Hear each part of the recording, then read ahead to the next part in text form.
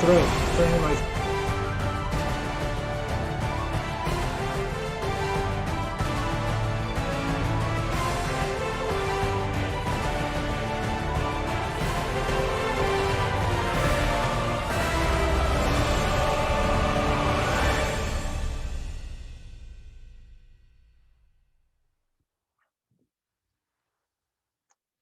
Hi, everybody. My name is Peter S.H.I.E.L.D. I'm the CEO of Immortal Studios, the organizer for today's event. At the beginning, I just want to thank all of you for taking your very valuable time today to tune in to this very important conversation, amplifying AAPI faces and stories through entertainment and media.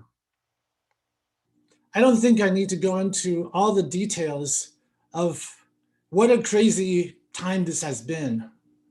You could safely say that it feels in so many ways this has been a culmination of a very, very long time coming where the neglect, the hatred, the aggression, the violence, whether it's macro or micro toward APIs in this country, AAPIs in this country have culminated in violence. We know all about that. It's been horrendous. It's been taxing. It's been a major burden. On the other hand, this has been a time of coming together. This has been a time of community building. This has been a time of allies coming together. And from here in Los Angeles, you can call it, maybe it's the cultural capital of the world, or it tries to be the cultural capital of the world, where much of the stories and popular culture is created, where media infuses everything. We're seeing changes. After being literally blocked out of the Oscars for as long as it has existed, AAPIs have had 2 solid years of representation with the arrival of new technologies and new platforms, an energized community, professional community in creative circles, an allyship with the political dialogue nationwide and globally. Positive changes are being made. So we are here today at the end of AAPI Heritage Month. For those of you tuning in, I think you would agree that this has been a historic AAPI Heritage Month. The kind of dialogue, the kind of visibility, the kind of conversations and real activities coming together has been unprecedented.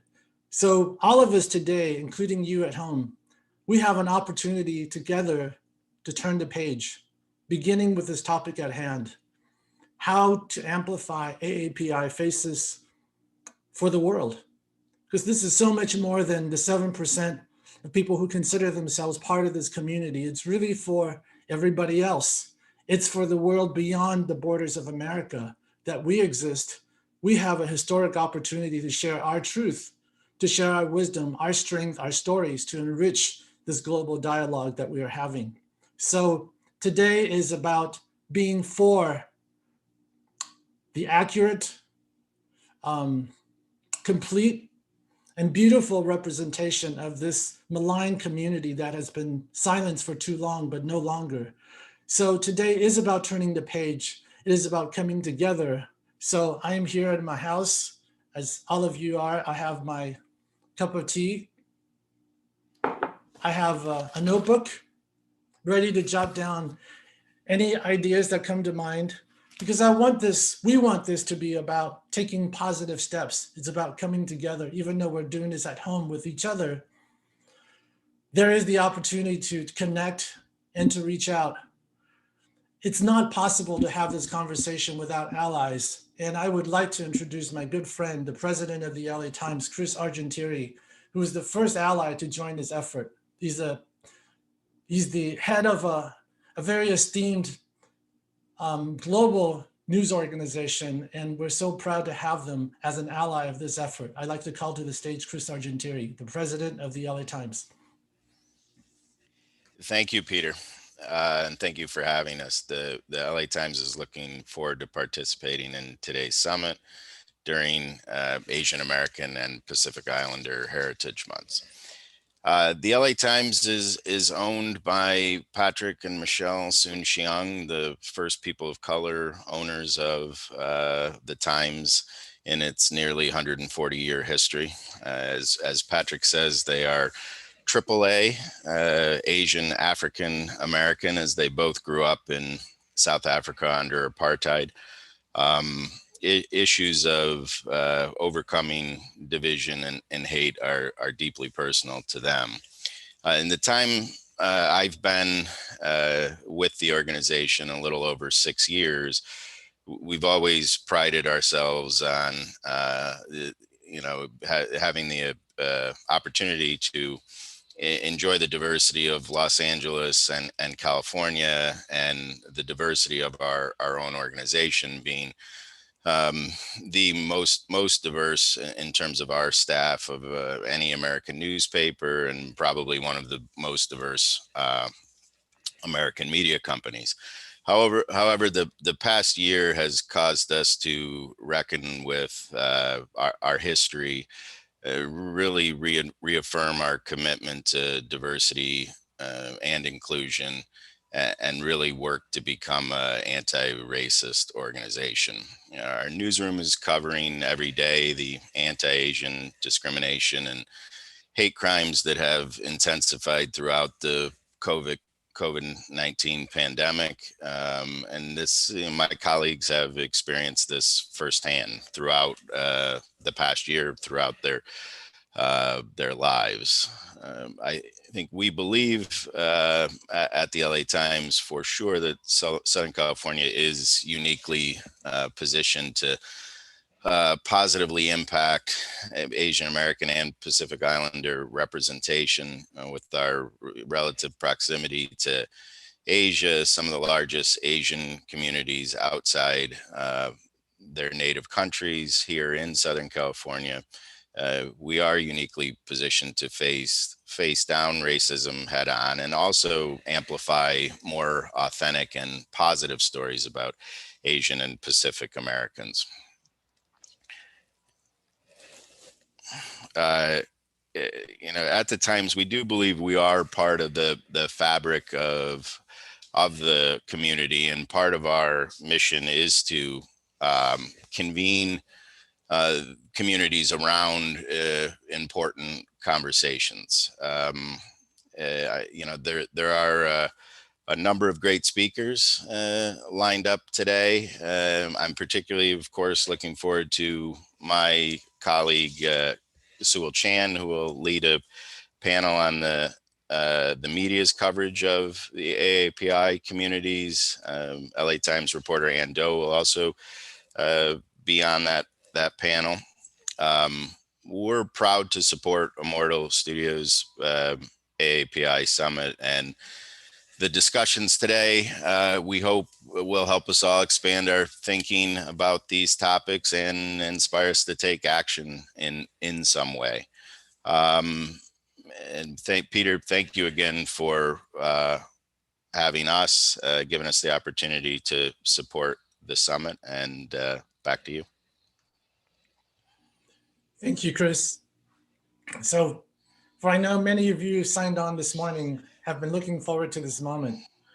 One of our goals was to expand the conversation beyond Hollywood, just beyond creative circles, as important as that community is. It's about connecting the dots.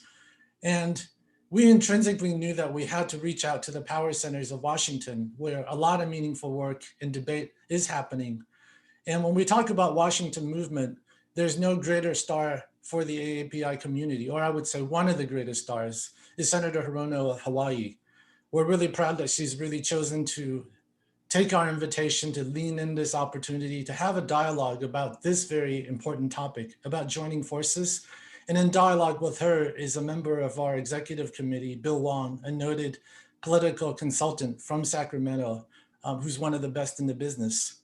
So I'd like to introduce next a one-on-one dialogue with Senator Hirono, specifically for our event today. Thank you very much.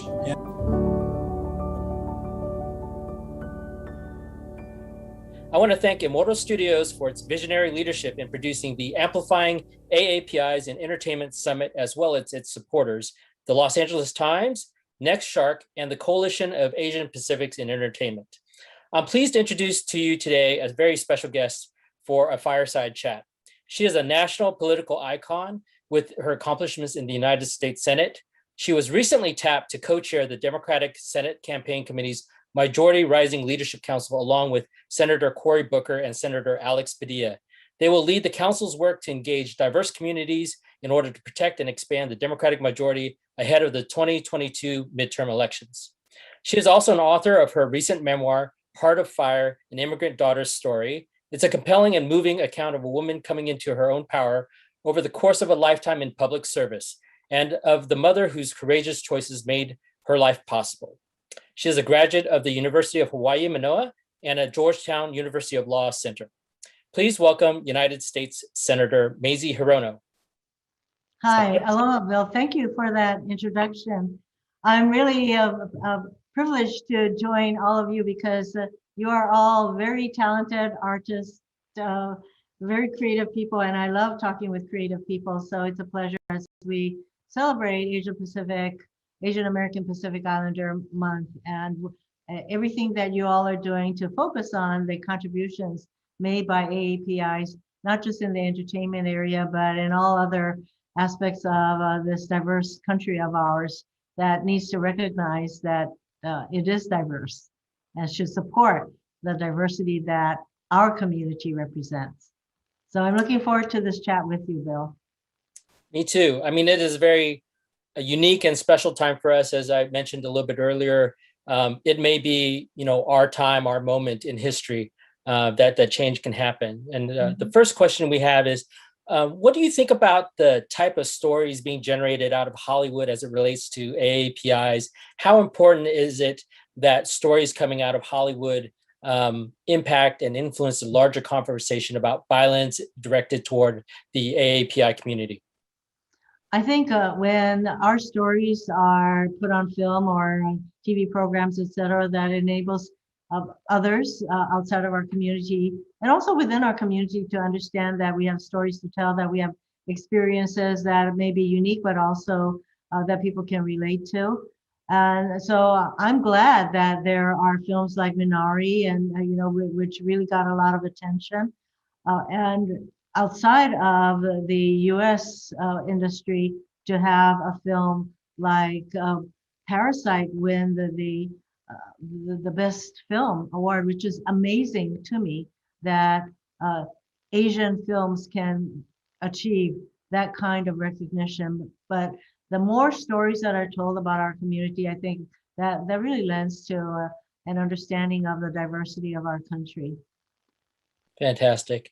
There are many who actually work in the industry in the audience today. What would you say to them in terms of what they can do to make a greater difference to amplify AAPI voices and representation? Well, especially I'm talking with like a group of very creative people. So there are ways that you can raise your voices in creative ways to amplify what the Asian American Pacific Islander community does, our contributions, and also to call attention to the tremendous rise in totally unprovoked hate crimes against our community.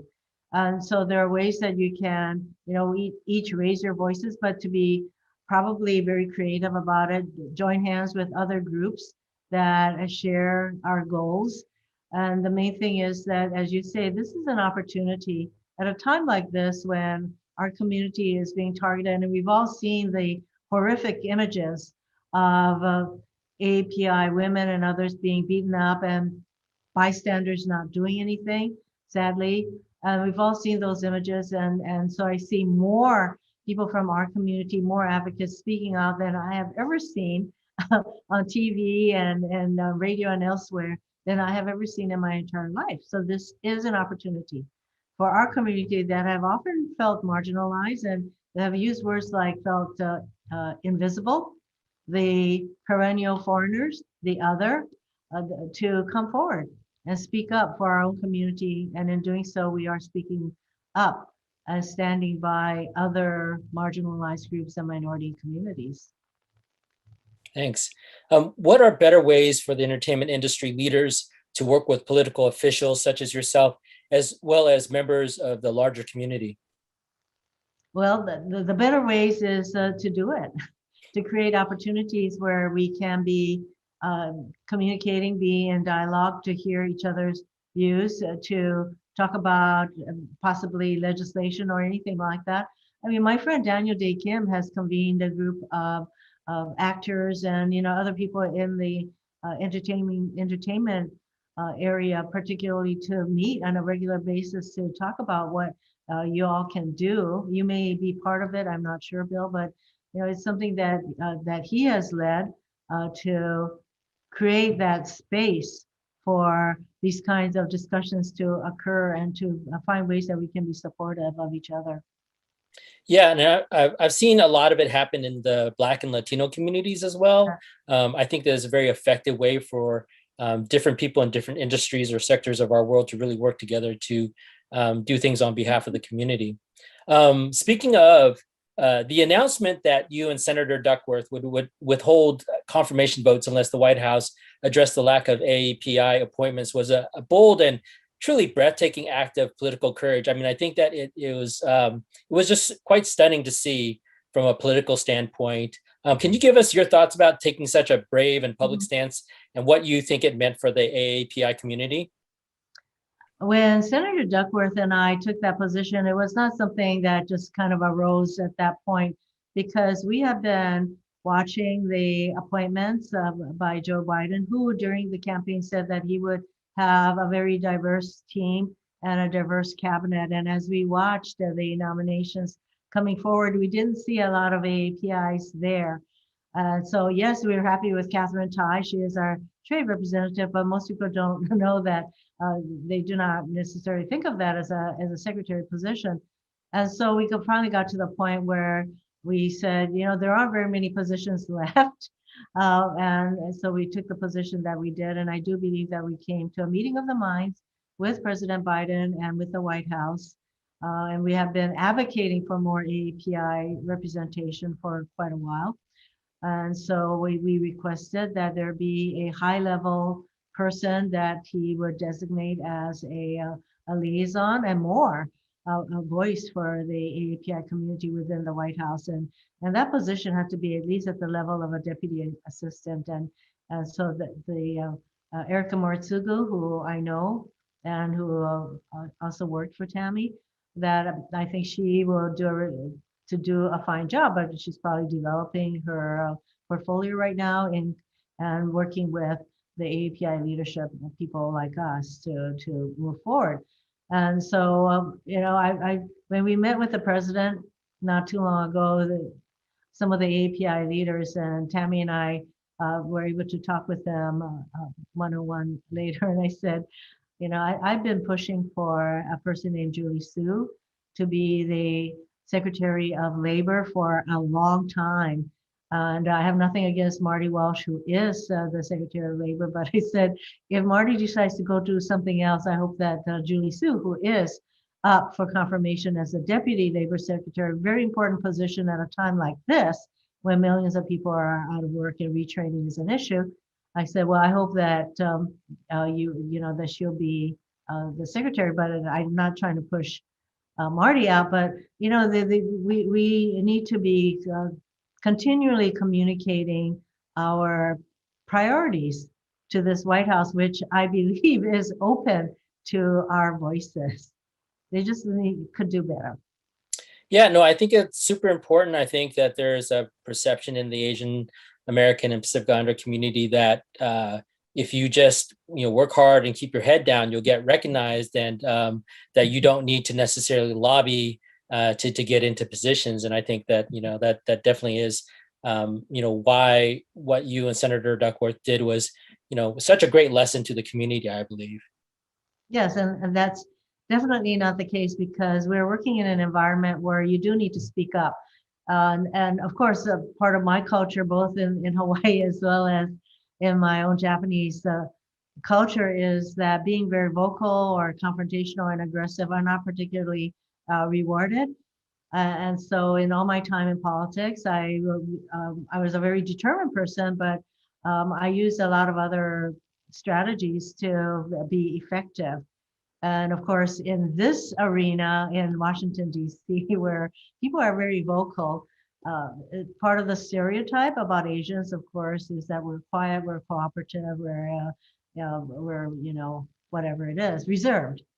And so it's been a journey for me to get away from that kind of stereotype behavior to the extent that I also exhibited such behavior, and to become a lot more vocal, but intentionally vocal. It's not my comfort zone particularly, but once I began to speak out, I just kept going.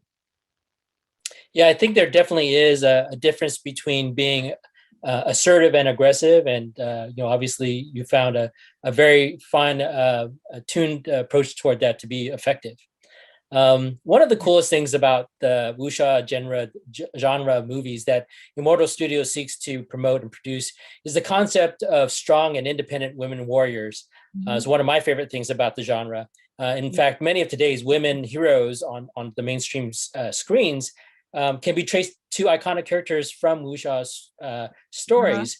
How do you feel about your trailblazing role and the responsibilities as an iconic AAPI woman warrior in the world of politics? You know, how do you feel that role is with regard to younger AAPIs or AAPI women or women in general?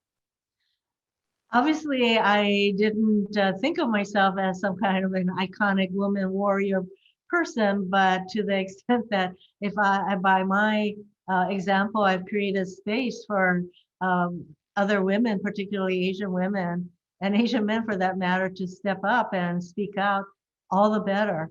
Because that's generally not our comfort zone. But you know, we have to get out of our comfort zone. That's one of the 3 life lessons that I've learned over time. One is that one person can make a difference, because my mom changed my life entirely by bringing me to this country from Japan. The second is that half the battle is showing up, not just showing up physically, but staying the course and where you want to go and what you want to do. And that requires determination, perseverance. And the third is to get out of our comfort zones. And, you know, when my mother did that, when she escaped a terrible marriage and brought 3 children to this country to create a better life for ourselves. And for myself, you know, running for office is definitely not everybody's cup of tea. But here I am. Are you excited? I mean, there's so many young Asian women that are running for office. You have Bee Nguyen, who just announced that she's running for Secretary of State. Michelle Wu, who's announced to run for Boston mayor. You know, there's so many that are just you know, rising to the challenge. Yes, I think it's fantastic. It took me a long time to get to the point where I thought I was ready and all of that, because it's a very typical kind of a process for women of my generation. Most of us, if we even went to college, were expected to become nurses or teachers. Not that, you know, I have great admiration for both professions, but that was not the route I took. But now women are really taking charge, taking control over their lives and making decisions. And I think it is really great. It's not taking them as long as it took me to get to where I am. It is a challenge to get elected to the U.S. Senate, though, I have to say, because there's a lot of money, dark money, that I would like to get out of politics, out of these kinds of races. But until we do, it's quite the challenge. However, clearly, Bill, there are so many minority women who got elected to the U.S. House, especially in 2018. It's fantastic. Yes, and you're a member of a very exclusive club of 100 members. So that's you know, something that we need to emphasize, is that it is probably the most exclusive you know, political club in the world. So we need to keep you there. We need to keep Senator Duckworth there as well. Yes, as well. We had Kamala for a while, and she's gone on to be vice president, and Catherine Cortez Masto. For quite a while, I was the only minority woman serving in the United States Senate.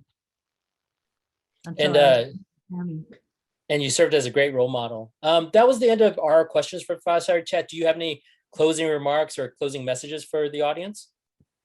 I just thank everyone who is tuning in and being a part of really focusing on the contributions made by AAPIs, and to understand that our community needs to become a lot more visible, and I'd say vocal, and thereby becoming much more effective advocates for the kind of diversity that we would like our country to reflect. And so go to it, folks. because you have creativity, you have, you have a voice that I think will make a difference, and we're in it together. So I look forward to other opportunities because, as you say, Bill, you're wanting to reach out and working with within the political arena. So I think that is a good thing. A lot of people think that the politics is something that is not particularly understandable or it's foreign to them, but politics pretty much is imbues, in my view, everything that we do. So we need to get engaged. Absolutely. Senator, it's been such a pleasure speaking with you today. Thank you so much for taking time to have this chat with us. Thank you. Before we sign off, I want to urge everyone watching today to join a special social activation campaign called AAPI Heroes that's sponsored by Immortal Studios. It's an effort to change the current narrative of AAPIs as victims. So we invite you to help recognize the AAPI heroes, such as Senator Hirono, in our lives by sharing their stories of heroism and their contributions to this country and community. To learn more, please visit our AAPIheroes.com. That's OURAAPIHEROES.com. Thanks again, Senator Hirono. It was great speaking with you. Thank you. Aloha. Everyone stay safe, be kind. Thank you. Bye-bye, everybody.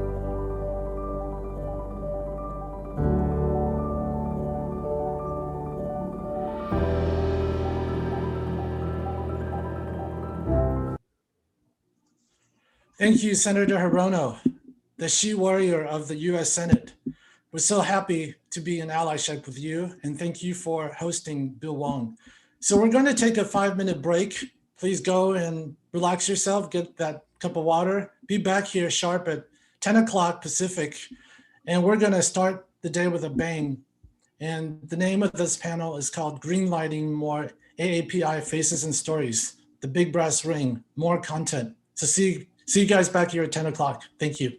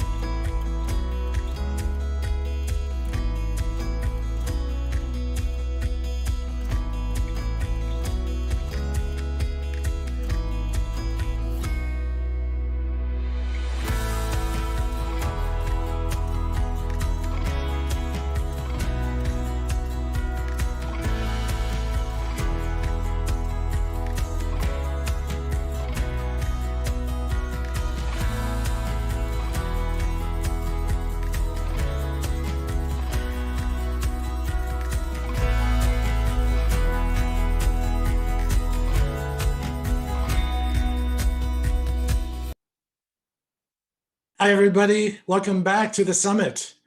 To kick off this morning, we have an Emmy-winning entertainment journalist, the deputy editor of The Wrap, Lawrence Yee, to moderate this important panel on how to greenlight more faces and stories. Isn't that what it's all about? So it's my pleasure to call to the virtual stage Lawrence Yee. Lawrence, take it away. Thank you, Peter, for that introduction. It's my pleasure to be here for the Greenlighting More AAPI Faces, Voices, and Stories panels today. I'm very pleased to introduce our panelists, actress Kelly Hu, who recently starred in Netflix's Finding Ohana, Christina M. Kim, creator and executive producer of Kung Fu on the CW, Andrew Wee, CEO of Echelon Talent. His clients include Yoon Ye-jong, everybody's favorite Asian dad, Tai Ma, and Ludi Lin, Emily Song, Asia Business Development Executive at UTA, and Celine Pareñas Shimizu, the Dean of Arts at UC Santa Cruz. Welcome all, and thank you for joining us. Happy APA Heritage Month. Now, we have a lot to celebrate in the last couple of weeks. We had Oscars, history making at the Oscars with Chloe Zhao winning Best Director. Andrew's client, Yoon Ye-jong, won Best Supporting Actress. She's a famous Korean actress who did a wonderful job in Minari. And those are definitely things that we can celebrate. But we wouldn't be having this panel if it was all roses. And there was a recent study that showed that 42% of Americans polled could not name a single well-known Asian, which is a little mind-blowing considering that our vice president is an Asian woman.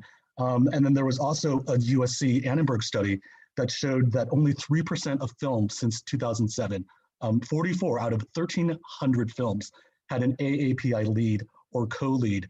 And Dwayne "The Rock" Johnson carried the torch for us. He was the lead in 14 of 44 of those films.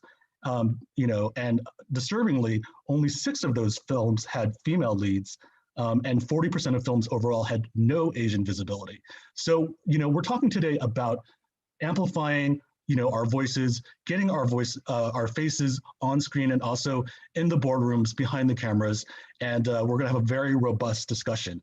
I first wanna have Celine kind of set the scene a little bit. Were you surprised by the findings of these studies? And as a film scholar, where are we right now in 2021? Are we seeing some encouraging things, or is it kind of, status quo? Well, I'm very thankful for the USC Annenberg study, which has been going on. They've been doing that amazing work for the past 20 years. And as you said, last week, their latest report showed that out of 1,300 films in the past 15 years, only 3% had an API lead. But if you dig down a little deeper, only 6 of them featured an API woman as a lead. So AAPIs in film and TV in 2021 remains intensely inequitable, because we compose 6% of the US population and 15% of California. So what this feels like on the ground is that not only are our stories not known, they're really not seen as American stories. For example, 4% of nurses in the US are Filipino, but 1/3 of those who died during COVID are Filipino. So this is an American story that we don't see on screen because there are no Filipino nurses on screen. We need to, breed curiosity about the undoubtable fact of Filipino nurses in the hospitals of our lives, that their lives have value, that they have stories to tell, and they're worth making movies about. I think what's so, saddening about this fact of underrepresentation and inequity for AAPIs in the media is that the pandemic has really showed us that film is necessary for our survival. They really connect us to each other during isolation, especially since we endured all this death, all this suffering, all this loss. But the fact remains that AAPIs are rarely seen. And when we do, the predominance of East Asians means we're missing brown Asian America. The underrepresentations of Filipinos, Southeast Asians, and Pacific Islanders shows this lack of inclusivity as part of a long history of racism that we must not fall victim to when we're trying to imagine what our movies look like. We need to come up with a vision in the future that is committed to sharing space on screen. So for me, the solution to the history of Hollywood racism must be to greenlight AAPI-helmed films as reparations. We need films that address our pain, such as depriving Asian actors of Asian roles, the hierarchies that persist in our communities, and the systemic devaluation of Asian culture by a long history of yellow face and brown face, where our bodies and cultures are reduced as objects for dramatic play by white actors and filmmakers having fun with their freedom, depriving us of representing the lives we live in our country, this country. You know, as a scholar, like one thing that I'm so excited about is when the academy and the industry intersect. And so it's been fun to see how folks in the industry are quoting this concept from the famous scholar and writer Viet Thanh Nguyen, when he says, you know, we need narrative plenitude on screen. And it's a beautiful concept, right? Because the reason why stereotypes hurt us is because we don't have access to a large range of roles and images. But at the same, you know, and I think the best example of this is like, how many more images do we need of Asian wealth on screen when Southeast Asians constitute some of the poorest in our country? As a scholar, however, I really think a lot about plenitude, because that's not necessarily what we get in the movies. Well, because what we get in the movies is not necessarily that, but it's more like lack. When we watch movies, we don't get self-fulfillment. We don't like have all our desires met. In our case, as Asian Americans, we want to be seen, we want to see ourselves to become satisfied. And instead our experience is like, is there a brown or Asian actor on the side of the screen? Is that Lisa Lapira at the corner of the screen? Is that Alex Molyari Jr.? And that's the experience we've had. It's like we're begging for scraps. But we deserve our suffering as well as our joy to be in the movies. Absolutely. You know, we need to really think about how our stories of struggle, our unmet fulfillments as Americans, our dashed dreams also deserve representation. So I'm going to close by saying that Asian American cinema did not start with Minari. We've been making films since the beginning of cinema itself. So 100 years. Setsuo Hayakawa was a filmmaker. And for the past 50 years, we have Visual Communications, Center for Asian American Media that support Asian American filmmakers, film critics, and film scholars. So my dream is for us in the industry and in the academy and in activist spaces to work together, because we are unified by our desire to shape the very industry that has harmed us for 100 years. And we also want not to be deprived from the pleasure and joy of creating narratives, writing books that are all about how we live in this country. So thank you for the chance to share my thoughts, and I look forward to hearing from everyone else. Woo! Preach, Celine, that was amazing. Thank you for breaking down 100 years of representation on camera. You know, I love the concept of narrative plenitude because there are countless stories to tell. You know, Asians are not a monolith. As you said, we have East Asian portrayals, Southeast Asian portrayals, Pacific Islanders, multiracial Asians, you know, just a plenitude of perspectives.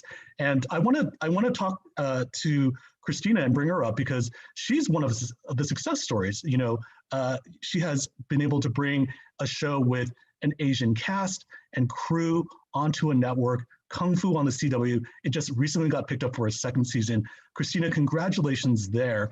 Tell us a little bit about how that process worked. I know it's a little bit of a broad question, but you know, so many people don't understand the inner workings of entertainment, and you were able to take a show with a vision that truly actually was formerly, you know, a historical show that wasn't great AAPI representation, and take ownership of that, and not only, you know, present stories, but really create a whole cast and crew that was inclusive. Talk to us a little bit about that experience.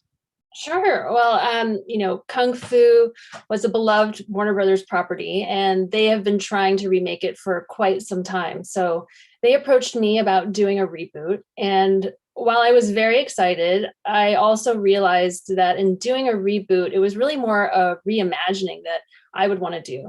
Having seen the original show, I think there are beautiful elements to it, things that could be translated to right now. But I also realized there were big things that I wanted to change. And, you know, obviously the lead in the original was played by a Caucasian man, and that needed to change. And I also really wanted to represent strong Asian females on screen, because that's just something that you really don't see often. Although Kelly, you've portrayed many. Thank you for that. But growing up, I can't think of a single female Asian lead or a strong role model watching television or movies. So that was something that was really important to me as I was looking to reboot the show. And, luckily I had a lot of support from the studio and from the producers and network. They were totally game to it. They were open to reimagining the show. I think everybody felt it was time, and this was sort of the right way to do it. So it was a collaborative, wonderful, creative process for me. And for me, what was really exciting was when it came time to casting the show, there's so much Asian talent out there that it was, there were some concerns early on. Are we going to find the right girl to play Nikki Shen? And I thought, for sure, we're not going to have a problem. And sure enough, the bench is so deep. We had so many talented actresses auditioning for the role. And I remember sitting at Warner's, and there's a hallway where all the actors who are auditioning are kind of waiting, the waiting room, and walking down the hall. And I was with the head of casting, and she was like, "This is amazing. I've never seen this hallway look like this." And it was just full of Asian faces. On top of that, there was just this feeling of camaraderie. And I spoke with our lead, Olivia Liang, about it afterwards. And the general attitude was, this is amazing because if it's not me, it's you, and that's good for all of us. And I really felt it. And I feel that with our cast too. They're so incredibly supportive. Tai Ma was the first to sign on. He and I met through a mutual friend. And this is before I had sold the pitch. And I was just telling him about something I was working on. And he said, "I'll do it." And of course I was like, "Oh, wait, no, I haven't even sold it. It might not even happen." But he was like, no, this is important. I understand what you're trying to do here, and it's going to happen. And so sure enough, the show got picked up, and, we called him. And I thought, oh, I'm not sure if he really meant it, but he did. And he said, "I told you I would do it. I'm going to do it." And he's a man of his word. And that opened up so much casting for us because Tai is just a legend, and having him attached to the project, brought so much clout. And, we just have this wonderful cast. Celine, going back to something that you were talking about, is just because the whole cast is Asian, this is an Asian American family with Asian American characters surrounding them. I'm lucky that I don't feel the pressure that this is one person, we have to get it exactly right. Oh gosh, this person can't have any flaws. I think what's really fun about writing the show is, no, this is a family. There are people just like you and me, no matter where you come from, what color you are. And they're going through issues that we all are. It's family troubles, it's career, it's, there's crime, it's money, all the things that everyone's struggling with.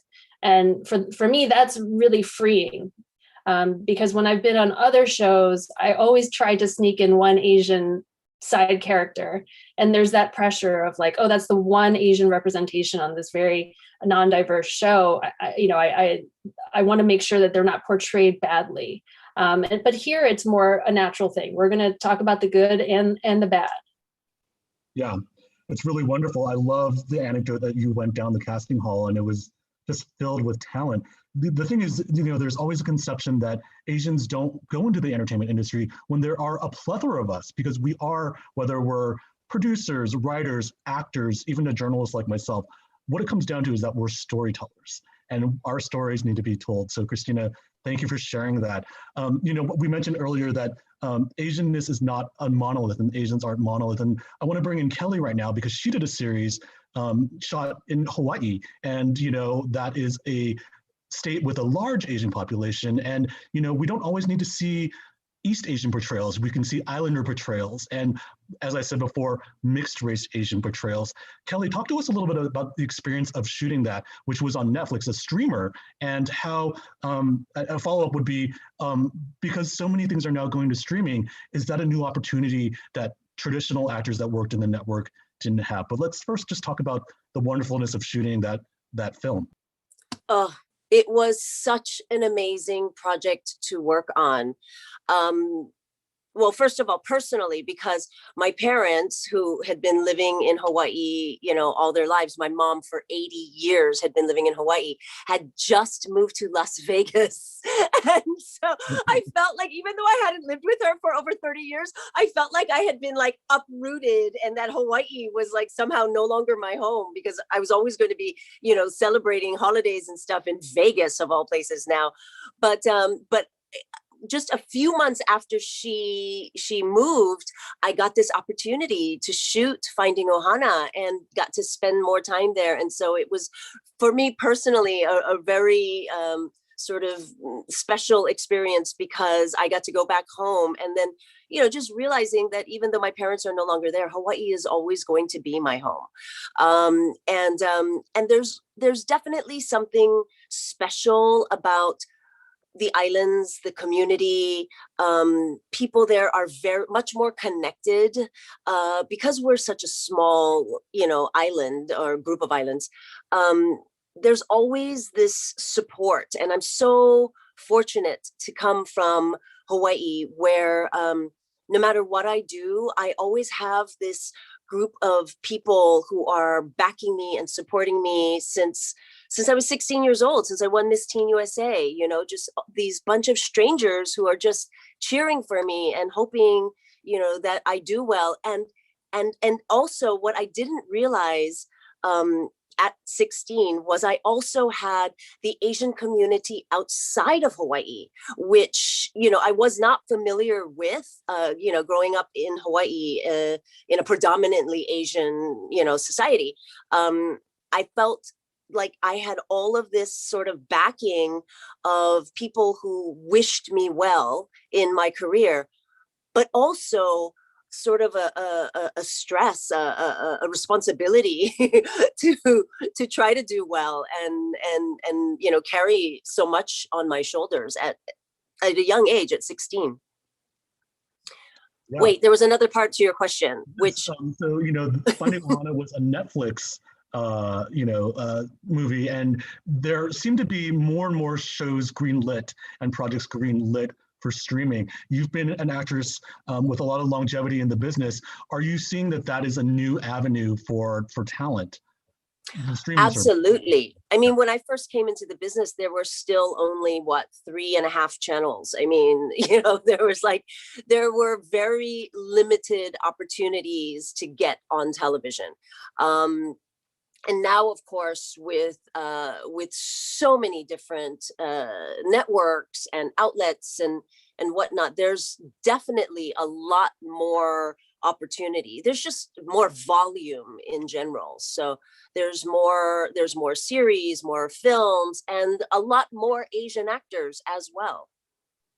Yeah, and just a note on Hawaii, I wanted to point out that there's a couple of network shows that are coming that are going to be based in Hawaii. There's CSI Hawaii and a Doogie Howser reboot. So yes. The wonderful thing is that, you know, they can show just the wonderful diversity of Hawaii without being tokenized. As Christina kind of said earlier, she'd always try to work in an Asian, you know, character, perhaps in the corner, off to the side, but Hawaii is just by nature a wonderful backdrop to show many different types of Asianness. You know, there's Native Hawaiians, a large Japanese population, Chinese population, Polynesian. So again, I think it's a turning point that we're seeing not only cultures as a people, but just cultures as, you know, an experience, a lived experience up on screen.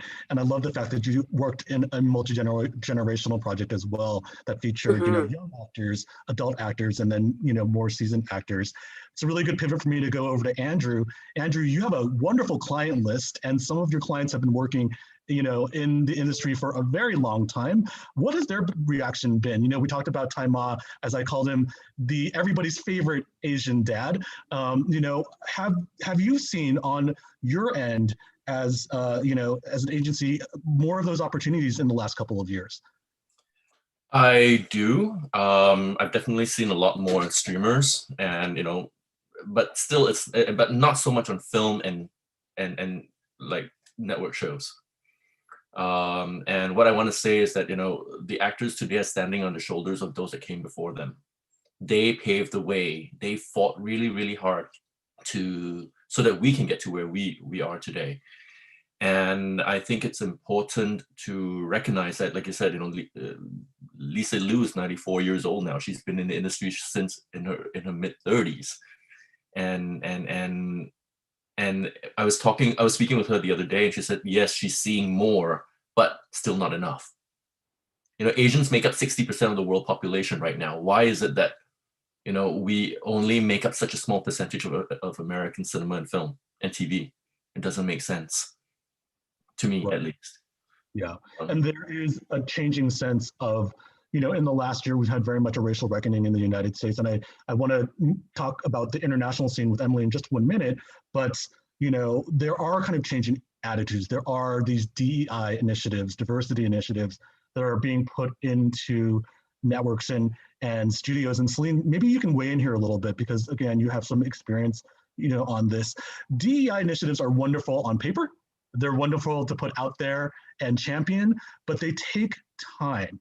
And when you see the studies that Annenberg puts out, because they put out many different studies throughout a year across many different dimensions, and you can see just still how bad it is for not only Asians, but Blacks, Latinos, Native, Indigenous people, women.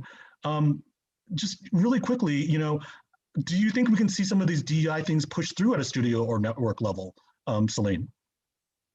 I mean, I hope so, because they are a direct confrontation with the problems that have been facing us, and the reckoning that is happening on the streets must happen in the industries that are most hard to move, which include both government and the Hollywood industry, because there is so much power that lies in this industry and shaping so intimately the psyches of Americans and beyond, as Andrew was saying, like, it gives people importance, it gives people power, it gives people strength, because images really work, and we need to make it move. And if it's DEI that requires it, I think if you do it responsibly, if you do it ethically, there is a lot of research that we can benefit from in the Academy that really identifies the inequities, and it gives people, I think, the imperative, the impetus to tackle it, because it's a long time coming and it's long overdue. Yeah, and as Angie said, 60% of the world is Asian Pacific Islander. I want to ask Emily, you specialize in the international markets. What are some examples of opportunities that you're seeing for AAPI talent abroad? Are there increased opportunities there? And how do we take some of those learnings to, the United States and other markets? Absolutely. Before I jump on the international market and international scene, I just want to comment on Celine's last point, which is the industry needs to change. There's no doubt we have a long way to go, right? Celine, at the very beginning of today's webinar, said, it feels like the Asians are begging for scraps in Hollywood. And Christina is always trying to work in that Asian side character. And, we really need AAPI representation in front of and behind the cameras in order to elevate our AAPI actors, the Kellys of the world, the Ludis of the world, the Taimas of the world. We need to amplify our Asian American writer directors, producers. We need to amplify the Christinas, Kims of the world. We need to have more studio executives, agents, managers. We need more Andrew Wees of the world. We need makeup artists, hairstylists, crew members, people who are really working behind the scenes. We need all of us to work together to amplify and tell our own stories. And companies need to promote more Asians into decision-making power, so we're not begging for scraps. So we are actually creating more authentic Asian stories and just giving space for Asian creators to shine and tell their own stories. And that way we can really amplify the AAPI voices on screen. And hopefully, if we all do our jobs well and put the Asians in the right decision-making positions, next time Celine does her research, the data would show that we have moved the needle.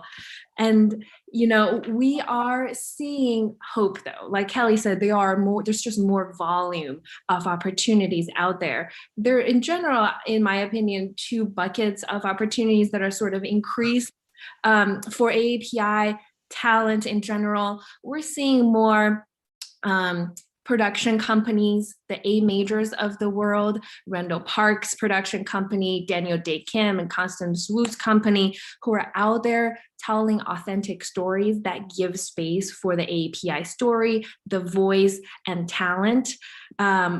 Like Christina said, we need more Asian stories. We need more all Asian cast projects. We need more Fresh Up the Boat. We need more Mulan. We need more Kung Fu. However, the second bucket of opportunities are characters and stories that are written generically without any specific race in mind.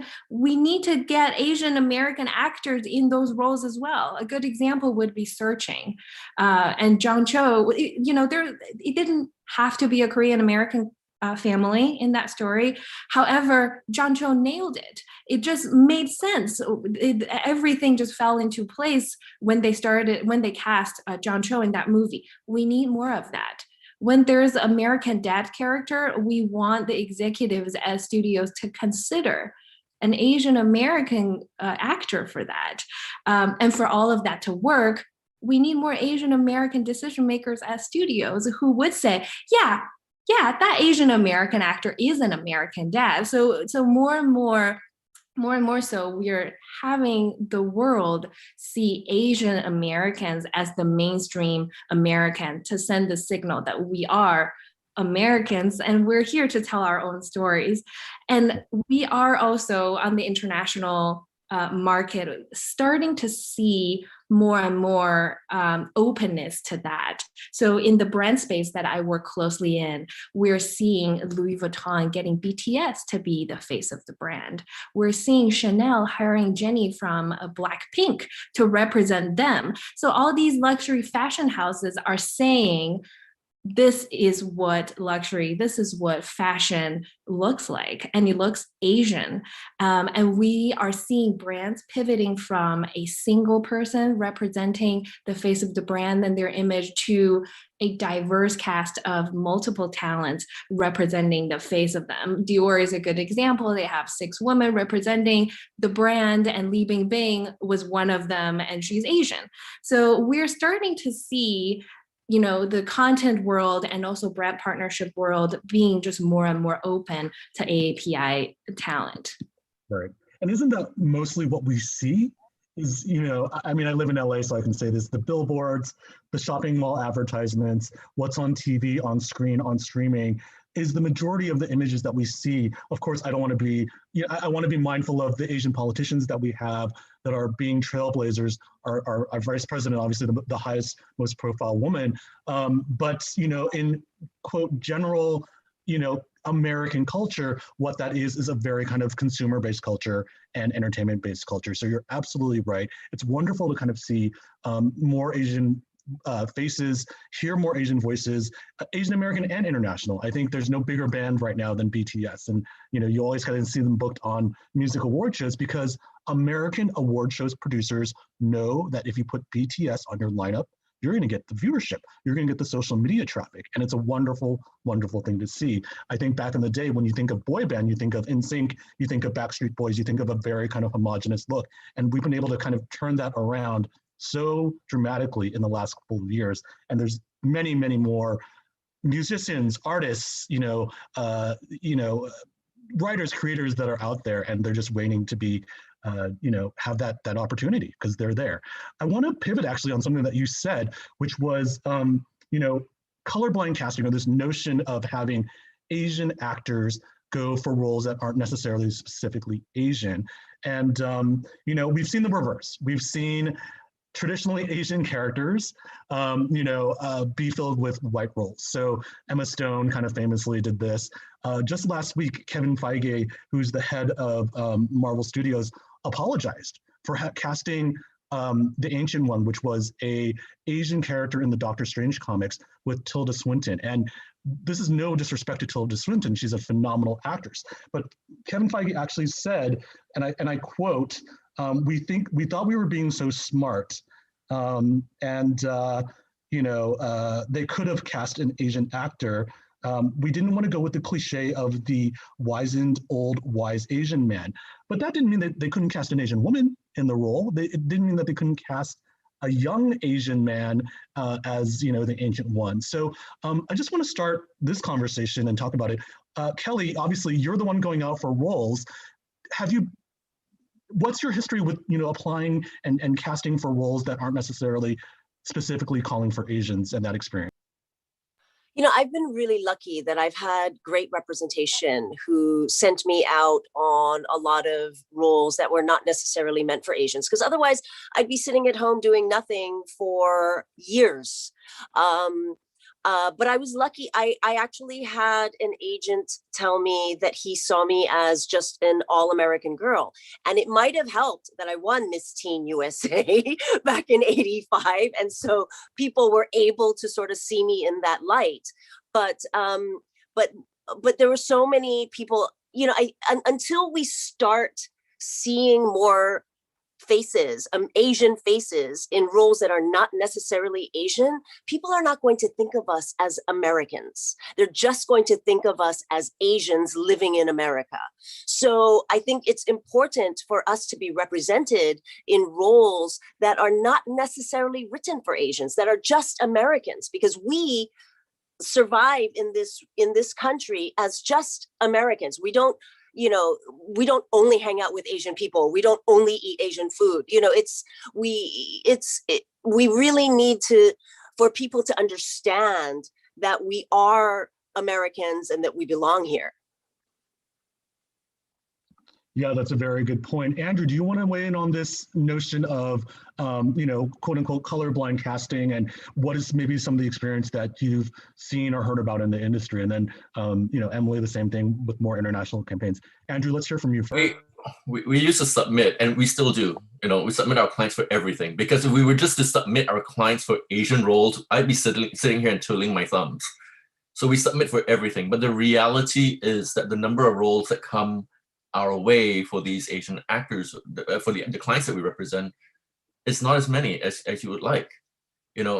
Why do they need to be a side character? Why can't they be a lead character in a film or a TV series? Or it's happening now, but it wasn't happening before. And what we all forget is that, yes, we're telling Asian stories in North America, but at the same time, we are also telling an Asian story that, if it could resonate around the world to the other Asians in the world, can you imagine the depth of story that we have, the audience that we would have? Just the audience itself. If you want the studios to listen, talk numbers to them. You want, write stories not just for Asian Americans, right? Being Asian American, write stories that can resonate around the world. Tell your stories that resonate around the world. There are all these new immigrants coming in. They have stories, and guess what? They're after living here, they're just as American as you and I. Actually, I'm not American, so The accent gave it away, but yes. Yeah. So what I'm trying to say is that, we just have to open up our stories, and I think the starting point now is for us to tell AAPI stories, Asian American stories. But in the long term, think bigger, think more global. We make up 60% of the world population. Why can't we should target that? Tell our stories that resonate around the world, and then nobody can tell us what to do. Absolutely. And Emily, you talked so kind of eloquently about this. You talked about how, traditionally European brands, for example, might bring on Asian talent, and that is a space that we are seeing some opportunities in those types of campaigns.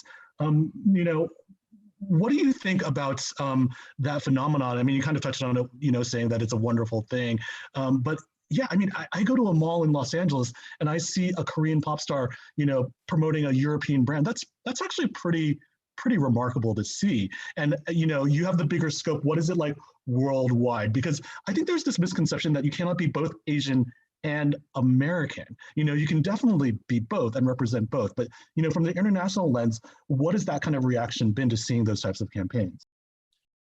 So we're seeing across the board brands asking for more Asian talent, which is a good thing. It did not happen before. I think Andrew and I joke about this all the time because we're both in the business of telling our client stories out there, convincing studios, brands to work with them, convincing them that this Asian face is the right option for them, and here's why. And we have all the data supporting us. In the past, when brands send out these casting calls, they would say social media following at this number, and then someone who like is great for the luxury brand in this world, just as an example, and age this to this. We would find the perfect Asian American talent, submit them, and they would end up casting a white person.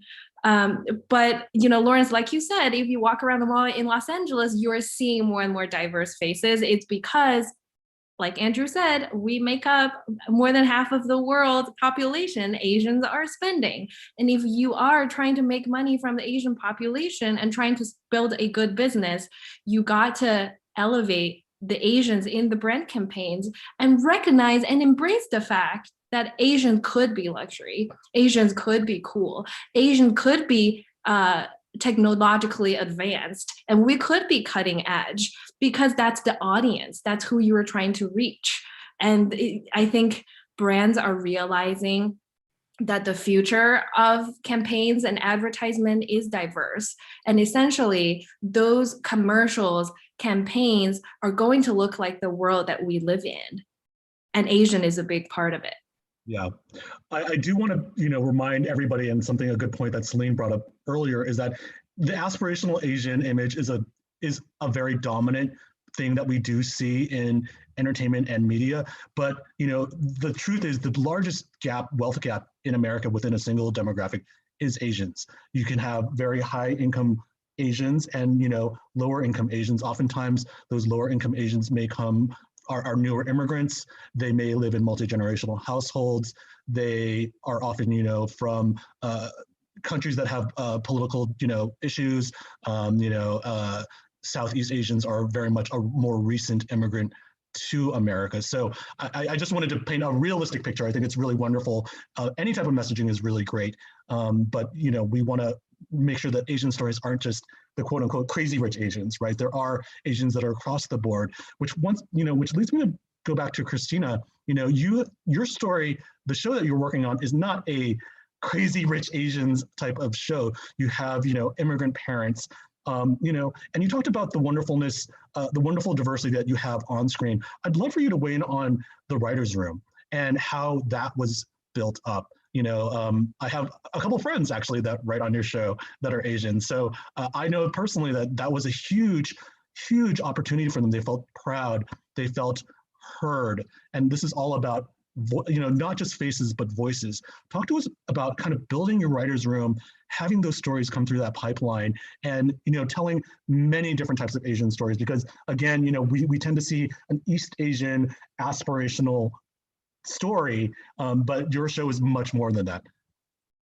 Well, for me, creating the show was a dream come true, but I saw also this amazing opportunity to nurture and develop Asian writers. I mean, it's the perfect forum for it. My whole career, I was always the only Asian person in the writer's room, often, only one of a couple women as well. So that's something that I did not want to replicate. And I always told myself, if I ever get to run my own show, I'm going to do it differently. And the subject matter is perfect for it. So half of my writer's room is of Asian descent.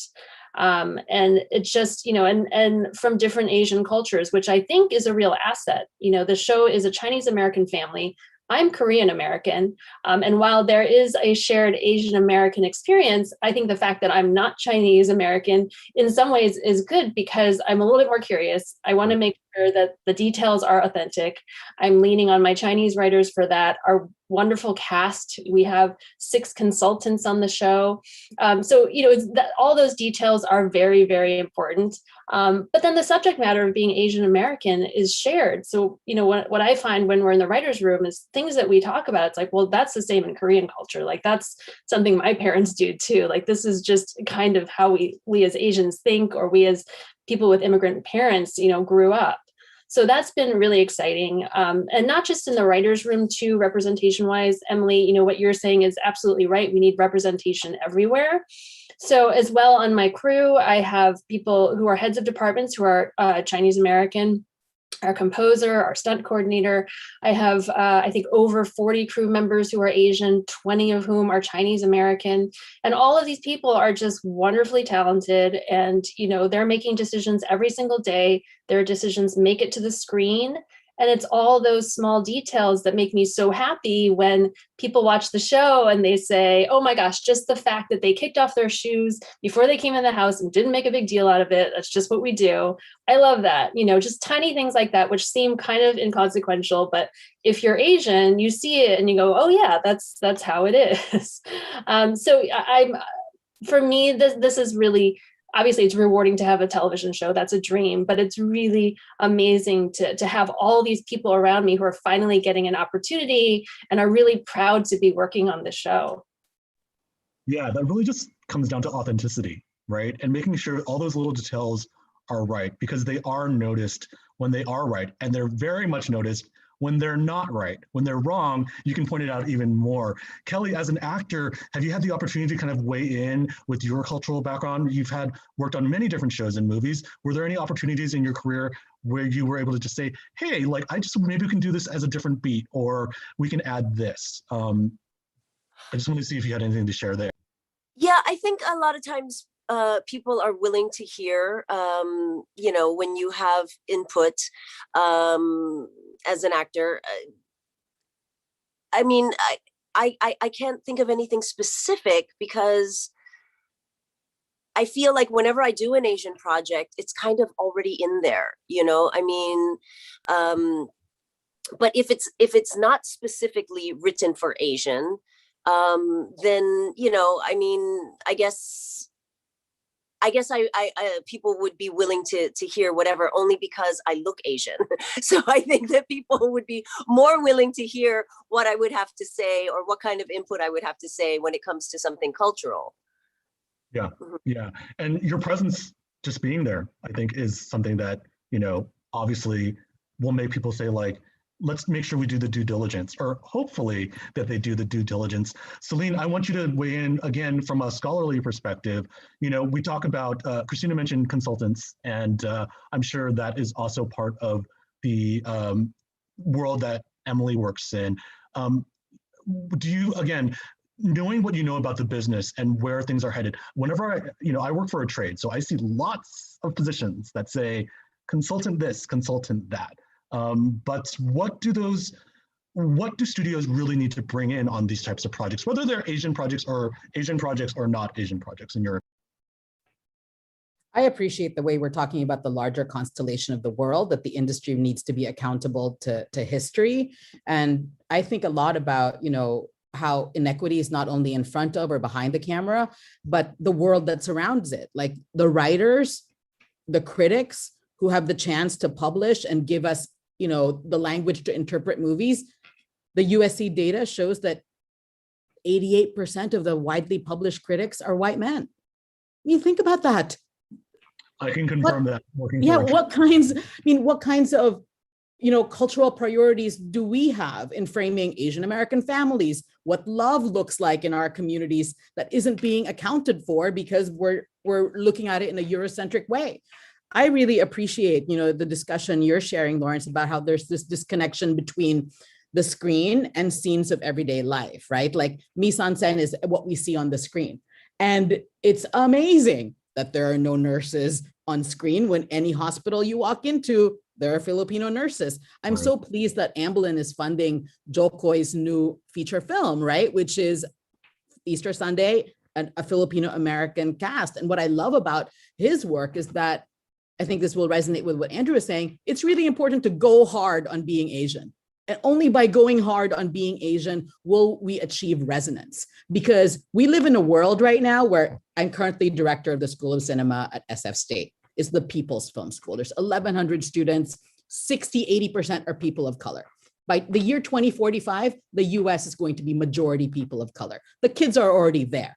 Kids under age 16 are majority people of color in this country. When they look at movies, it does not look like their world. They're frustrated, they're hungry, they're thirsty, it's a painful experience, and they're going to make films that we need. I mean, I love when Sandra Oh says, it's an honor to be Asian. Like, what does that mean? To me, it means that the cinema has not yet been exploited to its maximum power for representing the stories of what it means to be Asian, like what we experienced coming to this country then and now. Not only is it painful, it's also ridiculously, hilariously funny. So we are being deprived when Asian American projects are not being greenlit in all their particular sense of humor, in all of their particular sense of culture. Like, I love how Sandra Oh and Stephen Yeun were crying when they were talking about Minari on Korean American Day, when that film was featured, because Sandra Oh was like, I didn't even realize I needed to see a Korean woman sit on the floor, eat this particular food. And, Stephen Yeun was crying in this really different way. His cry was like painful, not like the streaming crying of Sandra Oh, but he was basically like, I had all this trauma coming to this country. And the particularity of being Korean American, where it's just the tip of the iceberg, what the movies have done to show that American experience. And in the age of anti-Asian violence, we need more of those stories to represent how we belong, and we have belonged for centuries in the US. Yes, again, amen to that. I love the fact that you talk about humor, because humor is universal. Just as much as we love action and love, humor is a really, really wonderful way to kind of understand and the universality of laughing, and whether it's physical humor or like a joke, and it doesn't have to be a racial joke. It can be just fun. And I think that we don't necessarily see that a lot in our portrayals of Asian on screen. And certainly given the cultural environment that we're in right now, there is a lot of traumatic imagery on screen right now, whether it's news reports, primarily news reports, because again, the industry has been a little bit on hold in the last year, given the coronavirus pandemic. But I welcome the day that we can see more love stories, more family stories, more humorous stories, because again, that is what we are. We're humans, we're people. I want to, as we kind of close, and I'll start because I want to give everybody a little bit of time to think, what is something that helped you in your career, whether it was a fellowship, a mentor? We really want to leave a message of proactiveness with our audience and our viewers today, what they can do, whether they're established in the industry, whether they're just starting out, or maybe they're even just thinking and saying like, hey, now I see 6 people on the screen that represent different parts of this industry, and there's a path. So I'm going to start, because Celine, you kind of prompted me on this. I would love to see more Asians enter entertainment journalism, because we are the storytellers of the storytellers. I am one of very few, I can tell you this, Asians working for a trade publication. We need more of us. We need to be in those meetings asking those questions to the executives about their casting decisions, their portrayals, and also on the other side of it, highlighting all the great work that people like Christina do, Kelly, that you do, featuring talent that has been really wonderful and had long careers like Tai Ma, and also those up and comers. So that's what I would like to see. And the wonderful resources out there. There's the Asian American Journalists Association.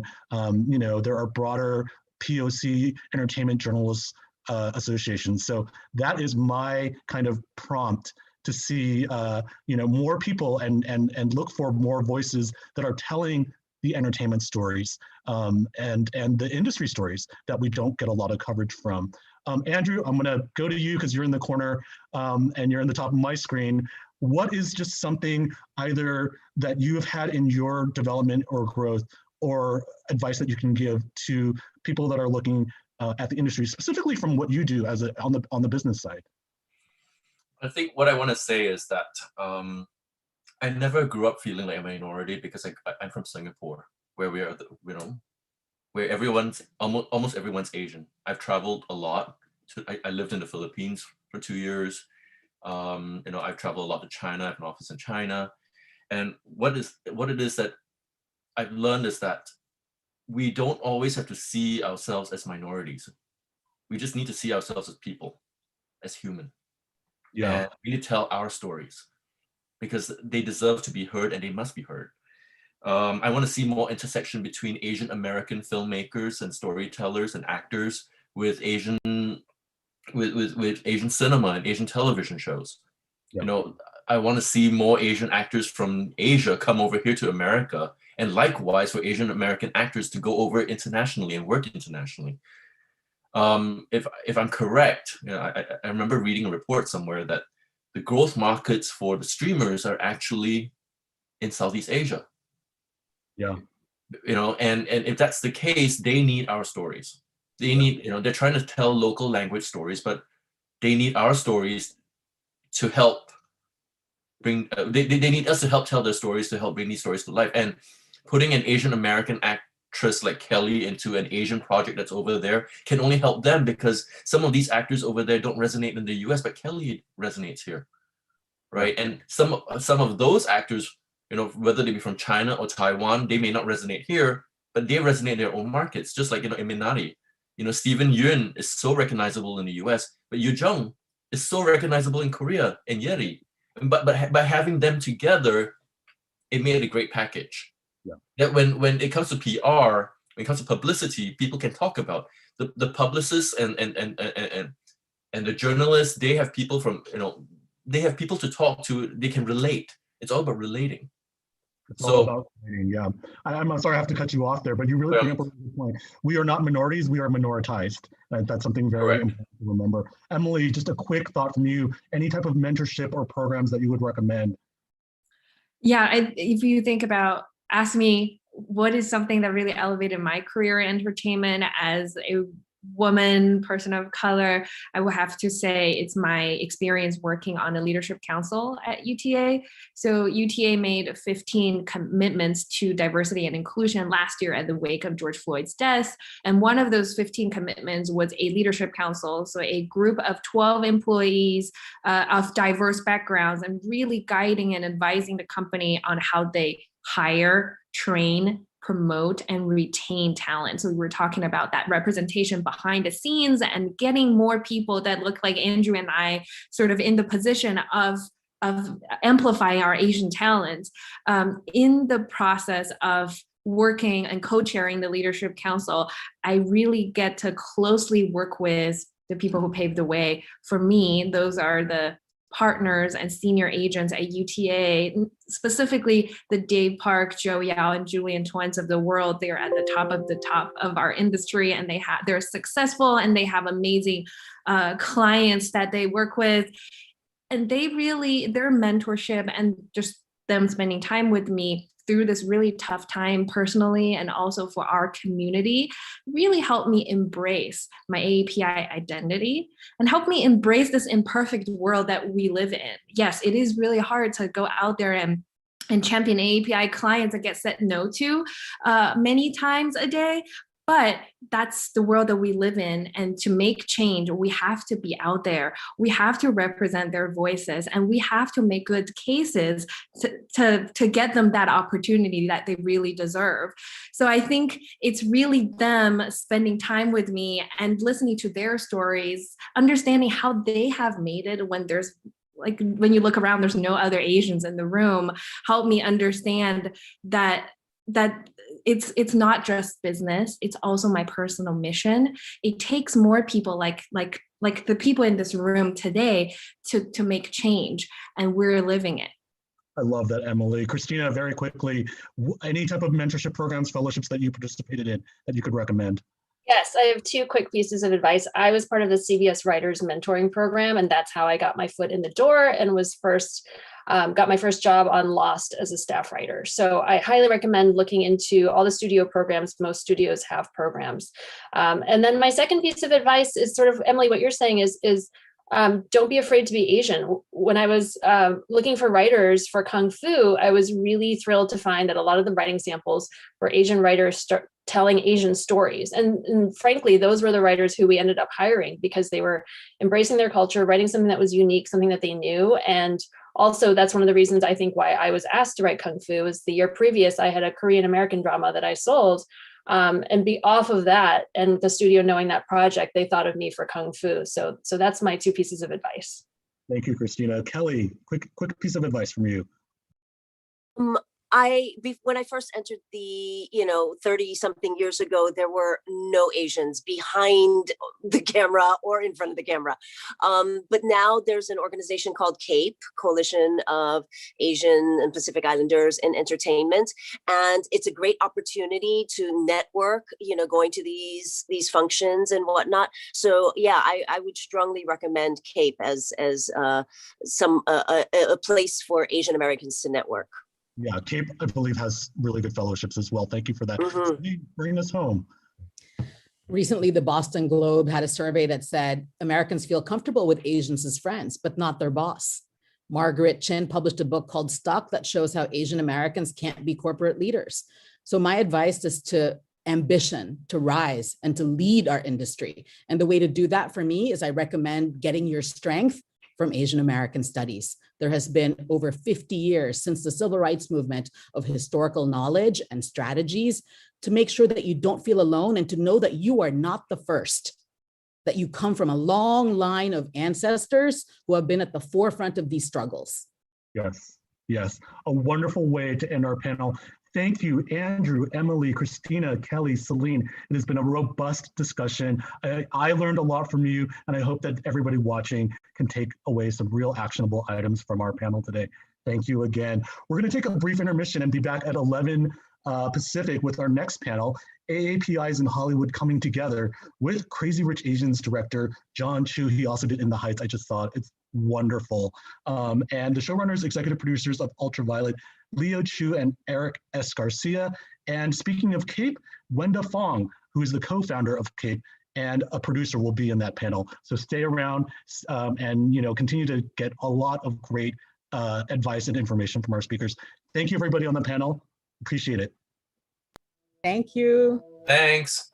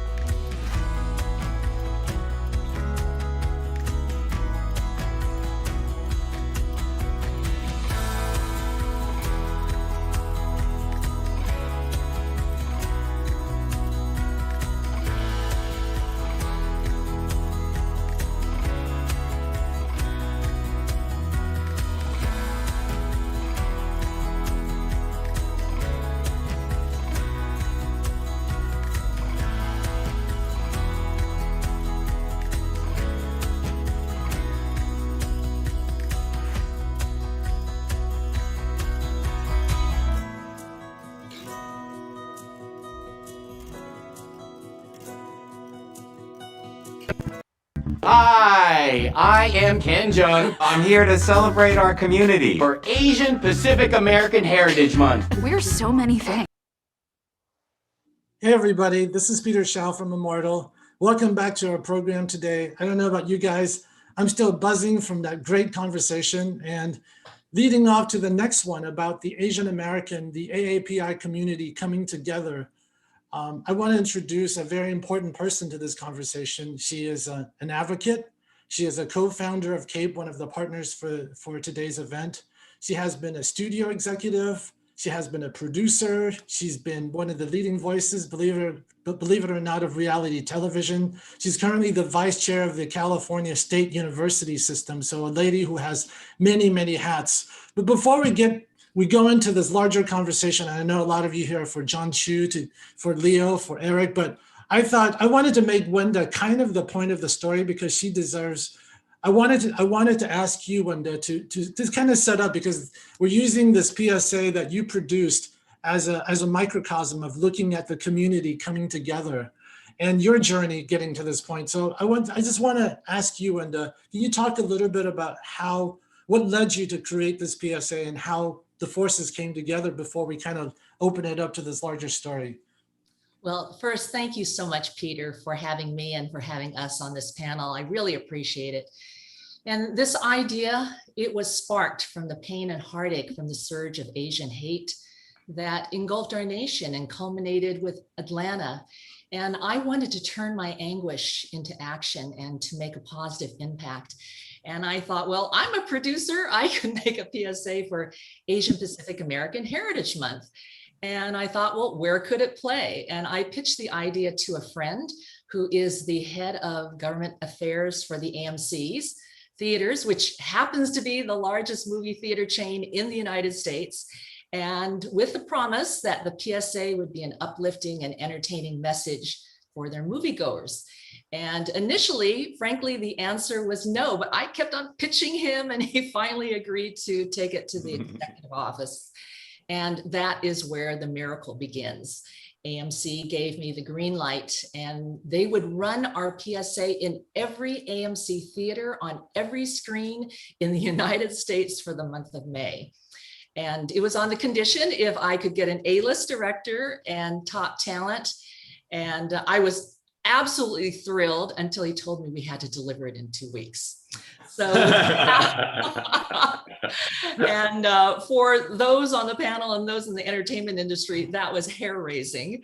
And so within hours, I texted and called 4 people: John Chu, Liu Chu, Eric Garcia, and Adele Lim. And within hours, I was able to convince these fabulous people to help me. And we were able to assemble a top AAPI production team, incredible talent. Everyone donated their time, talent, and passion for this project, along with generous supporters and allies. Hi, I am Ken Jung. I'm here to celebrate our community for Asian Pacific American Heritage Month. We're so many things. We're your neighbors. Come on, bring it in. We're your friends. We meddle. We work out. We move. We keep you safe. Like really safe. If you don't know who we are, get to know us. Asian Pacific. Asian American. Asian Pacific. Happy Asian Pacific American Heritage Month. You're welcome.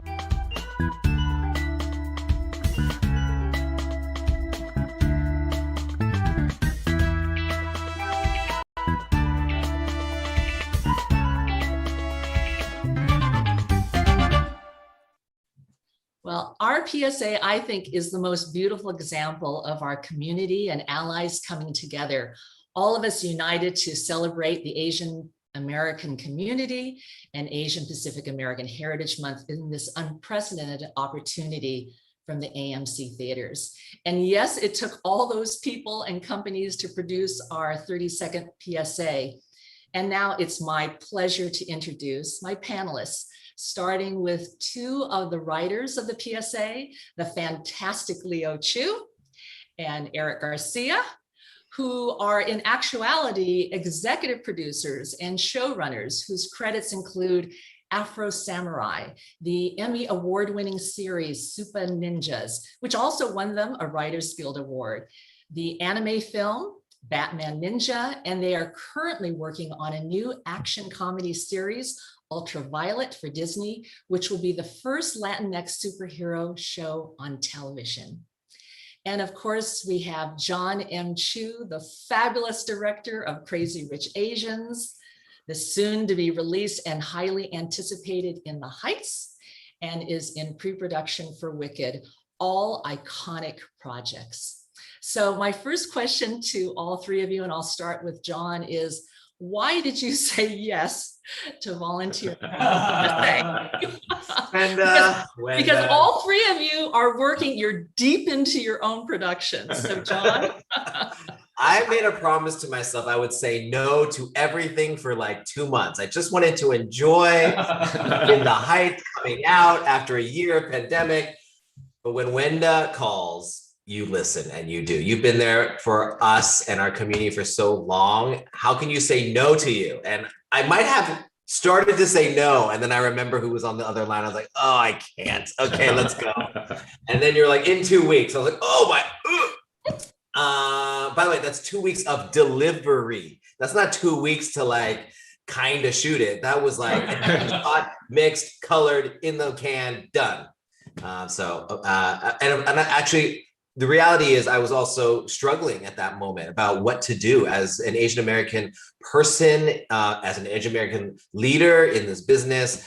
It was just hard. I think everyone was questioning, what can we do? And if there's one thing we can do is just share who we are. Always just share. And what better way than when people are sitting in the movie theaters again, and with light and joy and love. Oh, thanks, John. Okay, Lieu, Eric. Oh my goodness. Well, I mean, our answer is very similar, I think, or at least mine is to John's. It's like when Wenda calls, you say yes. Oh. So first of all, you take the call. And the second thing, you say yes. I mean, Wenda, a lot of people may or may not know about this, unless just they weren't listening to the intro, I guess, is that she founded this organization called CAPE, which stands for the Coalition of Asian Pacifics in Entertainment. And it is a organization that has really become a community for Asian Americans working in the entertainment industry. And that community is always there. It's always supportive. When I first started in the business, Wenda was one of the first people who welcomed me. I was like an intern, basically. You know, she welcomed me to a CAPE event and has always been there for us. And, you know, the way the entertainment industry works is like, you kind of have like this very hard time entering, there's a rise, and there's an eventual dip in your career, and then you rise again and you dip and you rise, and there's a lot of ups and downs. And CAPE and Wenda have always been there for us. So when she asked us about this PSA, I mean, the answer was, of course, yes. And then panic set in of like, oh my God, how are we going to do this? This is crazy. We're running a show. We're ramping up. We're trying to hire all these people. We're shooting in New Orleans. Our room is in LA. Like, it's like, it was so crazy. But you can't say no to Wenda. And also, I think what Wenda was setting out to do was so intensely positive and joyous in a time when there was so much pain. And I think that really attracted us to this because we really believe in the mission of it. And there's not too much I can add to that, but it's all the feelings are very much the same. There's, you know, Wenda has been a dear friend for a long time. And, you know, we were all really itching to do something, you know what I mean? To bring that community together because they've been so supportive of us. So in our career, so we had to answer it. And then there was this, you know, fantastic opportunity that Wenda paved the way for. So it's such a great thing to be a part of it. Well, you're all being extremely generous. I really appreciate it. But without the three of you, and also just the incredible production team that we had, right? I mean, the caliber of AAPIs working on our project was astounding. I mean, I had never worked with a crew with that many Asian Americans on it, and that was really great. I loved that experience. Everyone was so pro. It was awesome. Well, also because John, I mean, the way that you led everybody on that stage was just really so welcoming, warm, and the way that you were able to work with everybody in a extremely high standard. Everyone actually were just incredibly experienced, award-winning people. I'm just thinking of, some of our people, like our director of photography. He has a long list of credits. He did Mean Girls, and he's a director in his own right now. Darren Okada. And then our post-sound person, Aaron Glasscock, he won an Oscar for Birdman. So just the incredible caliber of people that we have. One thing that, May is Asian Pacific American Heritage Month. And I was wondering, for the three of you, what does it mean to you? And how is it particularly different this year? I mean, how different is this moment now? Well, for me, go ahead, Lieu. Eric. No, I just want to say, so, I'm of mixed race. So it is very different, you know what I mean? And one of the things about the Hollywood community of all of you guys is that it's been, it's allowed me to discover my Asian side, coming from, Pittsburgh, Pennsylvania, which is, doesn't have representation of that at all. So it was very important for my kind of awareness and development to be a part of that. But what was specific to it, it's like I pass as other races. You know what I mean? Most often people think I'm Latino when it's like I'm really a Filipino descent. And so it's very different being Asian and watching that from the outside, you know what I mean? We're inside and outside.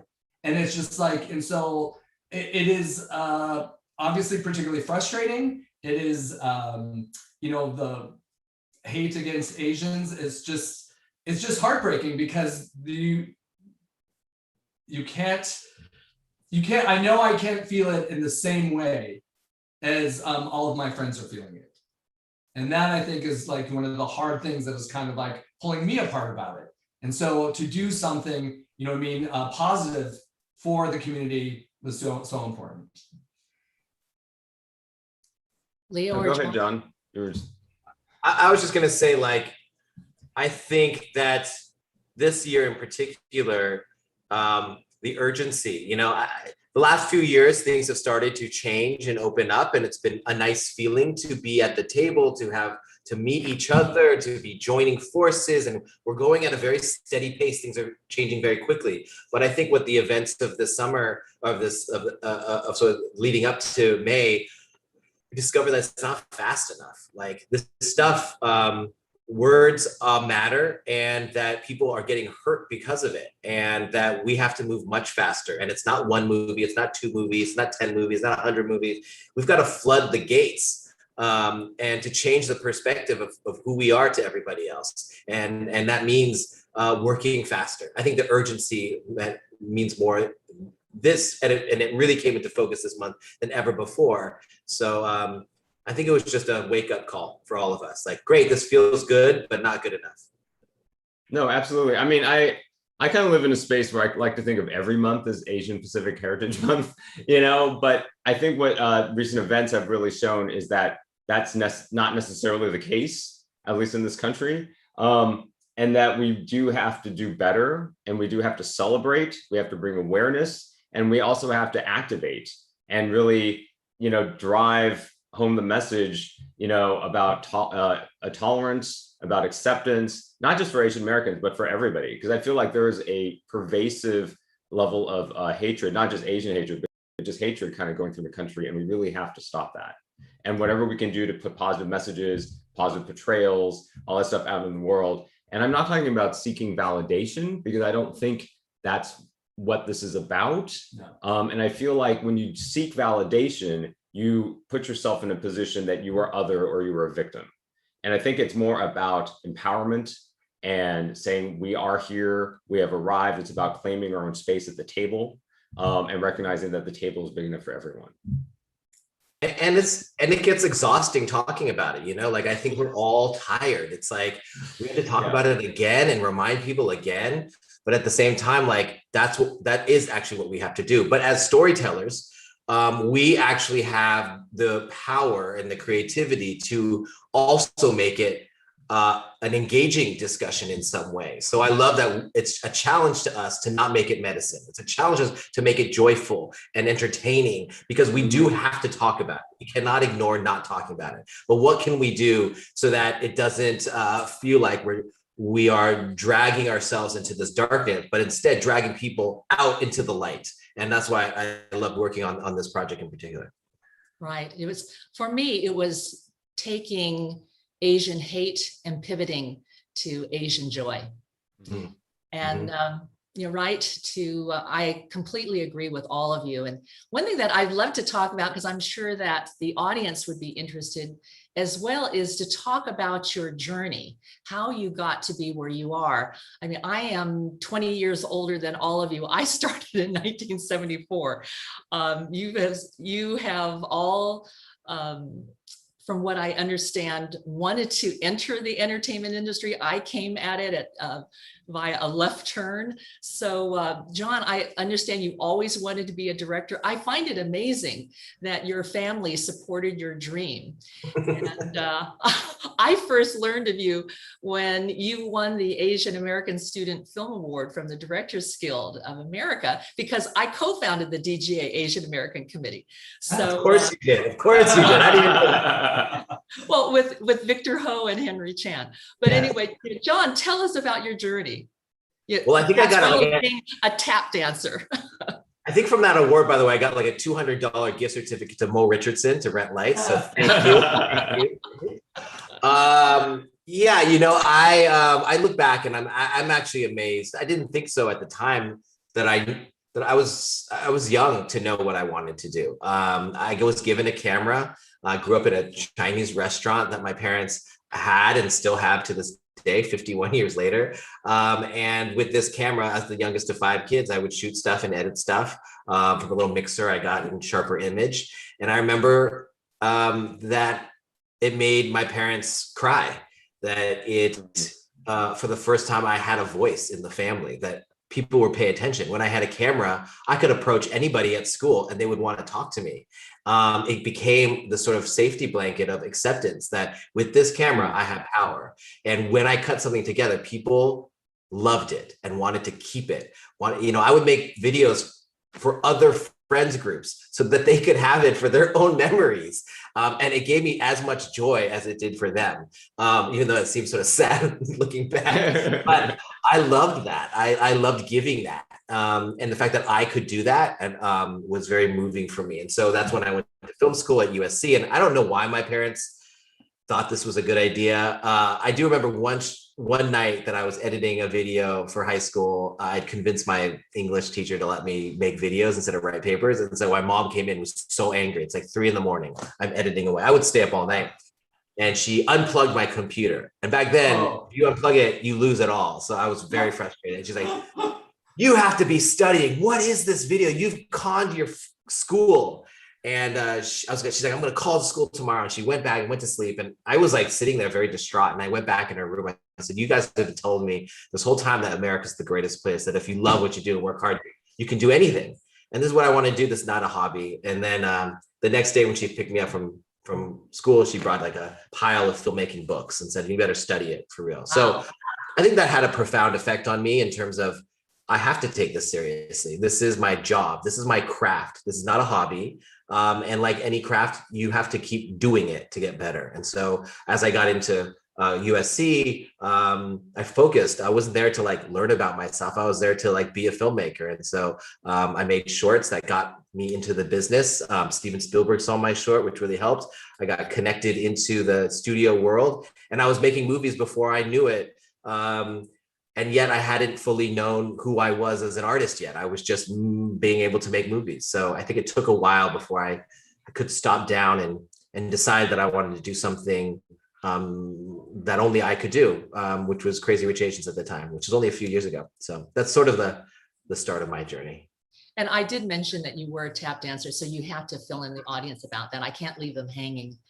I was a tap dancer. I tapped for 12 years. I was not a professional in any sort of way.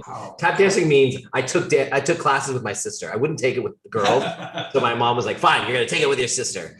And the last time I tap danced was for my wedding 2 years ago. So I might have pulled a hamstring or two that night. So you had a choreographed tap routine for your wedding. My wife had never seen me tap dance. She'd heard me tell the story, but never seen me tap dance. So I pulled out my tap shoes, squeezed my feet into those things, and did a little jingle. Amazing. So Lieu, tell us about how you got your start, which is really an incredible journey. Well, you know what? I started in college as a chemical engineering pre-med, so very Asian. My school was actually in the same town where John's restaurant is, or family restaurant is. So I actually have been to the restaurant, and the food is fantastic, by the way. So if you get a chance, and the school is called Stanford. You know, it is. Oh, that's cool. That's cool. Yeah, I don't tend to name drop my school because I didn't go to Harvard. That was a dig on Harvard people, I guess. But yeah, so go to Chef Chu's if you get a chance. If you're in Palo Alto, the food is fantastic. But you know, I remember calling my parents because I was actually having a very hard time with chemistry. Like I did not understand organic chemistry at all. Ooh. And I remember crying on the phone, you know, just talking to them about it, how I couldn't do this. You know, it's sort of a weeder class, you know, in school. And I was like, this is not what I'm into. This is not my passion. And you have to understand, my mother is an organic chemist. Like she is an environmental toxicologist. So I think it just did not compute for her at all. And I didn't really, and I was very lost for a while until I figured out what it is that I wanted to do. You know, and I remember that I always loved movies and TV, and I love telling stories. You know, that's one of my big things. Like when I was a kid, all our happiest memories were surrounded around entertainment or going to the movies. And I remember one of the earliest things my parents did. At the time, you know, there weren't all these streaming services, and we grew up in Davis, where there's UC Davis, and they used to screen Jackie Chan movies in the physics tank. And I remember we'd go out like on a school night, you know, for the 8 o'clock showing of a Jackie Chan movie, because that's the only way you can see it. Because my dad really wanted to introduce me and my brother to Jackie Chan. That was like the only way you could see it. And I was like, oh my God, it's so amazing. And I think of entertainment as a way of bringing families together. And so that's sort of what I told them that I wanted to do later. I got an internship at Disney, actually weirdly, vaguely related to CAPE. It was through Chris Lee, who's very involved in CAPE. And I figured out that everybody's emails are pretty much their name, first name, dot, last name at where they work. And I just started emailing random people, and he was one of the few people to respond and hooked me up with his internship. And I kind of worked my way up through Disney and then through feature animation until I started writing with Eric. Well, you make it sound so easy in that you had this internship at Disney, which is very difficult to get, but then you became an executive, and some of the films that you worked on, Toy Story, Finding Nemo, Mulan, and you were there for quite a long time, Lieu. How did you transfer, you know, because you were a very successful executive. Well, thank you. You know what? It's not an easy transition. No. And, you know, like when you're an executive, it's a creative job on some levels, if you're, you know, but it's very managerial job and very kind of producerial job, I would say. And I think one of the biggest transitions and the hardest things for me was when you're an executive is you react to things, right? You're not generating, you're reacting. And so much of it, you're hired for your taste, you're hired for your experience that way. And then when I started writing with Eric, I had a very hard time to get out of my own head and stop judging things, because you're always in that judging mode, and that doesn't help in creation, right? You have to create and then judge, and then create and then judge, and kind of get into that pattern. And I had to sort of awaken that part of it in me. When I was in school, you know, I used to do a lot of creative writing, and I loved it. And that's how I kind of ended up down the writing path. But the transition was hard, but very early on, Eric and I, you know, sold some pitches, we sold some movies, and we're like, oh my gosh, this is happening. This is what we wanted to do. And the big turning point for me really was, I guess I was at Disney. I hit my 10-year anniversary there. And, you know, at 10 years, they give you like a little plaque It's supposed to be walnut, but it's actually veneer. And it's supposed to be bronze, but it's actually plastic, of like Mickey Mouse. And Michael Eisner at the time was the CEO, and he presents you this plaque at your 10-year anniversary ceremony. And I remember standing with the plaque, getting a picture with Michael Eisner. And I was like, is this what it's all about? Like getting a picture and a plaque and whatever. I was like, I need to start making my own stuff, and then I left Disney and we started working together. And that was a big leap of faith.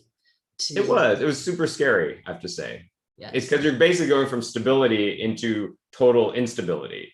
Exactly. And you have to completely just rely on yourself, and there's no infrastructure, or clear path. No, Yes. There's no clear path. Well, that's the weird thing, I think, about the creative path. And I'm sure Eric and John can speak to this as well, is that you kind of have an idea of what it is you're setting out to do, like a goal or a trajectory, but your path toward it is not straight. And it might change. And what other people think you're good at might be different than what you think you're good at. Like I might think I'm good at making horror movies, which I'm not. I'm just speaking that example, but they might be like, oh, you're much better at telling coming of age stories, which is really what we do most of the time, is we tell coming of age stories in a variety of different genres. Wow. So Eric, you have to tell us, so did you really start out as a painter? I really did. And not a house painter.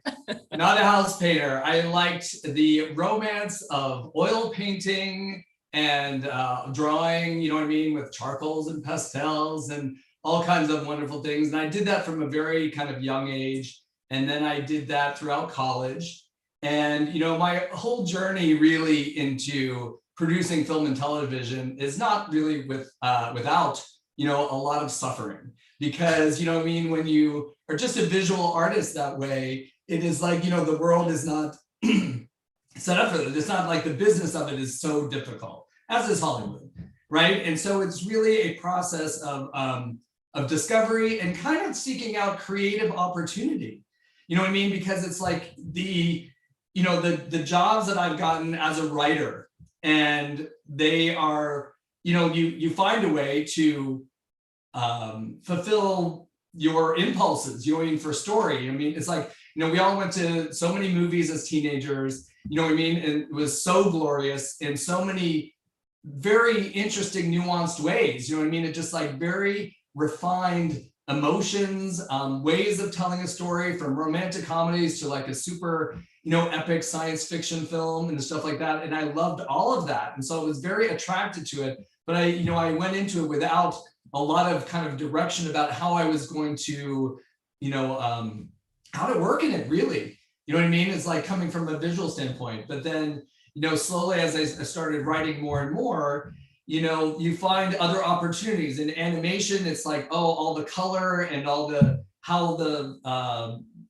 designs of the characters, how things are framed, how just a whole look is put together was very kind of a natural space for me. And then, in the live action television, especially becoming a showrunner, it's like, you get to make all of these creative choices. That I know John is very familiar with, from the directing, but from the editing, from the set, from the costumes, and from the casting. And how all of these elements kind of go together, and it's pretty, pretty glorious thing. So, one of the things I love about the writers' room in particular, going back to what Lieu was saying, is that we like to do coming of age stories. And coming of age is such like a great thing. And it's not just young, of young stories. It's about, Aristotle likes to talk about it coming from ignorance to knowledge. Like, what do we recognize? how has our consciousness changed? And so, like, going back to also, our PSA is just like, we are raising consciousness. We're raising consciousness by representation. By creating these characters that we have not seen before in film or television, but we know them in our life. And then, throughout story, you have an example to show something and to show that struggle or that drama or that joy, so it's been a pretty great journey, in that way, so that we can kind of like fulfill those things. I really find it amazing and actually rather compelling that you had your family support in entering the entertainment industry, that they didn't push you into the more traditional careers, which I completely understand, because being in the entertainment industry, the way you are hired is so subjective. Your work is so subjective. You know, it's not a clear-cut answer that you are talented, that someone will hire you. You are subjected to people hiring you. And I would love to know, from your standpoint, has being an Asian American affected your career, your work, your choices, John?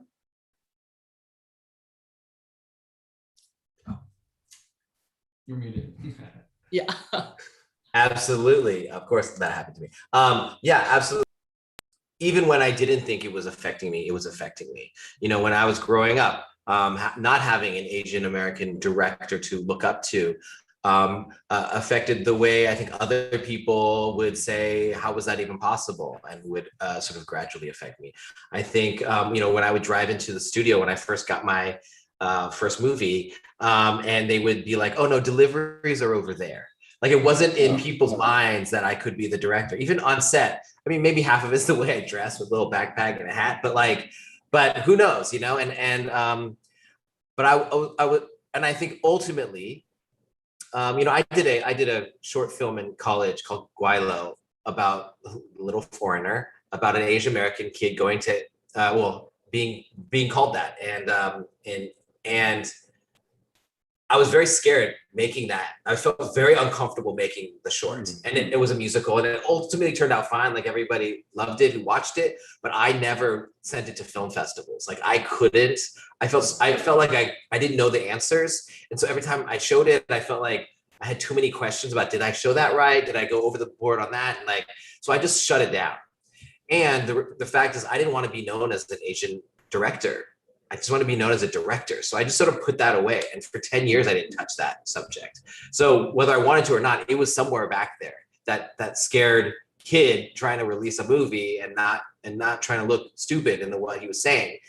Until Crazy Rich Asians, when I felt confident enough that, no, I earned my spot here.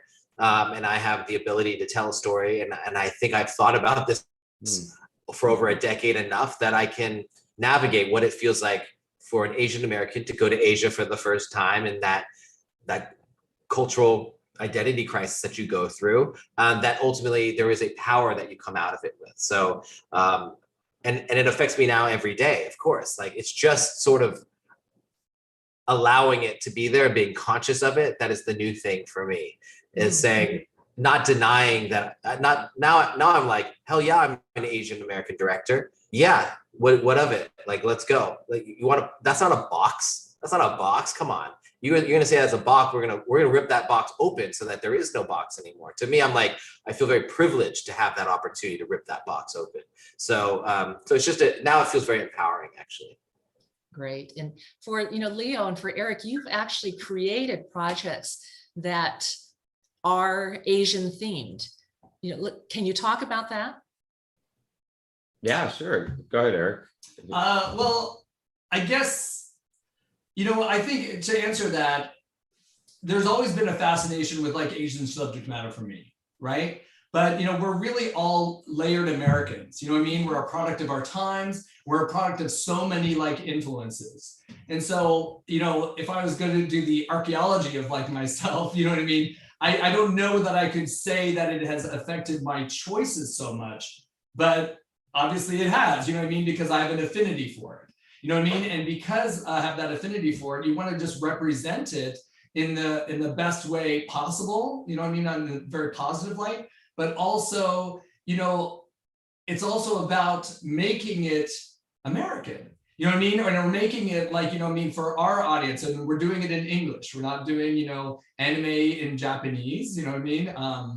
You know, a lot of things that we've done have been translations of that.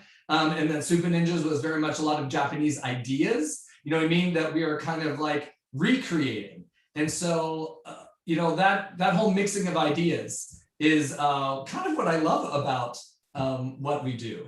And I think that, you know, there's cultural strata everywhere. It's just like everybody is living, you know, there's populations of all different kinds of people living all over the world. And I think this is just definitely the new norm. You know what I mean? But it's like how we still create an authentic voice, you know what I mean, from our experience and tell something truthful.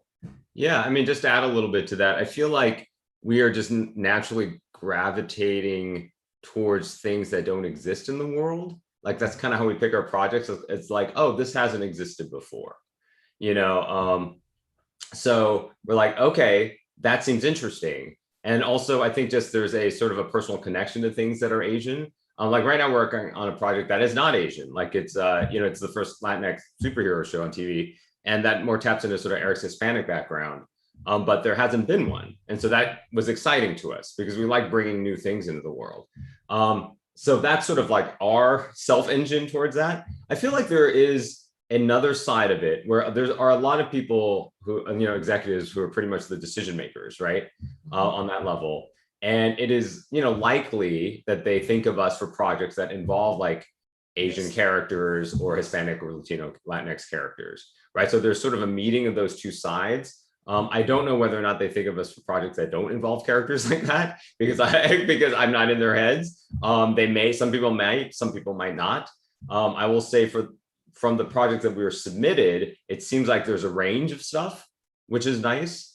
But you know, all of it kind of goes back to this sort of idea of creation of reality. I guess Deepak Chopra said this. I only know this because I saw this on a PBS special that I caught for 10 minutes. But it kind of made an impact on me. That he basically said that, you know, there are basically 4 types of reality, or 4 things that create reality, right? Gossip, myth, science, and religion.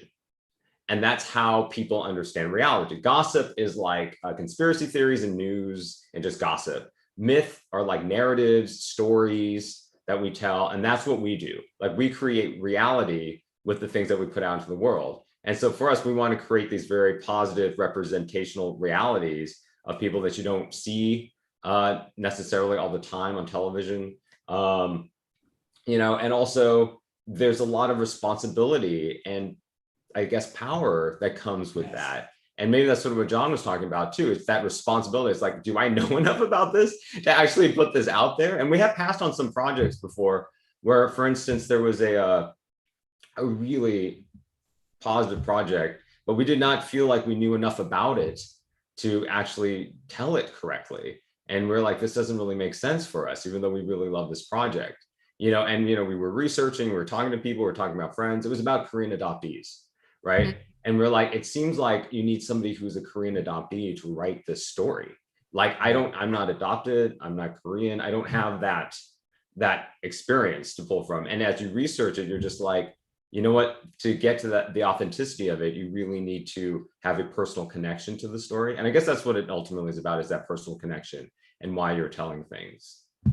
And I love that you could actually have that internal dialogue about, should I be telling the story? Because I feel like 5-7 years ago, some of those things weren't there for us. Like as storytellers, you're like, you can tell any story anytime. And while I do believe in that ethos, I do the responsibility that puts on the storyteller. Now there's like accountability to, are you sure you should be the one? Yes.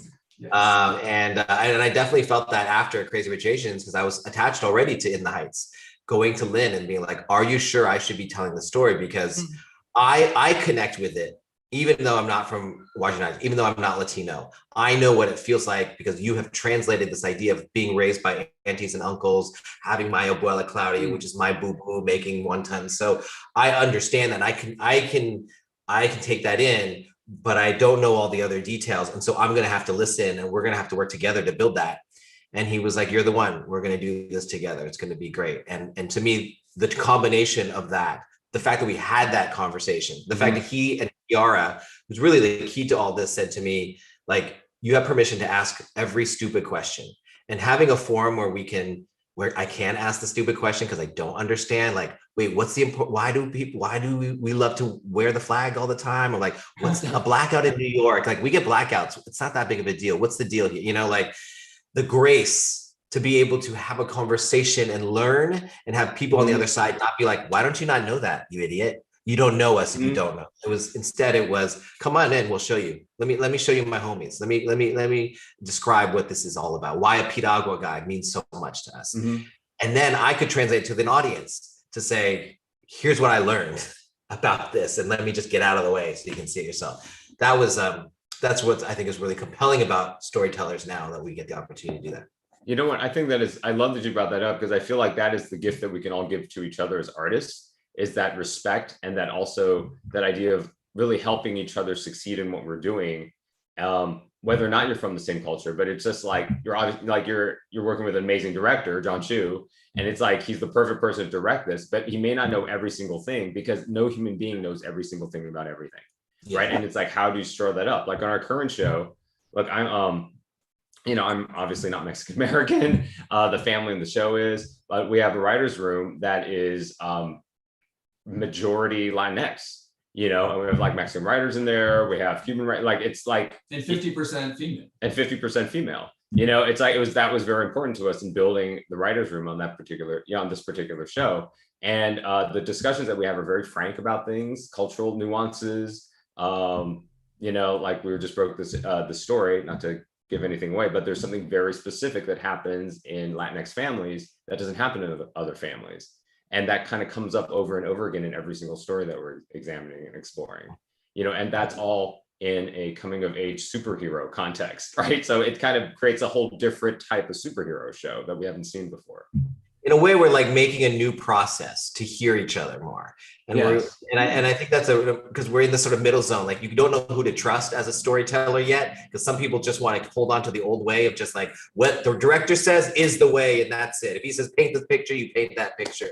But instead, it's a much more collaborative effort, and the sensitivities to all those details, we now know how important that is. So we're sort of reforming how to maneuver in this, and I do believe that it comes from the leaders, because only us are we able to. I'm the only one on my set who can say, everyone stop. I've got to have this discussion for 30 minutes. If that's going to cost $100,000 for the studio, I'm sorry, but that's priority number one. And I think that we just have to get used to that, because the priority was the other way around for so long. Well, that just goes to show the experience, the depth of who you are. And I think the stories that you just told are perfect examples of coming together and of allyship. I mean, it's something that's so critical for all of us, particularly in the entertainment industry, but it spreads throughout, the country. This allyship is something that we need. Before we go any further, I do want to talk about what the three of you have done in terms of educating that next generation. Is so critical. I have to tell you that the reason why my grandparents came to the United States from China over 100 years ago was because they wanted their children and grandchildren to never have to lift anything heavier than a pencil because of higher education. So it's something that's so critical, imperative in my family, in my background. And the three of you have all been involved with programs that I think that are essential to advancing, particularly AAPIs, but advancing that next generation into the entertainment industry. And Lieu, I would love for you to talk about the Cape Writers Fellowship, which you co-created with Stephen Tao. Oh my gosh. Yeah, sure. I'd be happy to do that. I co-chair this program called the Cape New Writers Fellowship for the organization that Wenda founded. And it was the fellowship kind of came out of a need really to find more AAPI writers. I got involved in it because we were staffing a show, one of our first shows, and we were just calling all the agencies and asking for Asian American writers, and they were like, oh, we don't have any. Or they would send you somebody who's like, I think this person's maybe Asian, and you're just like, what? Like, I know there are talented people out there, right? And it's really giving people sort of entree into a system that is broken or that they have long not been a part of. The fellowship actually came out of an awards originally that Cape did, where Cape basically would, it's a screenwriting competition or a television writing competition, and then somebody wins and then wins some money and some final draft software. And then you set up some meetings for them, which was great. But what was happening is that a lot of those fellows were sort of, I don't want to say they were failing. I would say that they were not ready for that part of being a professional writer. And so what the fellowship does is it really teaches you on one tier to basically improve your craft as a writer, but on another tier to learn what it means to actually be a professional writer, how to do meetings, how to sit down with your representatives, how to do a pitch thing, how do you meet with a director, how do you talk to actors, like all that sort of stuff that you never really get to learn, I think, as a writer, and that your reps certainly don't tell you how to do. What I'm very proud of is like we are now almost a decade. When maybe we are a decade. I'm terrible with time, so I never know how long anything lasts. But it's turned into like the most successful, diverse writing program in the industry. 80% of all our grads are either staffed on shows, have written movies that have been produced, or have been repped by agents or managers. Become showrunners. Or become showrunners. Actually, that's what was very exciting about this year. Actually, you're right, Eric. Thank you for reminding me. Some of our graduate are from. Not even like from the first class, just we have our first showrunners from the Cape Writing program, which is phenomenal. Absolutely phenomenal. Absolutely. And also Alice Wu, who was in the program, got her movie made because of it. And now I had her second movie. Was it just last year? I don't know. This whole past year has been such a mess. I think the half of it came out last year. So also like a Cape Writing program grad, who's also directing. So.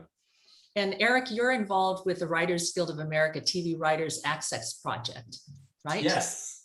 Yeah, and so it's like, mentorship comes in many forms, and sometimes it's like the program at the Writers Guild is really geared for kind of like mid-career writers, who have fallen out of the system, for one way or reason or another, And sometimes it's not because of talent, because they get admitted to it from blind readings of their work. And so it's like, okay, this is obviously a talented writer.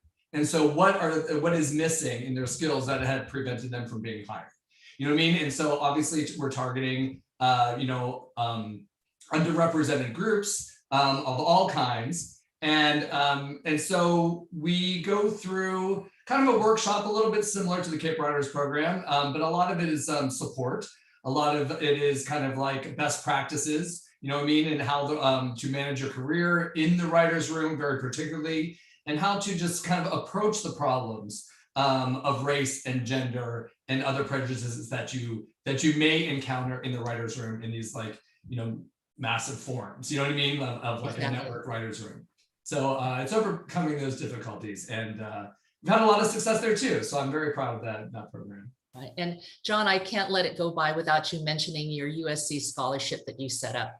Oh, wow. Yeah, it's an amazing collaboration with me and a couple other people who've put money into funding these Asian American storytellers at USC, a school that was very near and dear to my heart, that took care of me, where I met my tribe and learned everything about not just who I was, but about film as well. So I love giving that opportunity. I really believe that we just need to educate more and more about audiovisual grammar. I think even younger than college level, and not just for people who become creators, but for just general public. I think it's a really important thing to get out there, to understand how media is used for you, against you in history, how we're writing it for the future of history. I think that grammar is going to be more and more important to understand. Wonderful. Well, we just have 3 minutes left. So I just want to thank you so much for using your success and power for helping that next generation, for amplifying our message. In these last few minutes, I'd like to ask you, do you have a call to action? What is next? What would you like to see?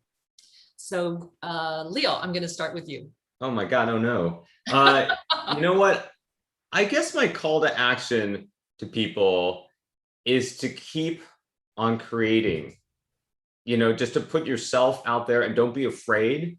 I think early on in my career, I was very afraid to take that leap. And I kind of needed, I don't know, whatever was holding me back. It was very hard for me to get over. So I guess my call to action is a personal one to all the people who are watching, who might be creative, who are actors, who are writers, producers, directors, cinematographers, anything, to not be afraid and to keep doing it. Because at the end of the day, it's not a 100-yard dash, it's a marathon. And it takes you a very long time to get to a point in your career where you have that confidence to feel like you can continue, and then you can have the confidence that when you get a bunch of projects that you can actually say no to some of them and actually say yes to others. Because when you first start, you're just saying yes to everything, like, oh my God, somebody wants me. And to get over that and realize that you have value. Yes, Eric. So the one I'm going to say is I really value the Japanese idea of ikigai, which is kind of like reason for being, reason for living. And it's just how we approach our work and our creativity. Because I think, I'm a huge magpie of many creative practices and influences. And you just want to use all the best of those things, from whatever culture it is, to kind of like, kind of enrich yourself and also to enrich and help others. And I think that when you start with yourself and you do your best, find what you're passionate about. And so it's kind of been a mantra of mine, like the ikigai, just kind of meditating on it, exploring it. And, so be good to yourself about it and about what you, and honest about what you want to fulfill and bring into the world. Thank you. John? I would say to anyone out there, I know it's hard. I know it's confusing. I know that you may not feel like you're in a place to be an activist and to yell and scream, and that's not part of your personality. And I just want to say to you guys, it's like, that's okay. Like, you have other gifts that you can give to this. Let other people, everyone has a different role in this. If you need other people to yell and scream for you, no, that's fine. But you have something to give. Maybe it's that painting, maybe it's that script, maybe it's just a simple conversation with your best friend to let them know that they can't be making their Asian jokes that they usually make to you because you're not going to laugh anymore. I've had plenty of those conversations in a way. That's actually the work that needs to be done, and it's unsexy, and you can't post that stuff, and you can't brag about that stuff, but it's the stuff that actually needs to happen, the hard conversations with your parents about what their thoughts are and how they raised you or what that next chapter, even if they don't get it, sometimes those are the simple things. So I would just look for whatever it is you are, wherever you are, meet the moment there. You don't have, the moment isn't out over on another land. It's like right in front of you. So grab what you can, do what you can, and we will continue to work on giving everyone else grace for the things that we don't know yet, the things that we disagree on amongst ourselves already, so that we have time to make the decisions together over the next decade. But in the meantime, do what you can in front of you and stay focused. That's what you can really do. Stay really focused on just getting one thing done in front of you. Well, thank you all three. So beautifully said. Thank you so much to John M. Chu and Lieu Chu and Eric Garcia for being with me on this panel, and especially for joining me in creating our PSA. I am forever grateful. And thank you to you, our audience, for being with us today. We're going to take a 5-minute intermission, and we'll be back at 12 Pacific with our next panel covering AAPIs in America, perspectives from the news media. Thank you all so much. Thank you. Thanks, Wenda.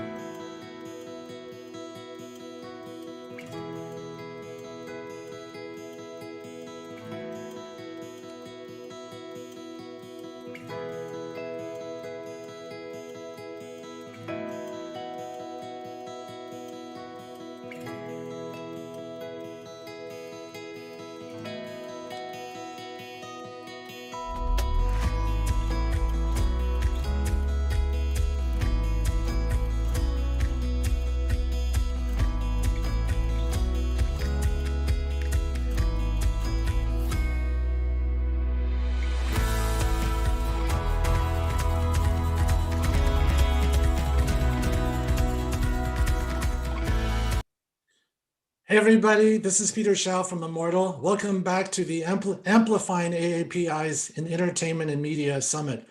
I don't know about you guys, I've been buzzing from all the conversations this morning. I really appreciated the last panel where we kind of ended on a very heartfelt note from some creative veterans who are still making their mark in Hollywood and how you can get involved. And now we're about to lean into the media part of the conversation. So the topic is, how are AAPIs covered in America? And to help moderate this panel, we have our own East-West person. I say East-West because he's a native of New York. He cut his teeth at the New York Times. He is now an LA transplant as the editor of the LA Times editorial pages. He is an editorial leader, and I wanted to invite him to the virtual stage now, Sewell Chan, the editor of the editorial pages of the LA Times. Hi, Peter. Thanks so much for that kind introduction, and happy Wednesday, everyone. I am so excited to be able to host and help shepherd this really important panel discussion about news coverage of AAPI, the communities. I have been a member of the Asian American Journalists Association for 25 years. I'm a proud lifetime member. I love the organization that AAJA is and the community that it represents. So without further ado, I'm going to get right into the heart of the discussion and hope to have kind of a pretty vigorous discussion among these four very distinguished journalists who, just to remind everyone, the four are Ann Doe, who is my colleague at the Los Angeles Times, Snigdha Sur, founder of The Juggernaut, Nicole Dunca, investigative reporter at the Washington Post and vice president of the Asian American Journalists Association, and last but not least, Benny Lieu, founder of NextShark. So Nicole, let's start with you. It has been a bit over 2 months since the horrifying tragedy in Atlanta, a mass shooting in which the majority of victims were Asian women, were working class, coming at a time of such a fraught time in our history, when there's still so much tension coming out of the tumultuous developments of last year. Could you walk us through what actions you took? What did Asian American Journalists Association members do in response to that crisis? Yeah, thank you so much, Sewell, and thank you, Immortal Studios, for having us all here. The Asian American Journalists Association is actually celebrating its 40th anniversary this year. And so when I talk about what we were doing in the last 2 months, we were building on so much work from the people who came before us. So for many years, we have had a media watch committee that actually tries to correct some of the coverage that we see out of media outlets in case we see stereotypes or we see racist coverage. This is something that we want to jump on since we've been founded. One of our main goals is to present fair and accurate coverage of Asian American Pacific Islander communities. And so some of that is through getting everybody in the pipeline, like everybody that a lot of these people here have known about AAJ as journalists, but it's also about coming out and saying, you may not be covering this particular incident in the way that is sensitive to the community, in the way that accurately portrays the community. And so as soon as we saw what was coming out of Atlanta, we knew we were going to have to jump on that, partly just because of the people who were the victims within this shooting. We knew that they were Korean and Chinese women, and it was coming amid a wave of a lot of anti-Asian racism and violence that had been covered throughout the media at varying levels. And so we knew that we had to, as the Media Watch Committee and our executive committee, come out with something that basically advised newsrooms on how to talk about this in a way that was humanizing, that didn't stigmatize the victims, and that made sure that everybody was referring to everything accurately. So for example, we were talking about how you would refer to these businesses, which were massage businesses, knowing that for a long time, there have been so many stereotypes of Asian women and hypersexualization of Asian women that's just very intrinsic into the way that they're portrayed, also in Hollywood, but also in the mainstream media. And so we wanted to come into it and say, we want the newsrooms that we all work for to get it right. I mean, this is something that we do all the time, just as AAPI journalists. journalists of color do this all the time. They're often the ones within these newsrooms who are saying, you're not talking about this in the correct way. We may perpetuate some harm by talking about it in a way that is stereotypical and furthering some of the thoughts that we're trying to get away from as AAPI journalists and people. So we knew we had to put out an advisory as soon as possible. And so we kind of did a rapid response and just kind of put that out as soon as we could, and had a lot of people with putting their eyes on it and saying, hey, just think about the context of anti-Asian hate, anti-Asian history, and also make sure that you're accurately portraying all of these women who have been the victims of this tragedy.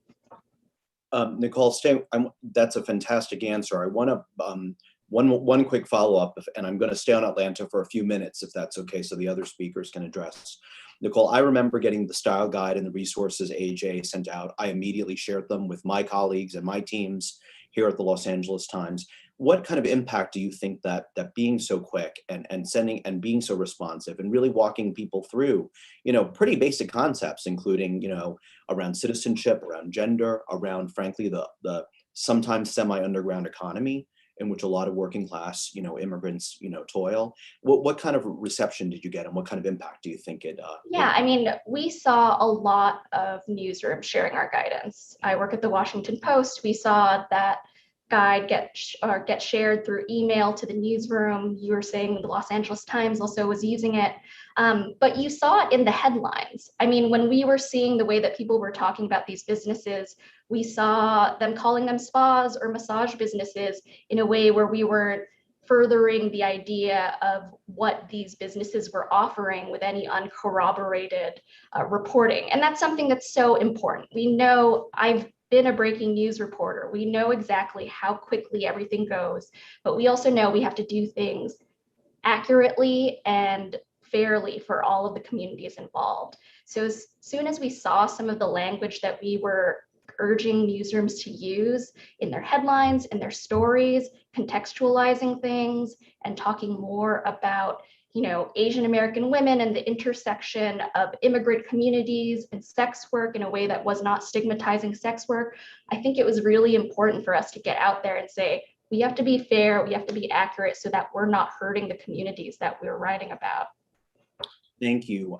Anne, you have done tremendous work over many years at the Los Angeles Times, chronicling the experiences of Asian immigrant communities, including Southeast Asian communities in Orange County and elsewhere throughout California. I'm curious about what you've been hearing from your sources, what you've been hearing from the community, your vantage point, and if you don't mind my mentioning, as someone who actually comes from a family of journalists, because your father ran a Vietnamese language a newspaper, which I think is just so fascinating. I'm curious about what you're hearing from the communities and how ethnic press has been covering this, kind of unprecedented moment.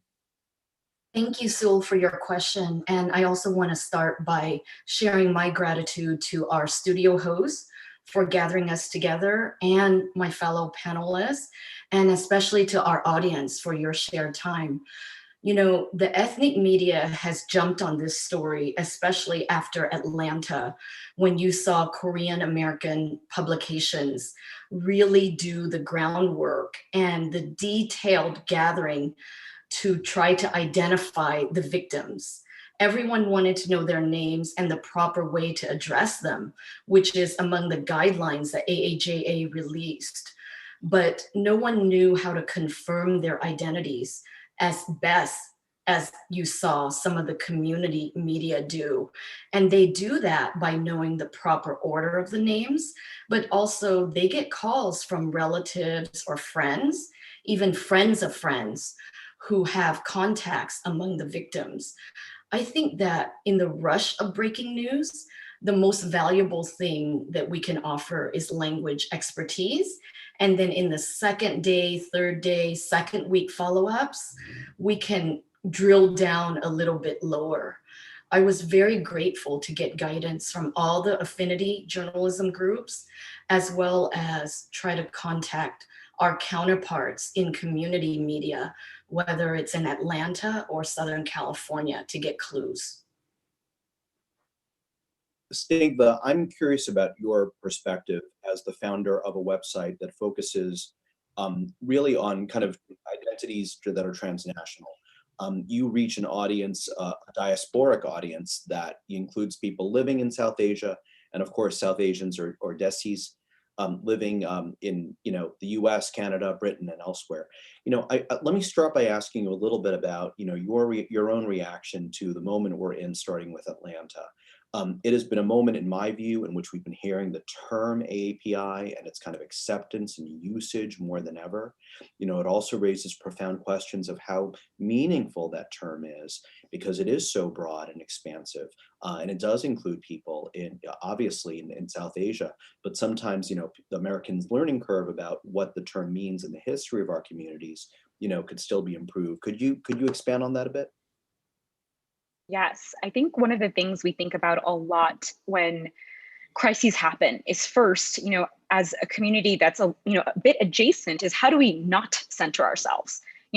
What's really kind of sad about the entire Asian American community at large, regardless of how you identify, whether you even identify with that name, which is also, for some not accurate. For some people, they don't really feel Asian American. We can go into that in a second. But the first thing to remember is Asian Americans as a whole, the entire community, has been the most discriminated against in US history when it comes to immigration laws. For history, in the early 1900s, I sometimes go back to history because it's so sad that history does repeat itself. In the early 1900s, so many people from Chinese communities, Japanese communities, and Indian communities were working on the West Coast. And there are stories of basically white mobs going after them, kicking them out of towns, beating them, mugging them. This was in the early 1900s.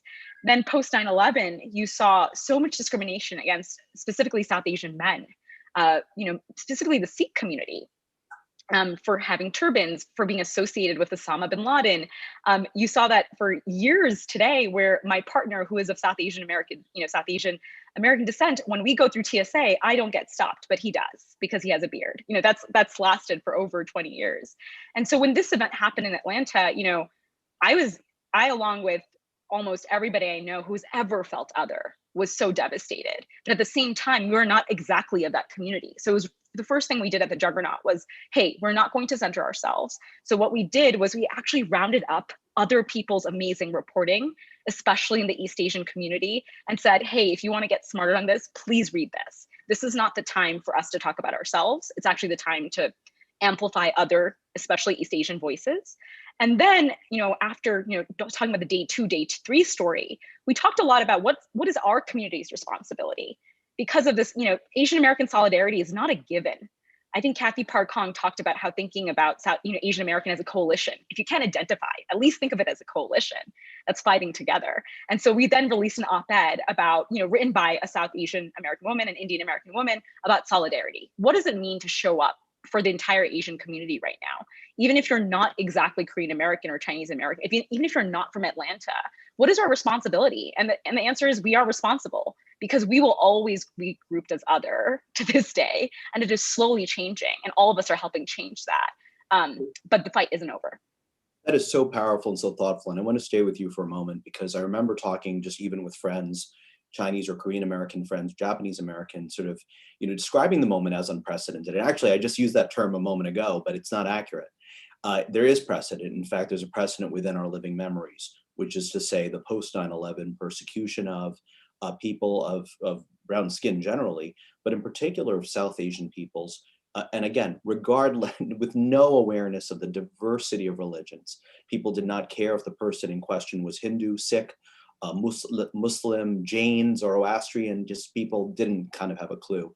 And I'm curious, Snigdha, about, have lessons from that experience after 9/11 helped inform the communities that you're most familiar with in terms of their approach and their reading of what's happening now?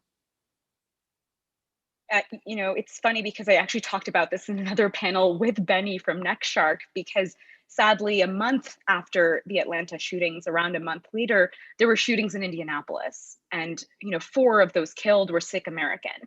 And, my feeling after all of those events truly was that to this day, we really haven't resolved these anxieties over otherness, race in America, like, George Floyd, it's 1 year anniversary. So my takeaway is that in terms of our community and what we've learned, there's some sadness there where we've learned that we have to just keep grieving sometimes and keep, sharing our voices because, the stories just need to be told. Like, it is still not obvious, Sewell, to what you're saying, to many people in America, that this is a long history of violence. This is a long history of exclusion. Yes, anti-Asian hate is much more visible right now because we have social media, we have more reportage, we have more data. We didn't have that. We now have the COVID-19, Hate Crimes Act. But sometimes all of that still belies the fact that this has been going on for over a century of otherness in America. So I would say that those were some of the lessons learned, which is we can't move our eyes from the ball of like reporting on it, even if mainstream news moves away from it. So even though mainstream news has moved away from the Indianapolis shootings, and sometimes even from the Atlanta shootings, we always have in the back of our head, which voices are we not amplifying? Who can we talk to? I'm still trying to work with The Guardian right now to figure out if we can actually get somebody to go to Indianapolis and report on this community even a few months later, because the story isn't ever over for the communities who are affected. And we're going to come back to that because, attention spans, seem to somehow amazingly be getting even shorter at this time of Twitter and social media. And I want to get back to that about how do we capitalize on this moment. But first, let me ask Benny. Benny, you've been working in kind of new media. One thing I love about this panel is the diversity of organizations we represent, of kinds of media. I think it's an all-in moment. I'm more familiar with kind of legacy mainstream institutions, which have, sometimes a broad audience, but also limitations historically in our approach or how we see things. Benny, how did your newsroom, how did your team respond? You've been in the trenches for years. Tell us a little bit about your project and tell us about how you seized upon and digested this moment. Yeah, no, thank you for that question. I think that it's interesting. I'm really grateful to be a part of this panel, but I also feel very small because at the heart of it, I don't really consider myself like a journalist. I mean, I think that, you guys do such incredible work at, whether you're a local reporter or you're a reporter at a legacy news media outlet. I mean, I can't imagine like how hard it is. And so we really definitely, depend on you guys for, the quality of reporting and the quality of stories you guys, have done. And, we at NextShark, our newsroom has learned a lot from, a lot of the work that you guys have done, and especially with a lot of the things that the AAJA has, always puts out with their extremely helpful guides. And we've worked on a couple of things together too. So, really incredible. For us, we never really set forth upon, covering, hate crimes targeting Asian Americans. I mean, in fact, prior to the pandemic, we covered, hate crimes, but that was, because we had built up such a, thankfully, we built up such a, large audience of Asian Americans. I mean, a lot of our coverage back then was really profiling, really amazing, industry leaders that were, making incredible strides. I mean, whether it was the success of Crush Off the Boat, to the success of Crazy Rich Asians, to, Bong Joon-ho sweep up the Oscars. And, suddenly, back then we would get maybe 1 to 2 news tips a week. Most of these stories wasn't substantial enough for us to, really cover if it was involving like a hate crime of some sort. And, once the pandemic hit, late February, it went from 1 to 2 a week to up to 50 a day. And we have a very, very young newsroom. I mean, most of our, at the time, like most of our, people in our newsroom was under 25. Some of them just, had just barely graduated college. And when you look at this, like mentally, like think about the mental toll that it takes on these group of people, because it's not just about like looking at these stories, verifying them, speaking to victims. Oftentimes we're subject to having to view sometimes really distressing footage. I mean, we've gotten like a lot of troll, emails, like from people sending us horrific videos that have no context. We've been sent straight murder videos. I mean, like who's ready for that? Right. And so when, the Atlanta shooting happens, to be honest, I mean, yeah, of course, it was horrible news, but like our newsroom, we were just like this again, like think about it every single day for a whole entire year.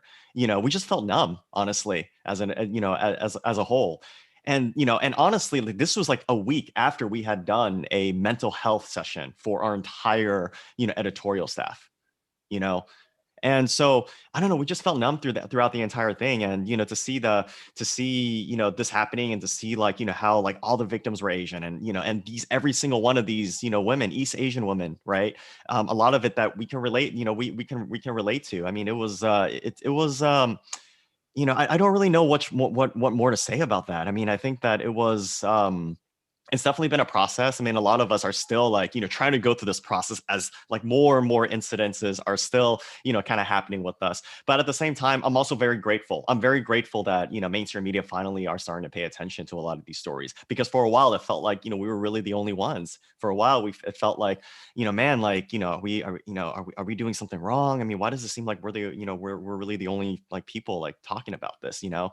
And another thing that I'm also grateful for is, you know, I'm really grateful for the community. And sometimes I'm still in awe of, you know, NextShark's reach sometimes. I mean, it was interesting because, you know, I was seeing somebody, you know, amplifying, you know, NextShark articles, reporting, and GoFundMe's of the victims. And, you know, upon like further inspection, you know, one of those people was actually the son of one of the victims, Hyunjung Grant. I mean, you know, he's Randy Park. I mean, it was just really interesting to see like, you know, one of the victims' son, like, you know, amplifying a lot of these stories and everything. And, you know, that's when I kind of realized, I was like, hey, you know, that's kind of what keeps me going. The fact that, you know, hopefully, you know, we're making some sort of a difference. Hopefully, you know, we are, you know, advancing our community forward by, you know, making sure that, you know, this news is being talked about, and that, you know, we are, you know, taking the right, you know, strides to, you know, to help as much as we possibly can. And I really love, like, you know, what Signa talked about in terms of helping other communities. I mean, I think that, you know, aside from, you know, our you know, sort of, how do you say it? I mean, the challenges that we deal with, I mean, we have to also understand that other minority groups are dealing and are fighting for their, you know, their own issues. Sometimes for even like hundreds of years they're still fighting for it, right? And so for us as an organization, I mean, when the murders of Ahmaud Arbery and George Floyd happened, the first thing I did was I hit up Leslie Raymond, you know, the president of the NAACP in Minneapolis, on how can I help? What can I do? And, you know, she gave me some resources, some things that I could amplify. And for the next 6 months, this was the summer of, you know, June 2020, up until the end of the year, the front page of NextShark.com, you know, was like Asians for Black Lives Matter resources, whether it was translations on why the Black Lives Matter movement is important, whether it's places to donate to the victims, whether it's free legal help, right? So I think that at you know, again, to you know, build off of Signa's point, I mean, you know, we need to, you know, try to have each other's backs, and we need to really, you know, recognize and try to be allies to other communities that are facing, you know, the same, you know, their forms of oppression, right? And I always say, like, when a person of color, when a person who's a minority, they decide to, you know, finally like stand up and like speak for what's right, they're also fighting for indirectly and directly fighting for rights of all minorities and all communities of color. That's very, very powerful.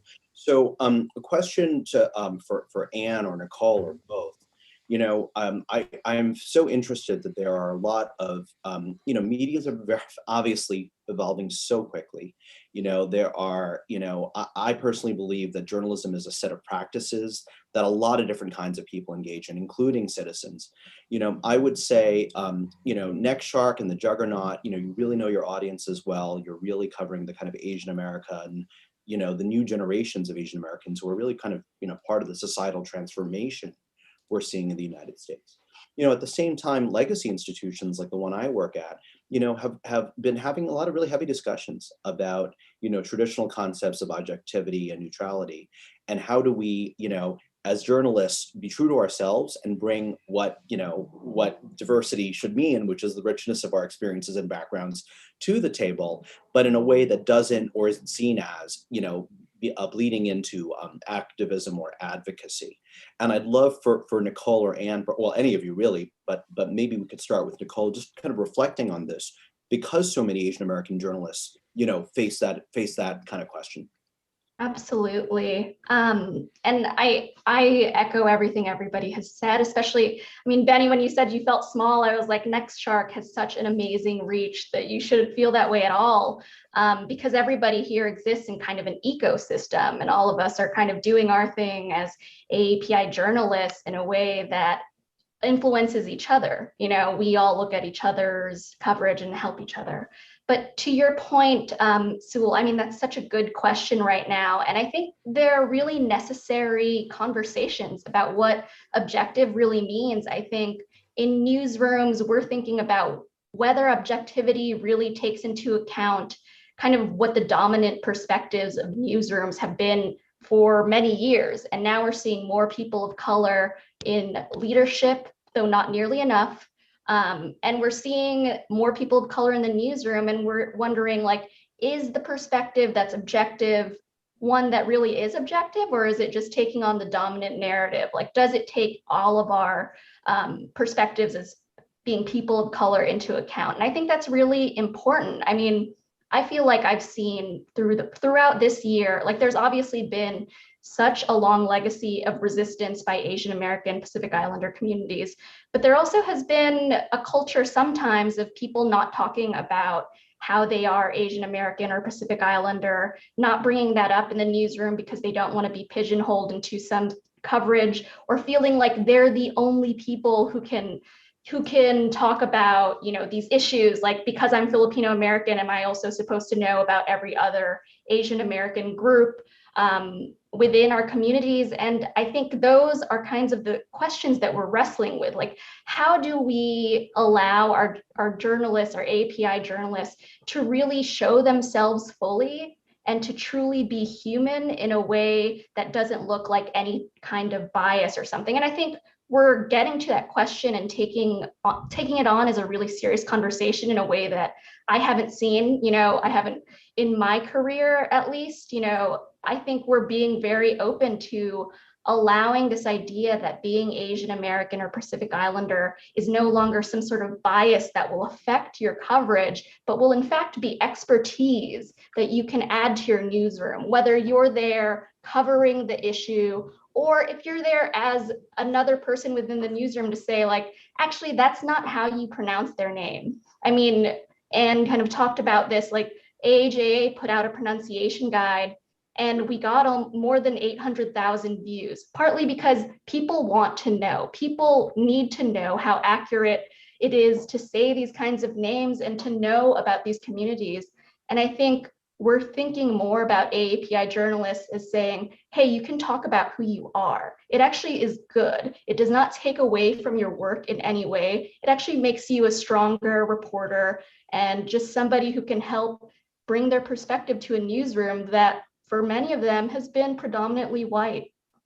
I love the notion of diversity as a strength. I sometimes use the term language or cultural competency.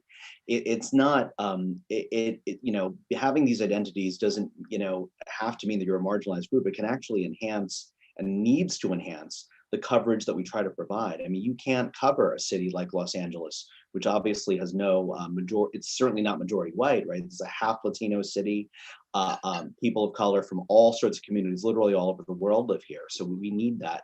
And you've been working, you know, on Asian American issues for a long time. And I'm curious about this, Jake, because you've had the experience of being familiar really with immigrant communities, but also are heavily covering the children and now grandchildren of immigrants who are shaping their own kind of political, cultural identities and passions. And so I'm curious if you could reflect on that arc. Yes, thank you, Sewell. What's been fascinating is to build upon what Nicole just said about using our own perspective as Asian American journalists. It lends itself to creating a comfort level for our sources. Sometimes we may not speak the specific Asian language that our subjects speak, but when they see an Asian face, they hear an Asian name, they start to view you as one of their own. And that comes with its own risks, but inherently with its own rewards.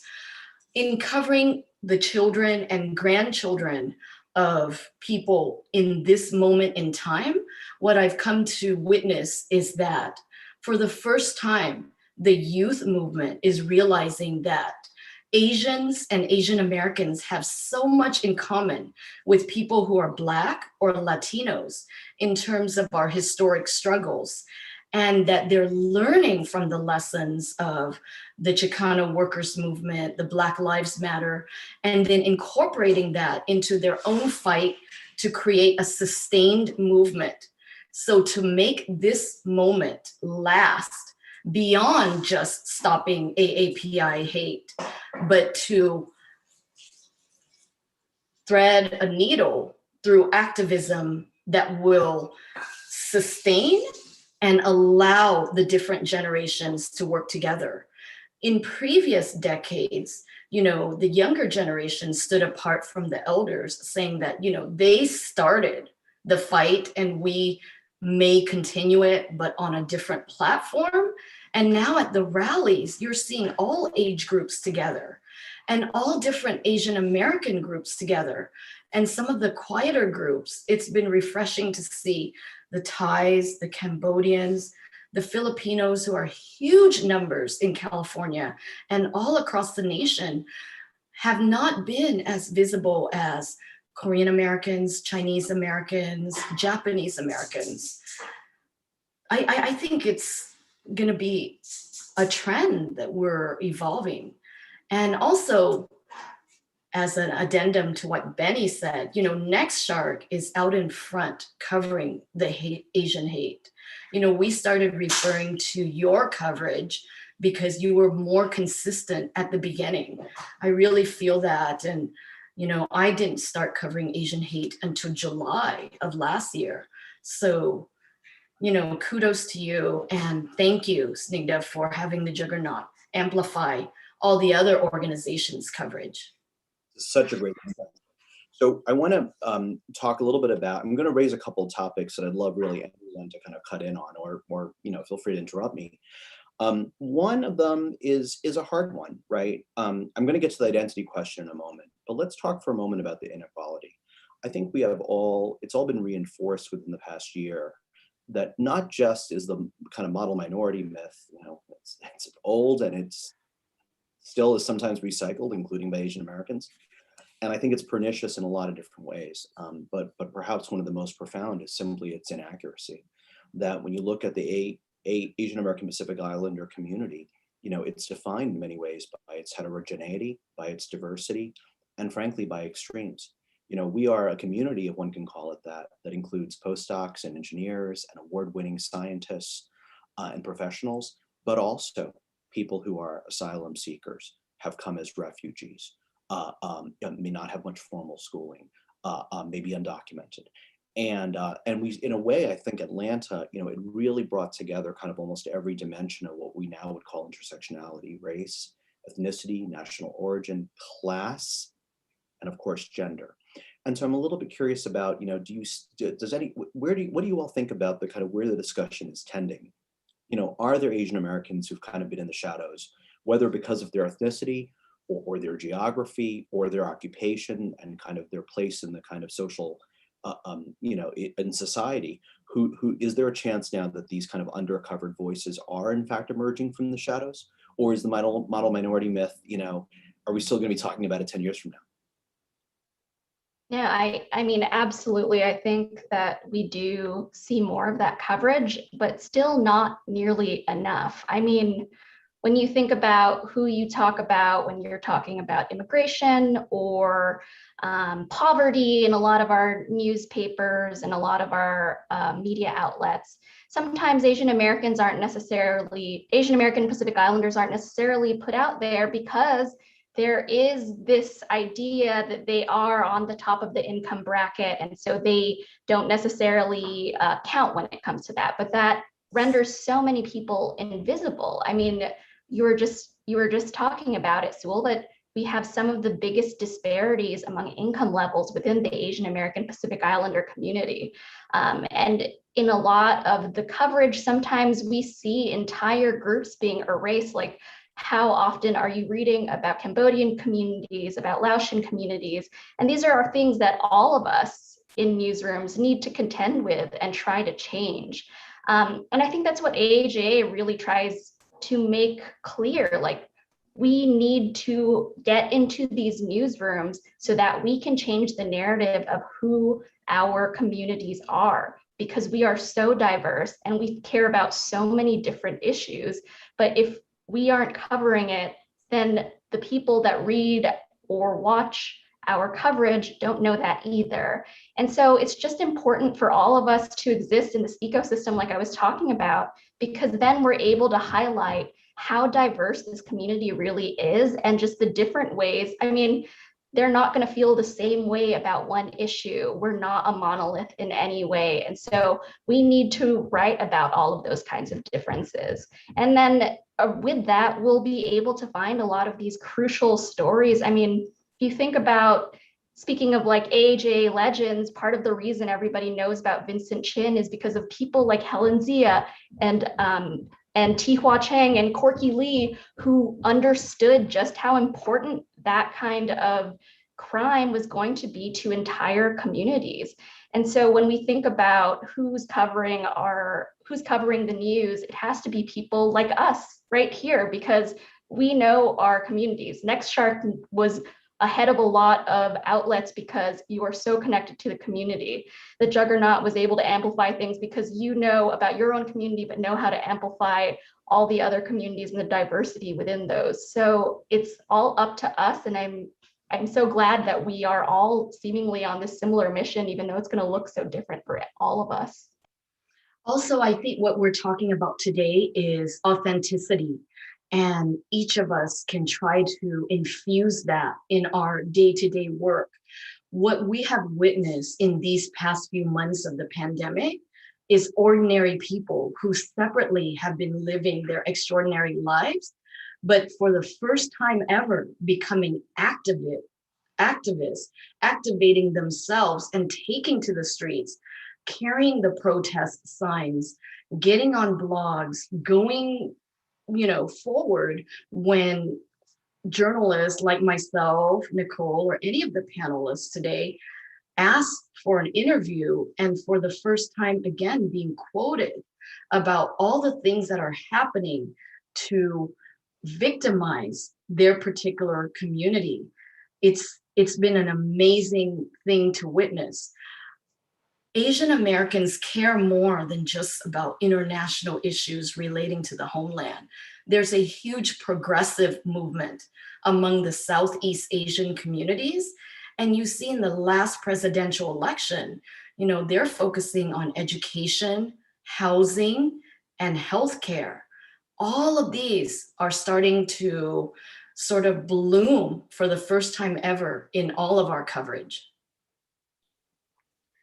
I also wanted to chime in really quickly because I love this discussion on the model minority myth, but I sometimes also think about movies with journalism. So I don't know if people remember Nightcrawler, but it's so fascinating. What are the incentives that get reinforced with storytelling? And one of the things that, as journalism in essence has been hollowed out in a lot of ways, it means it sometimes doesn't even have the funding to go after all of those stories. Like there's a saying at the Juggernaut that no story will make everybody happy. Like that's when you know you're doing your job. Similarly, like we know when we do that one article on Tibetan Americans, not many people will read it. We know that. It won't get amplified on social media. People won't be talking about it because we know that Indian Americans are the largest group of South Asian Americans. But guess what? It's still part of our duty to fund that reporter, to fund that story, to make sure it goes out there, so it exists, so it becomes part of the canon. And I think about that a lot because, fun fact about Indian Americans, we are counted as the richest demographic in the US, but we're also the second largest group of illegal immigrants here after Mexican Americans. And I always call it a tale of two cities. As Sewell, you said, like there's such disparity. And those stories get lost. They don't get told. And at the same time, I think sometimes people think, oh, you're just trying to be a victim. I think there's also that kind of through line sometimes. I see it, one of my feet is in the tech and business world.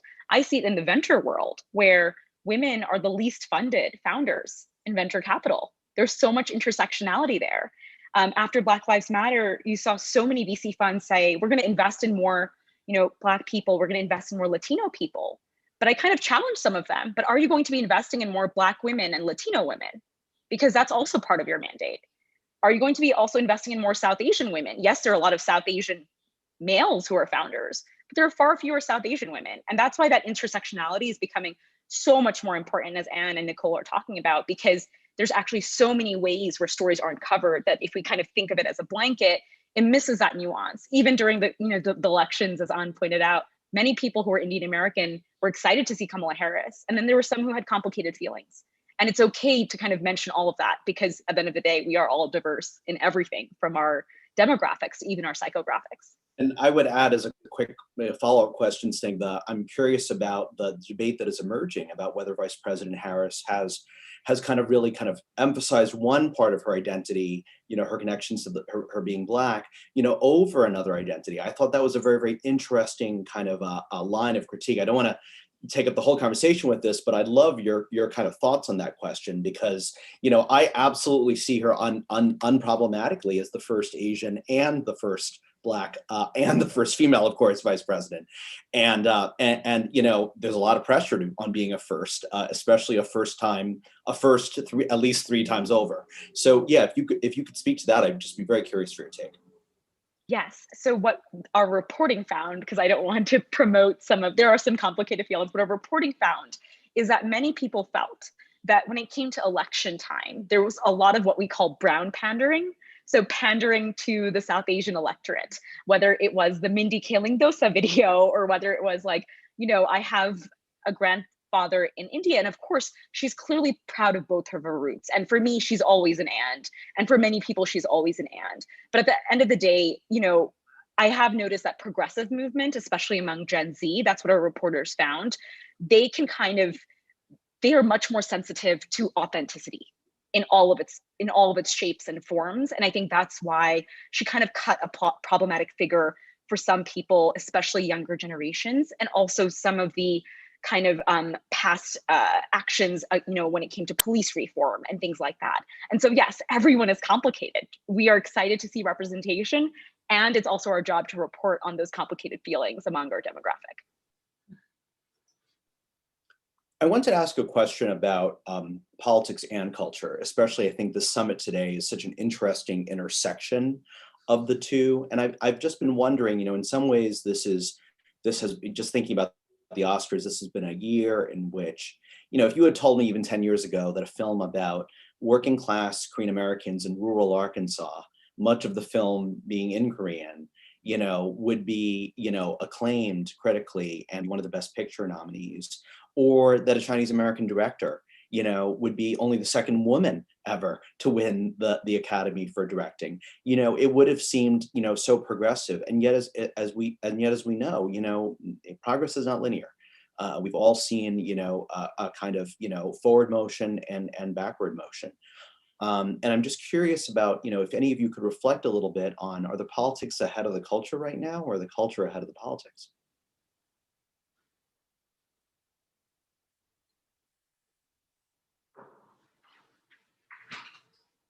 I think it's tough to say exactly. I mean, I think partly because I think when you're talking about both of those issues, it's about representation.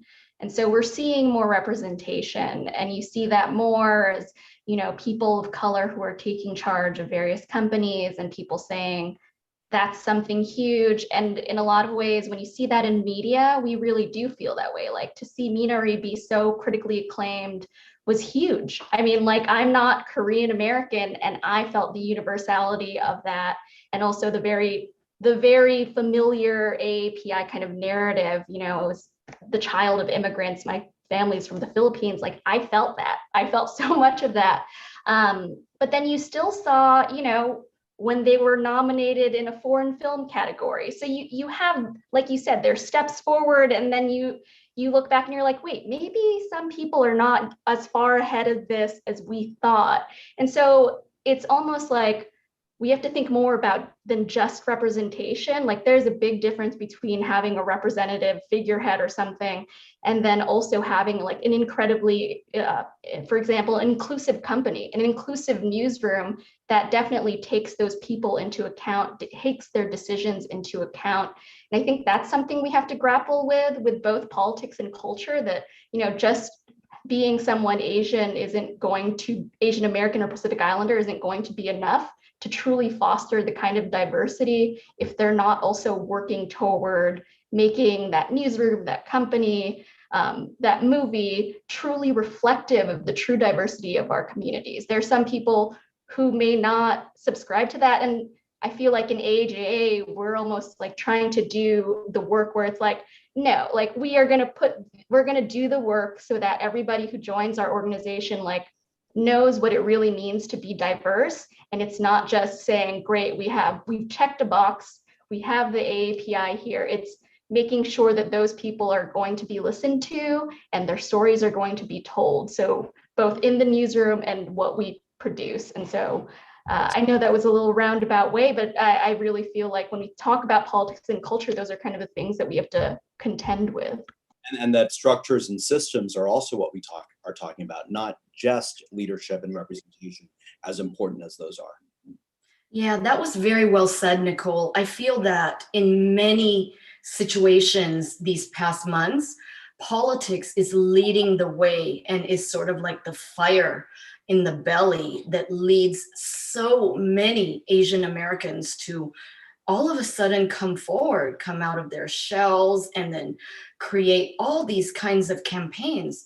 I've heard from people that we've never, ever heard in, more than 2 decades of covering Asian America. And again, these are common folk.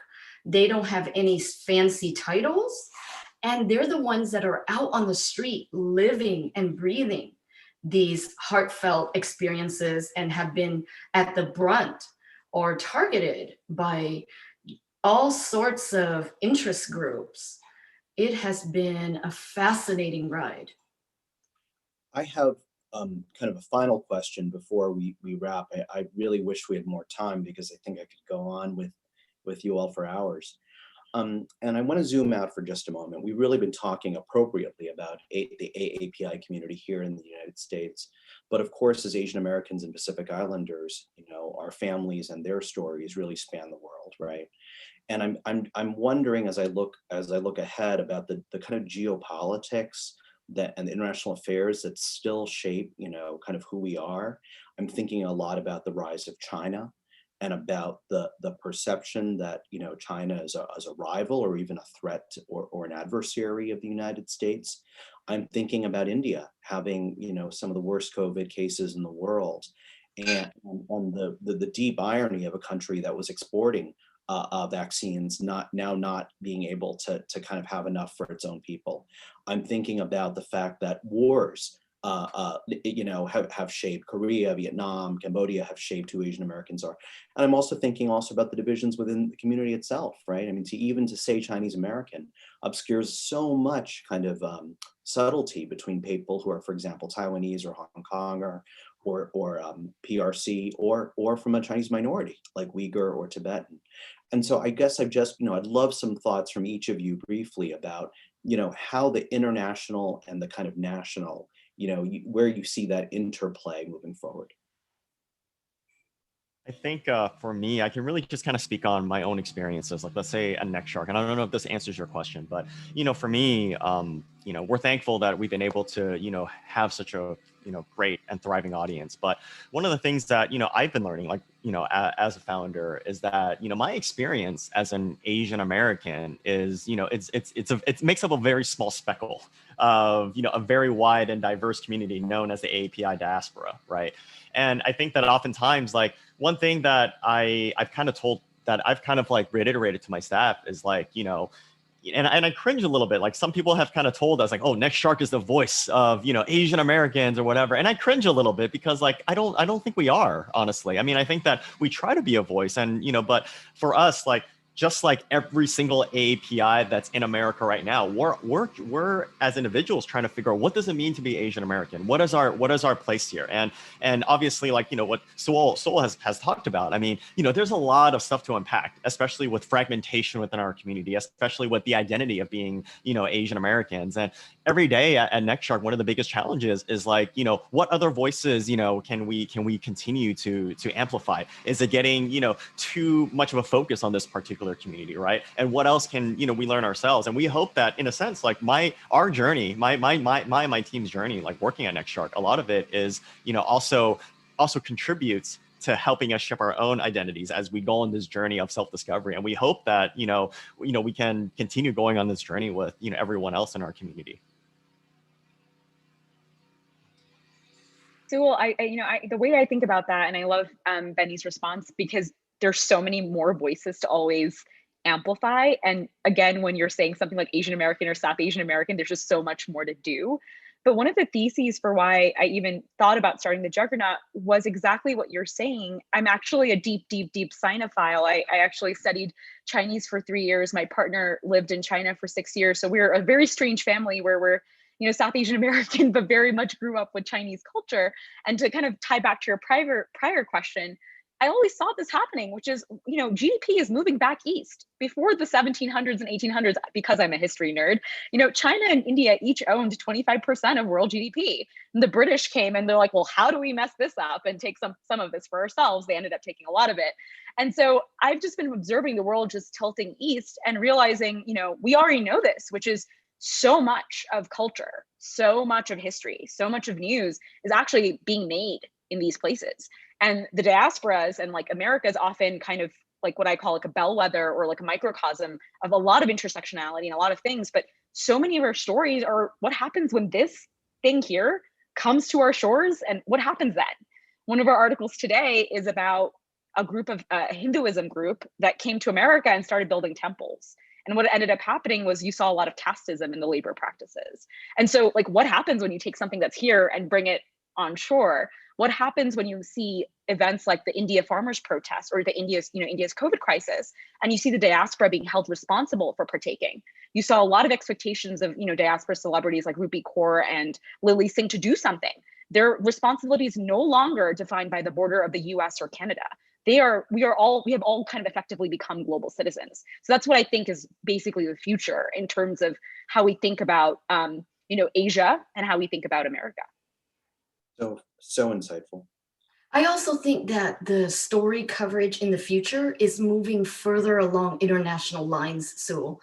For example, we see people in first world countries other than the US, but who don't have access to COVID treatment or vaccinations. And they're coming to the US for that. And even though we've all been largely confined to our homes for several months, at least at the start of the pandemic, now restrictions are lifted more and more each day, and the world once again is getting smaller because all that time apart has shown everyone that they need each other more. They need to be together more than apart. I echo a lot of what people have had to say on this. I mean, I think the lines between what is Asian and Asian American, the Asian and Asian American story are just definitely going to be blurred in so many ways. You just see so much more communication between people and these various continents in a way that if you ignore what's going on in the Asian community, it's really to our peril as newsrooms. I mean, if we ignore what had happened, if we had been ahead of what was going on with COVID in China, we would have not been caught as by surprise, really, because the warnings were there. And if you talk about the coverage within, you know, various communities, especially like Chinese communities with large Chinatowns in San Francisco or Los Angeles, you'll hear about those communities, those Chinese Americans who heard about it way before anybody was even talking about hand sanitizer. You know, like these kinds of things are just, these lines are going to get blurred. And we even see that within AAJA. We're literally called the Asian American Journalists Association, but we have a fast growing Asia chapter just because people cross over so much. There are so many of us who cover foreign issues. There are so many people coming from Asia who come here to come into American newsrooms. So we're just going to see so much of the back and forth in a way that I think will actually just make us, like, as we were talking about, global citizens in a way that I think will be just amazing for coverage, because if we don't truly present global coverage, we're not being fair and accurate with our coverage at all. Colleagues, I've learned so much from this hour. I'm blown away by your insights, your intelligence, your passion for journalism and for representation, and really, really grateful for the generosity that you've all shown with your time. We're going to take a 5-minute intermission and be back at 1 p.m. Pacific with our next panel, Building an Interconnected Storyverse, with Immortal Studios CEO and founder Peter Shiao, their head of publishing, Hank Canals, and the Immortal creative team. I want to close by once again thanking Ando, Stingva Sir, Nicole Dunca, Benny Lieu for your time today and sharing these terrific insights. Thank you. Thank you, everyone. For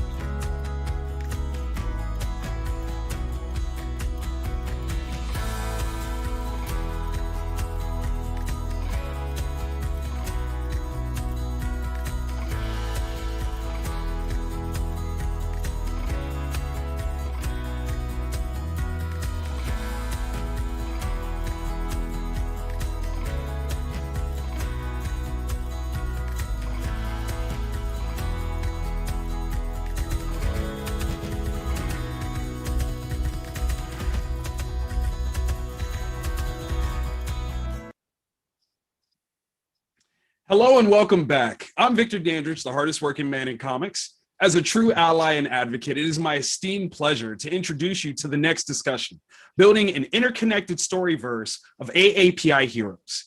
Featuring an all-star lineup of creatives from Immortal Studios, this panel on representative inclusion, cultural exploration, and creativity is certainly one you don't want to miss.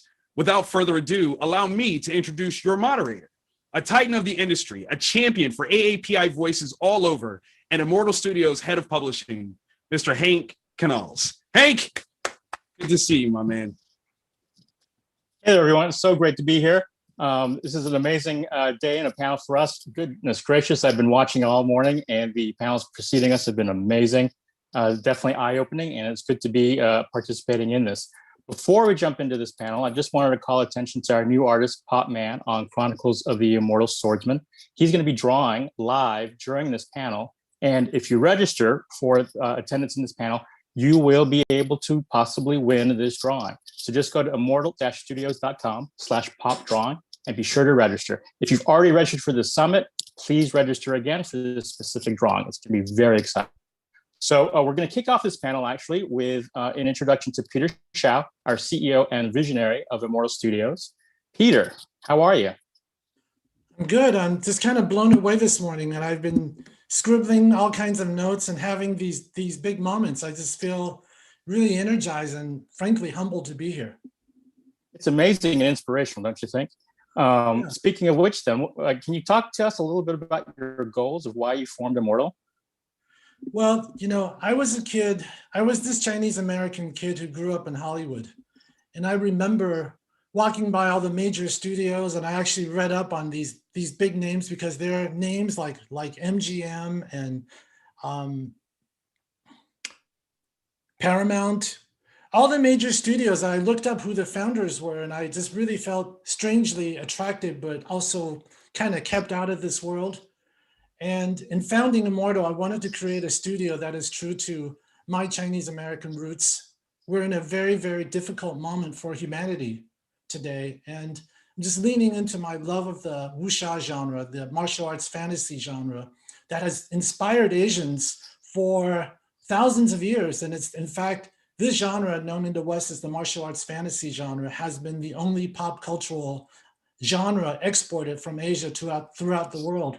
Strangely, this genre does not have a home. And in creating Immortal Studios, I wanted to reach back to the founding ideals and inspirations of the genre to bring hope, to bring empowerment, to bring unity and higher consciousness through hero making. So we wanted to create a home and an ode and also a chance to hit reset on this genre that has been popular and to take it back to its roots as something that could inspire and empower the world so that we can create a lot more heroes during this very time. So obviously then that's actually the reason why now is the perfect time for wuxia entertainment. Can you talk a little bit more about how you envision that? Well, everybody's really excited about Marvel Shang-Chi. We're going to have the first Asian American superhero that's coming up next. We've had Christina Kim on Kung Fu. Those of you who like Bruce Lee know that the show he helped create, Warriors, just got re-upped at Warner Brothers. There's so many other things. Mortal Kombat was just there. So we see a lot of resurging interest in the genre, and we wanted to bring it together under one roof in a very, very authentic way. This wuxia heritage is part of my own heritage. The books that you see back there were actually written by my father, Xiao, who's known as the only Chinese American creator in the top echelons of the genre ever. So a chance to lean back into my own family history, to my own roots, and be able to create something that is, especially this moment, is just, it just feels extraordinary. And in this moment of AAPI representation, I think through the stories that we're telling, we have an opportunity to represent on scale, not with one movie, 2 movies, 3 movies, or a television show, but a whole universe, a whole metaverse of content. Well, so that library is the foundation of what we're calling the Storyverse here at Immortal. Can you walk us through the Storyverse and what we've been calling the pillars of the Storyverse? Sure. Well, first of all, there isn't a whole lot of known information about this wuxia genre. I think in the East, when Bruce Lee kind of brought it over, and then there was Jackie Chan, there was Crouching Tiger, Hidden Dragon. Of course, there's also things like that we've seen from the Star Wars or the Matrix. It all comes from wuxia, but wuxia is actually a real tradition, and it doesn't happen. It's not where everything goes. So, in one of the things that we're doing at Immortal is creating pillars around areas of wuxia, and together of which contribute a complete understanding of wuxia. So we're starting with a more grounded perspective. So this is your neighborhood dojo. This is your neighborhood martial arts studio. This is where the Karate Kid would live. This is where Bruce Lee, Jackie Chan. So it's more action oriented. It's more physical. It's understandable, and it's more, I guess, for the lack of a better word, something more realistic. And then from there, we go into Crouching Tiger, Hidden Dragon territory. So things are becoming more energetic. You're going to see fantastic displays of this energy source known as chi. Thank you, George Lucas, for calling it the Force, but it is called the chi. In India, it would be called prana. So it is where this kind of energy source becomes more prevalent. So we're starting to see people fly. The kind of action you would see in Crouching Tiger, Hidden Dragon, or The Assassin. And moving up from there is the world of the Immortal Swordsman. So a Western wuxia comp would be, these are demi-like, godlike beings. So their mastery of the chi is more advanced. This is where Neo lives from the Matrix. This is a lot more fantastical. And then from there, we go into the world of the Arhats, which is more intergalactic. This is where the Monkey King would live. This is where the Buddhas and the gods. So actually, they're now known as one big jumbled group of kind of Eastern fantasy. What we've done is we've actually unpacked these things into 4 interconnected worlds that are linked by this concept of cultivation. Because in our Storyverse, there are no radioactive spiders. We're joined by this ability to work on ourselves, and our power comes from our ability to harness that. So it is the ultimate in democratization of heroism, is that it awakens the hero in everybody. And that's what connects this universe, this Storyverse together. And we're so excited to present it in this way, because it's never happened in this 2,500-year wuxia history. We're doing something new with it. And to be able to do it here in Hollywood with our own studio, it's just a dream come true. That's fantastic. And we do believe that everyone has a hero within them. We just have to find it and awaken it. Absolutely. Right? We've seen So before we absolutely. Before we hop into each one of these series, and we have the creative teams for all of them here, which is exciting. How can people get involved with this company? Well, we're building this company on this concept of radical fan engagement. We've actually gone out on Kickstarter so that fans from our earliest inceptions can get involved in the company. We've also made it possible for shareholders, even though as a young startup, we've been fortunate to gather financial resources to do it. We wanted to empower the public to participate. So we actually also put up a refunder page so that people who just wanted to give us a penny, who wanted to chip in something and be part of our Storyverse, they can do it. So there's so many different ways of getting in. I would encourage everybody who if you're excited and curious about awakening the hero in everybody through a company like Immortal, please check us out at immortal-studios.com. And there's so many ways to get involved. That's terrific. Thank you so much. So we are going to talk about the Adept now. I want to welcome Tasha Huo, screenwriter of Red Sonja, and she's currently the showrunner of the Tomb Raider Netflix animated series. Charlie Stickney, the co-publisher at Scout, creator of White Ash. Yishan Li, a real well-known comic and manga artist who's worked for DC, Top Cow, and now, of course, Immortal Studio. And the editor of the project, Brian Cunningham, formerly of DC. Hey, guys. Hi. Hey. How are you? Wonderful. There you are. Awesome. Hey, so, Tasha and Charlie, can you tell me what the series is about? Yeah, absolutely. I think, Peter mentioned we're just kind of starting off with a very real world journey. And that's really what the Adept is. It's about this young woman named Amy who has a very troubled past. She's come from, not believing in herself or really anyone for that matter. And then poor Amy, Charlie and I put her through hell, and she goes through this very real world hero's journey and kind of discovers, as Peter was saying, the hero within. And what's, I think, very unique about this project is it is a hero's journey that's all through the lens of Chinese philosophy and Shaolin Kung Fu, but set today in Los Angeles. So that to me was what really drew me to the project, and I think makes it really fun. Yeah, I like, for me, like, I really love stories where people who are, who come from our world, from our reality, are finding out there's so much more. And I think at the heart of a lot of this genre, there is that. And for Amy to sort of level up and see that next level of perception, to realize what she thought about her life and who she was is not all that's there. And I think, that striving for something else, something more, is something that can inspire all of us. And seeing Amy's journey going through that, to me, is kind of the core of what makes this a really unique and interesting story. Hey, Tasha, what does it mean to write Amy as a Hopper character, being Hopper yourself? What's your experience been in Hollywood and being part of the two worlds growing up? That's a really interesting question. I grew up in Orange County, California, so I was, one of the brownest people in my entire school. So I think, being half Chinese became a big part of how I was seen in the world, which is weird because I, of course, just saw myself as American.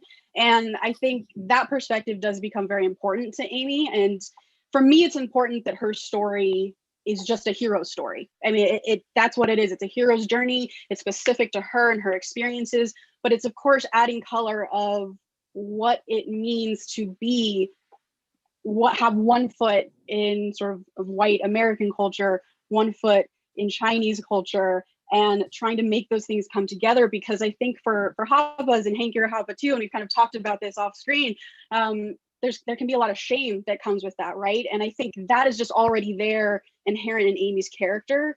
And to add this extra level, I think, of authenticity to it as well, for her being half Chinese, I think is going to make it also very, very unique, and it's in its own kind of hero's journey in that way. So it has been very important because it's about seeing yourself as a hero on the page, right, when we didn't have those heroes growing up. We absolutely did not have those heroes. And that becomes very important to me in writing this.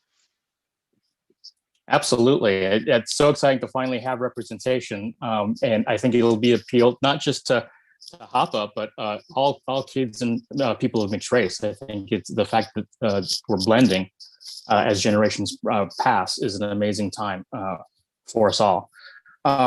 Charlie and Tasha, how do you guys work together? And what have you felt you learned about wuxia on this journey together? Well, go, Charlie, first of go. all, I mean, it's just an immense pleasure to work with Tasha.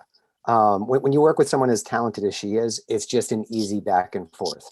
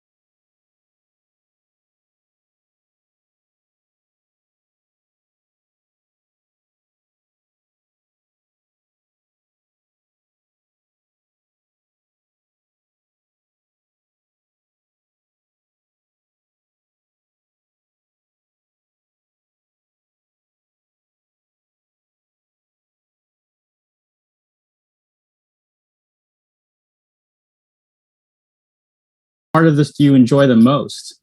And how do you do it all? No, I mean, the script is wonderful because when you get a good script, you don't have to change things around, right? So, like, I think it's very important when it comes to storytelling that the writer actually has a little camera in their mind already when they design when they script it. So when I get it, I think I literally had the same camera angle and everything as the writers, and make it a lot easier to draw, basically. And and then it's just a normal comics procedure. And yeah. That's awesome. Well, Adept #1 is already been released. It was a successful Kickstarter earlier, and we are prepping and getting ready for Adept #2. That'll be ready, and it will be available on Kickstarter very soon. So, Yishan, again, love your work here, and you've got a lot of pages ahead of you, so you'll be very busy for the next couple of months. All of you guys will be. Brian, I just want to introduce you as the editor of the book as well, and kind of want to ask you how you would advise non-Asian creators how they should approach material like this. I think they should approach it like any other material with the open hearts and open minds. And this material it's fun. It has a lot of heart. That's the thing I gravitate towards the most. There's definitely a beating heart to all of these stories that we're developing right now. And I'm the new guy, so I'm just kind of coming in relatively recently, and I'm just kind of blown away by everything that Peter and Immortal has been putting together, and I just feel grateful to be a part of it and to be able to work with people like Charlie, Ishan, and Tasha. I mean, I've been enjoying the process immensely so far, and I just feel really great that we're able to do this. That's great. It's fantastic to have you on the team. I know you just joined, but it's wonderful to have you here at Immortal. We want to move on to our next pillar, and this is Assassin G. And we have with us today the writer, Jen Troy. She's the script coordinator on the Supergirl TV show, and she's the associate producer on the documentary Stripped. And this, I believe, marks her comic book storytelling debut. Jen, welcome. Thank you. It does, actually. There you are. Awesome. Great. So what attracted you to this project to begin with? Well, I mean, this project, Assassin G, is truly about a really badass Chinese American martial artist. And so really it was her that really kind of drew me in to this project, as well as the idea of just getting a little bit into it. The story is really about these two feuding families or clans. And I just love the idea of talking about these relationships between these people, and also what it means to, have a family mandate, if you will, and what that actually trickles down to an individual family member. And so it really explores that. There's some romance, and of course, just incredible action sequences that I can't wait for you all to see. So that's really kind of what drew me in. So I've been reading your script pages, and they're really well done. Especially, again, this is your debut as a comic book writer. What have you seen as a big difference between what you're doing in the TV world versus the comic book world? Well, thank you for reading my pages and enjoying them. That's exciting. Truly, there's not too much difference. I would say it's just a little bit more in the comic world. I've been learning. It's just more about giving a little more direction to the artist and just kind of really focusing the camera exactly where you want it to be, because you don't have actors to take your words and really put their emotions into it. So you need to give the artist those emotions and those expressions. But otherwise, honestly, the action sequences are pretty much on par, and they're super fun. Right, I talked about a woman, and reading the badass woman. How do you research those fight scenes? Are you a badass? You do these moves? Are you a martial artist? Are you just deep researcher? Honestly, a lot of it comes from Immortal Studios. They have been able to provide me with a lot of material, and also, of course, some of my own kind of research and interests as well kind of help as well. So this Assassin G is actually an adaptation of one of Peter's father's really well-known Chinese wuxia novels, which I'm incredibly thankful and honored, honestly, to be trusted with adapting it for the modern day. And it'll actually be set in the 1980s, which is really fun. We're putting in a lot of really interesting and cool nods, which again is just super cool that you can do, you know? And the 80s, why did you choose the 1980s? You could have chosen any century, any decade. That's true. Yeah, because the original set in ancient China. So it really came down to a discussion with Immortal Studios and something that Peter kind of started. Basically, in the 1940s, a lot of China's wealthy families did leave China for various other countries in Asia and the United States. And so we wanted to be able to really talk to that. So the story is really about these families leaving China in the 40s. And then we just thought the 80s would be a really great way to still have the families from before with some of their kind of mandates and their feuds, and then also be able to put a fresh spin with their younger generation in their 20s. So the 80s it was. And it's just fun. I mean, come on, what a great decade. Fantastic.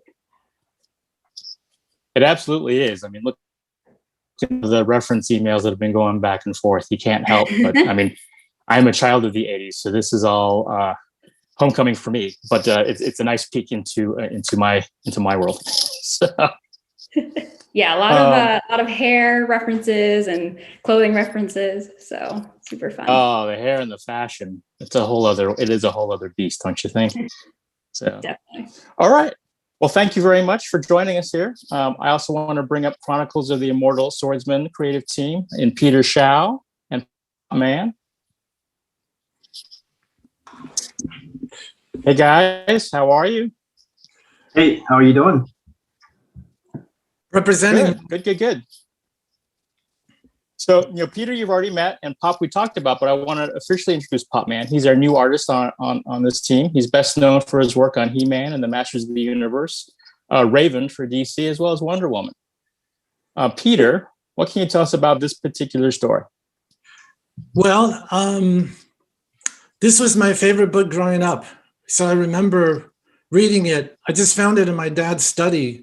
I think I was 6 years old. I read it, and somehow something about the trajectory of this young man who had this calling to be great beyond his very humble beginnings really spoke to me. And the life of Iron Pondu in these ancient mystical mountains of China inspired me through some of my more difficult growing moments.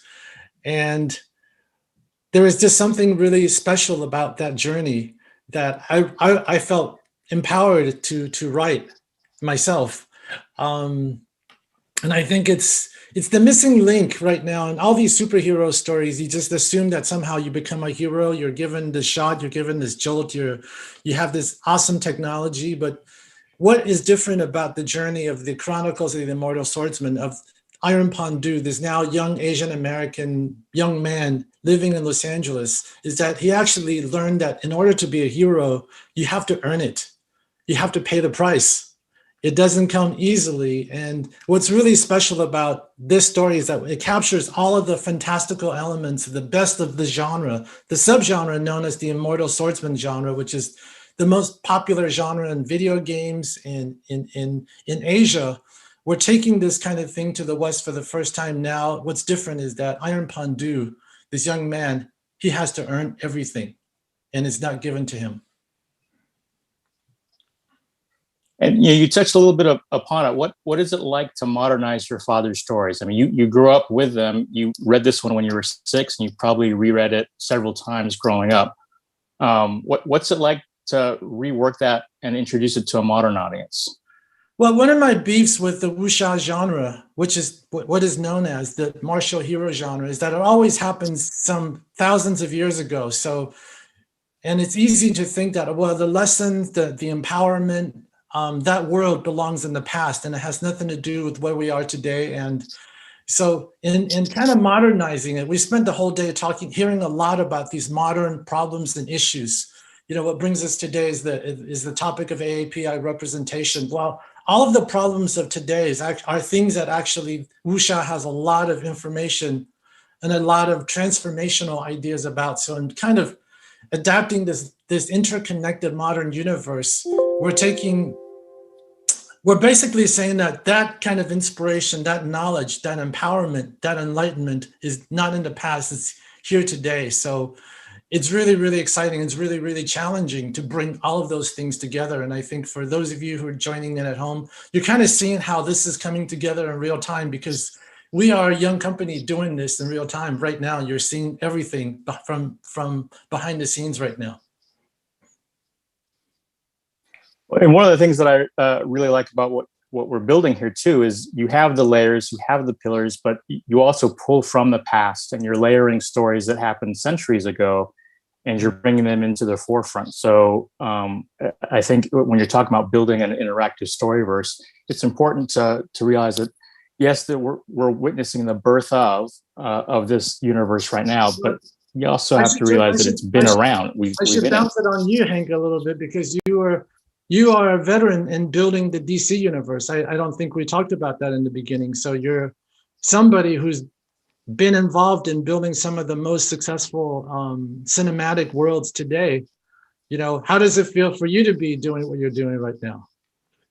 Well, it's fantastic because, you know, at DC we're building on an 80-year history of actual storytelling, and here we're dealing with a universe that literally this is the Big Bang. This is what is starting our universe here.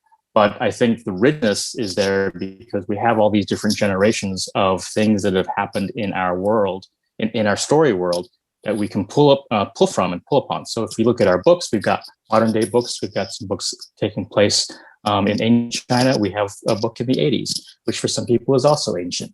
But, so it's a really exciting time to be part of this. And for people at home who are maybe wondering, well, why comic books? Well, you know, I think one of the most amazing phenomenon in the past few decades has been the explosion of fandom. And that the realization, I think, in Hollywood today is that pop culture and content and IP come from fans, and fans are converged around comic books. This is where things are discovered, where fandom are put together. If you look at the kind of shows that have basically created the largest franchises over the world, Marvel, DC, another bunch of other shows, they all come from comic books. So that this is just kind of a starting point for us. So that's why comic books. Absolutely. Absolutely. Hey, Pop, what attracted you to joining this project? Well, I've always been a fan of wuxia. When I first moved here many moons ago, I was about 3 and from Thailand. One of the things that I really felt connected to my home country, oddly enough, was a lot of the dramas. Back in the Stone Ages, when we didn't have internet, the only thing that we could get were these VHS tapes of Asian dramas. And one of the things I loved the most were the Thai dubbed wuxia dramas. I mean, there was an expansive library, and for some odd reason, it's one of those weird things where wuxia was just so popular. Even in Thailand, it was easier to get a hold of wuxia than it was to get a hold of any sort of Thai dramas or anything like that. And I really felt connected to the genre and to the stories. I've always been attracted to the tales of heroism and virtue, righteousness and chivalry, and I think that all that is embodies wuxia to a T. Oftentimes So- when we're on our conference calls, you guys, like you and Peter, just totally geek out on wuxia references, which is awesome because you almost speak your own language. And I understand that, like, you guys kind of trade recommendations on what to watch and what books you've read, and like, oh, I can pull this element from here. And what would you what are some things that you watched recently that you'd recommend to our audience? You know, I feel like right now, I'm not sure because I never did the research on it. I can only tell you anecdotally what I'm feeling, but it seems like there's a lot of remakes of the old Jin Yong novels, like the Return of the Condor Heroes, and then Condor Heroes, and all the different Dragon Blade ones. But it feels like China's like kind of going through this renaissance where they're just for the past like 10 years they just kept on remaking them. And for a while there, you can only watch the ones from Taiwan, or China didn't actually make too many. But now the production values of those things are like enormous, and they're just coming out with these like epic 50-part wuxia dramas, and they're just fantastic. I love them. I'll sit there and I'll leave them on while I'm drawing, and I'll a lot of times I'll have no idea what's going on because I don't really speak Mandarin or anything, but I do pick up a lot of like words here and there. So it's kind of that's great. So I want to talk about something. Go ahead, Peter. A little bit, because I think within this larger AAPI conversation and talking about Immortal, we do also hear about, well, I'm tired of having martial arts come together and the stereotype of the Asian martial artist person, so I think it's important to kind of unpack that discussion today. I think hopefully that we can see, even in our conversation today, this is actually an authentic, unbroken 1,000-year lineage that is deeply representative of some of the best distillation of classical Asian culture there is. So the reason that it has, part of the reason is that because there's been so very few representation, and this genre has the thing that has broken through and lit everybody's imagination, because I think there's an undying and cross-cultural commitment to and fascination and need for heroism, and the fact that this genre represents it in such a powerful, nuanced way has captured everybody's imagination. It's not the only one, but in looking at the most recent launch survey, the Asians that the average American was able to name were martial artists, were Jackie Chan and Bruce Lee. And look, on the one hand, we're not happy about that. On the other hand, you just have to see this as a potential platform and as a gateway. Now, we're talking about representation on scale. I believe that wuxia, the authentic wuxia moment, has arrived, and we're prepared to kind of put that flag in the ground, not as an offshoot, not as a remake of a remake of a remake, but going back to not just its literary roots, but its philosophical and spiritual roots, because that's where it all comes from. So I think there is a moment to really hit reset on something that has gone from wuxia to kung fu to chop sake. No more. So it is to go back to it and really represent the authentic beauty and power of the genre. And I think that's what we're doing, but it shouldn't be the only way. And I think many of our guests today on this call will do their versions of it, but this is certainly the space that we are occupying. So I just wanted to, I've been dying to say that. So I just wanted to get my system. No, that's something that we definitely wanted to talk about today. And another very interesting panel topic from earlier in the morning was, is that representation of family life and what an Asian life is like, especially here in America. There's what we see in media and entertainment media, and there's what we see on the news, but then there's actual real life. And we're a very inclusive culture, and we're a very inclusive company. So everything that we're doing is not just like Asians only. If you're not Asian, you're not allowed. We welcome everybody to Immortal, and we welcome everybody into this world of wuxia. But we also want to portray authentic Asian and Asian American and AAPI life in the works that we're creating, which I think is super important. And martial arts, huge part of that. So speaking of inclusion, we also have a new book that we are announcing today. It's coming later in the too, and it's called Fa-Sheng Origins. And we have the writer of that book, Ryland Grant.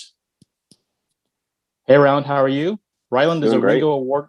He's a Ringo Award-winning creator of Banjax, The Peacekeepers, and he's a screenwriter for many movie and TV projects with J.J. Abrams, John Woo, Ridley Scott, and a whole bunch of other people.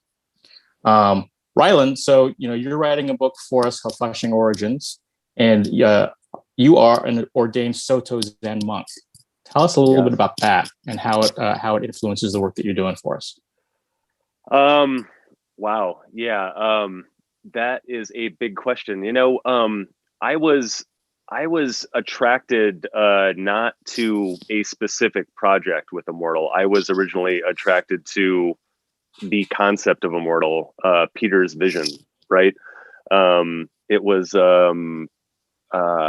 kind of infectious and amazing. And so then began this kind of waiting period of Peter and I sort of finding the right project to kind of sync up on, right? And I think that, your question, my sort of spiritual history had a lot to do with it. Peter and I spent a lot of time kind of talking about our own kind of awakenings and our own sort of spiritual journeys.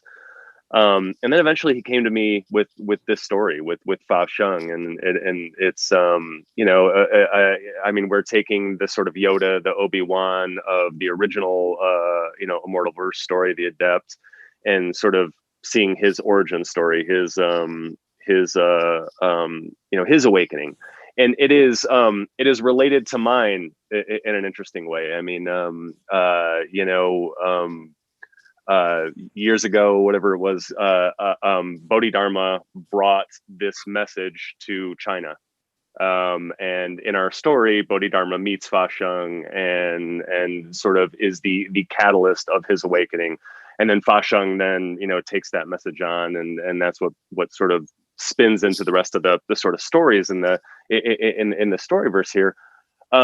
Well, Bodhidharma brought this message to China. It becomes Chan. It becomes Shaolin. Well, about 500 years ago, some guy named Eihei Dogen crossed the South China Sea because he heard that this Chan thing was really great, and he brought it back to Japan, and that became Soto Zen, right? Well, a couple of decades ago, an old punk rocker named Brad Warner traveled to Japan to make monster movies, and there he discovered Soto Zen and was ordained as the Buddhist monk.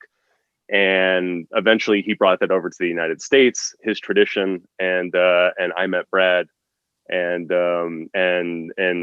studied Zen with him for a long time, and eventually I was ordained as a Soto Zen Buddhist monk. And so yeah, it's weird. I mean, I feel like I am that is a long-winded way of answering your question, but I feel like I am going back in time and finding this like piece of my lineage and exploring it in a really interesting way. And so I guess that's what I'm bringing to it.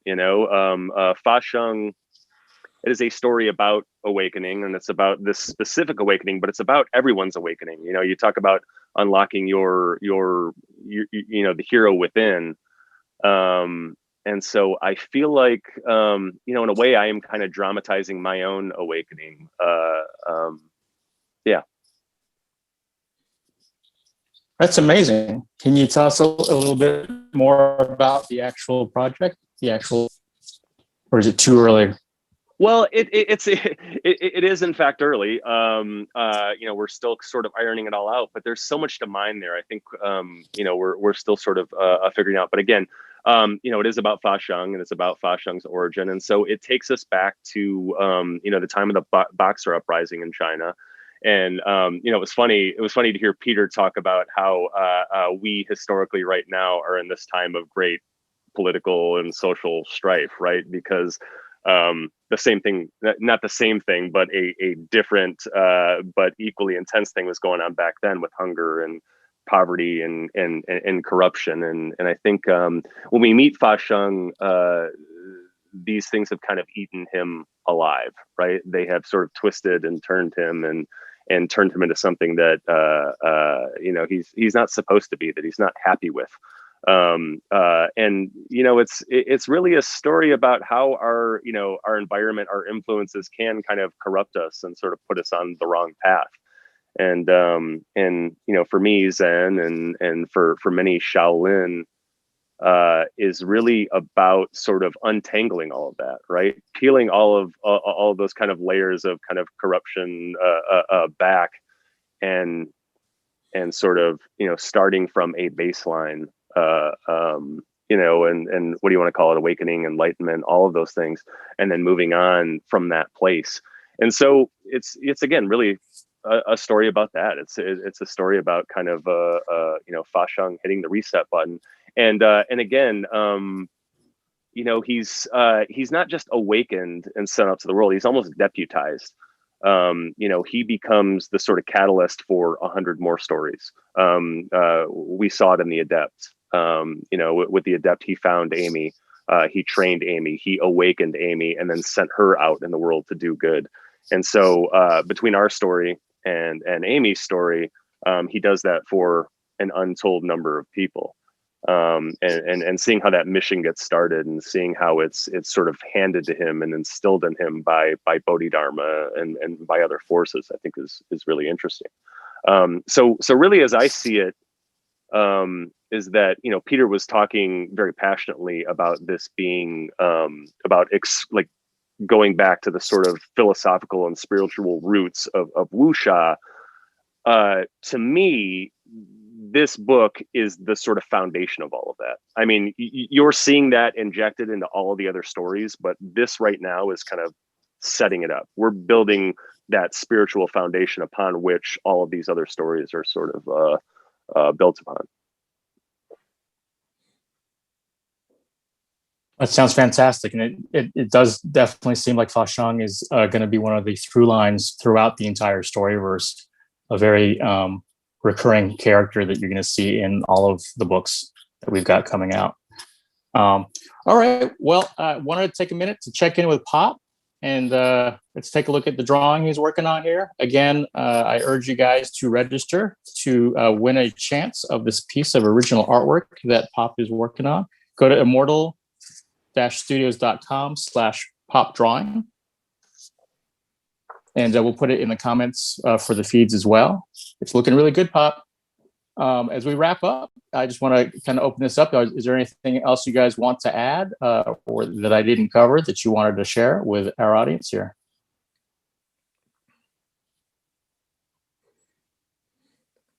I think. All right. Well, I think Charlie. Go ahead. Go for it, Charlie. I was just going to say, like, comics is such a collaborative medium.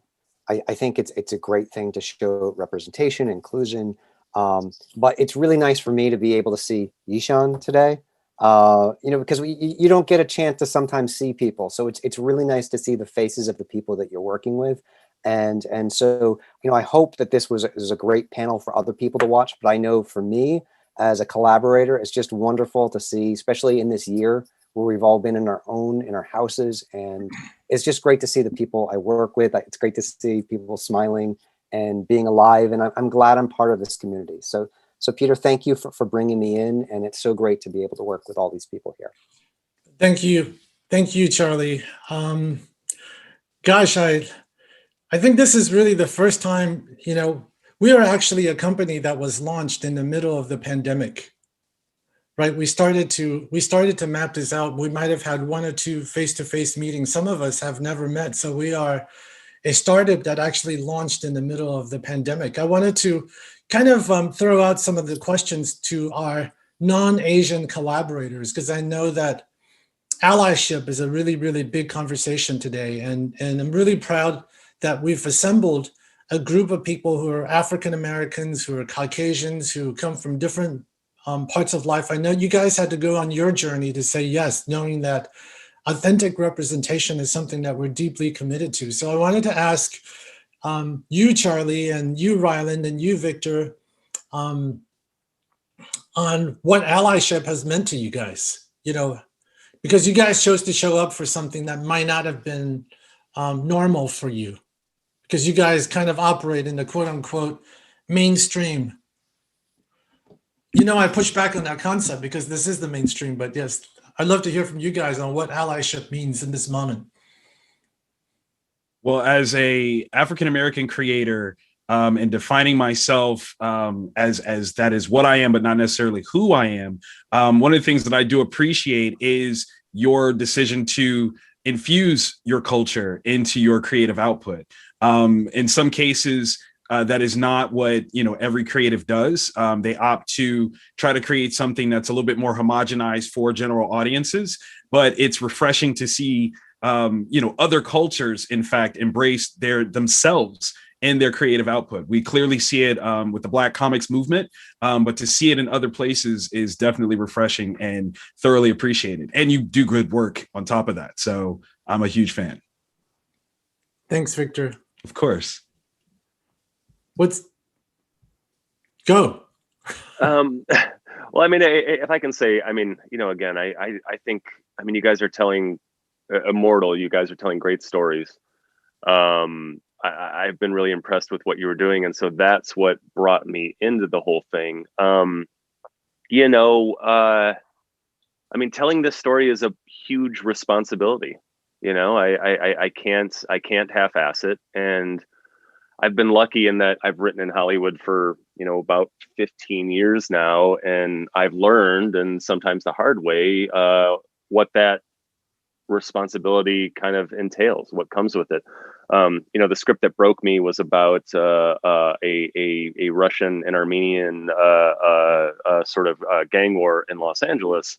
And I could have read some Wikipedia articles, but it would have been a terrible script. It wouldn't have done the world or any of the characters justice. And so I realized that I had to kind of go into the world, and I had to learn about it and the customs and how people talked and all of that stuff.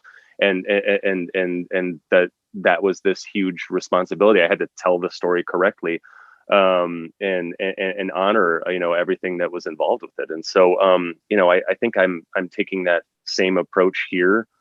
I'm just looking to I'm staying open and looking to learn and, to help any way I can. I think these stories, I think wuxia is such a wonderful genre. And I don't think it gets the treatment it deserves.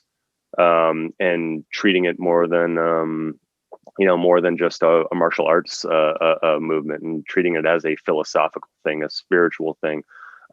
It's something that, again, with my Zen practice, it's something I've been interested in for as long as I can remember, So, I'm here to learn, and I'm here to do what I can, To quickly add to that, I would say it's not only responsibility, but if it's privilege.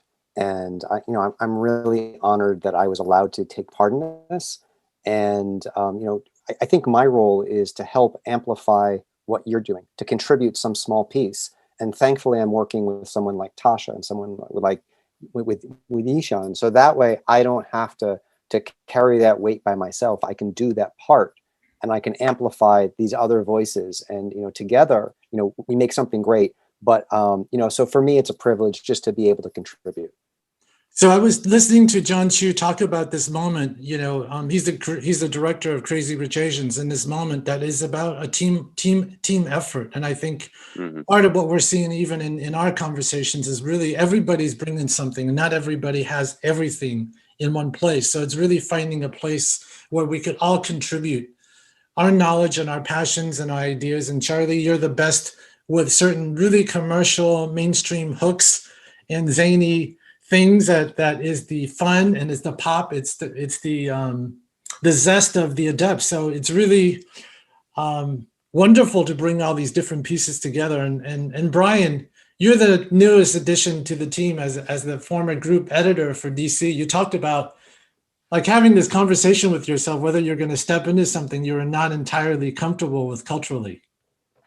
Yeah, I remember that conversation, and I think I came to the conclusion that getting me out of my comfort zone is a good thing. And but I did have concern because of what everyone is referring to about the responsibility and making sure that the authenticity comes through. And I want to make sure that whatever I can contribute adds to that. Absolutely. Well, so we have to wrap up the panel now. Thank you so much. Again, register immortal-studios.com/pop-drawing for a chance to win this amazing Pop-Man illustration that he's wrapping up with here. I want to thank all of our panel attendees. It's great to actually see all of you and interact with you. And you know, we're going to have to get together in person very soon as we can, obviously.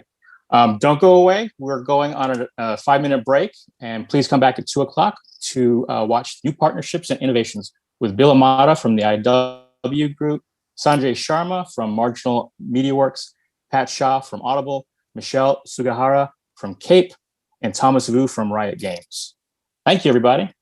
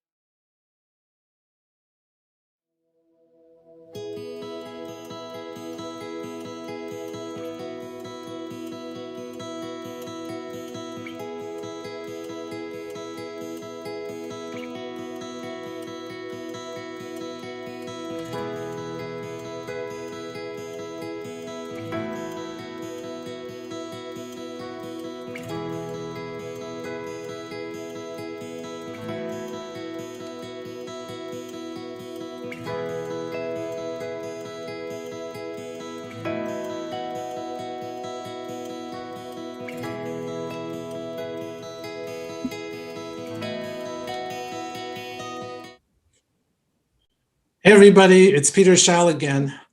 You guys we're all hanging strong together. You know, I used to do a lot of events, and doing these public events, I look for two things. I look for my opening crew, the people who show up on time, and I look for the closing crew. A special shout out to those of you who are both the opening crew and closing crew. We always hold the best for last because the closing crew and how we end something is incredibly important. Before I call up the next panel, I want to introduce a one-on-one conversation we recently had with Patrick Lieu, the founder and founding CEO of Rotten Tomatoes, kind of one of the earlier examples of success with Silicon Valley and Hollywood coming together successfully. And I had a chance to catch up with Patrick because of time issue differences, we had to pre-tape it. I want to introduce you to that video and that brief sit down I had with Patrick, and we'll have a great panel waiting for you just around the corner. So I'll see all of you soon.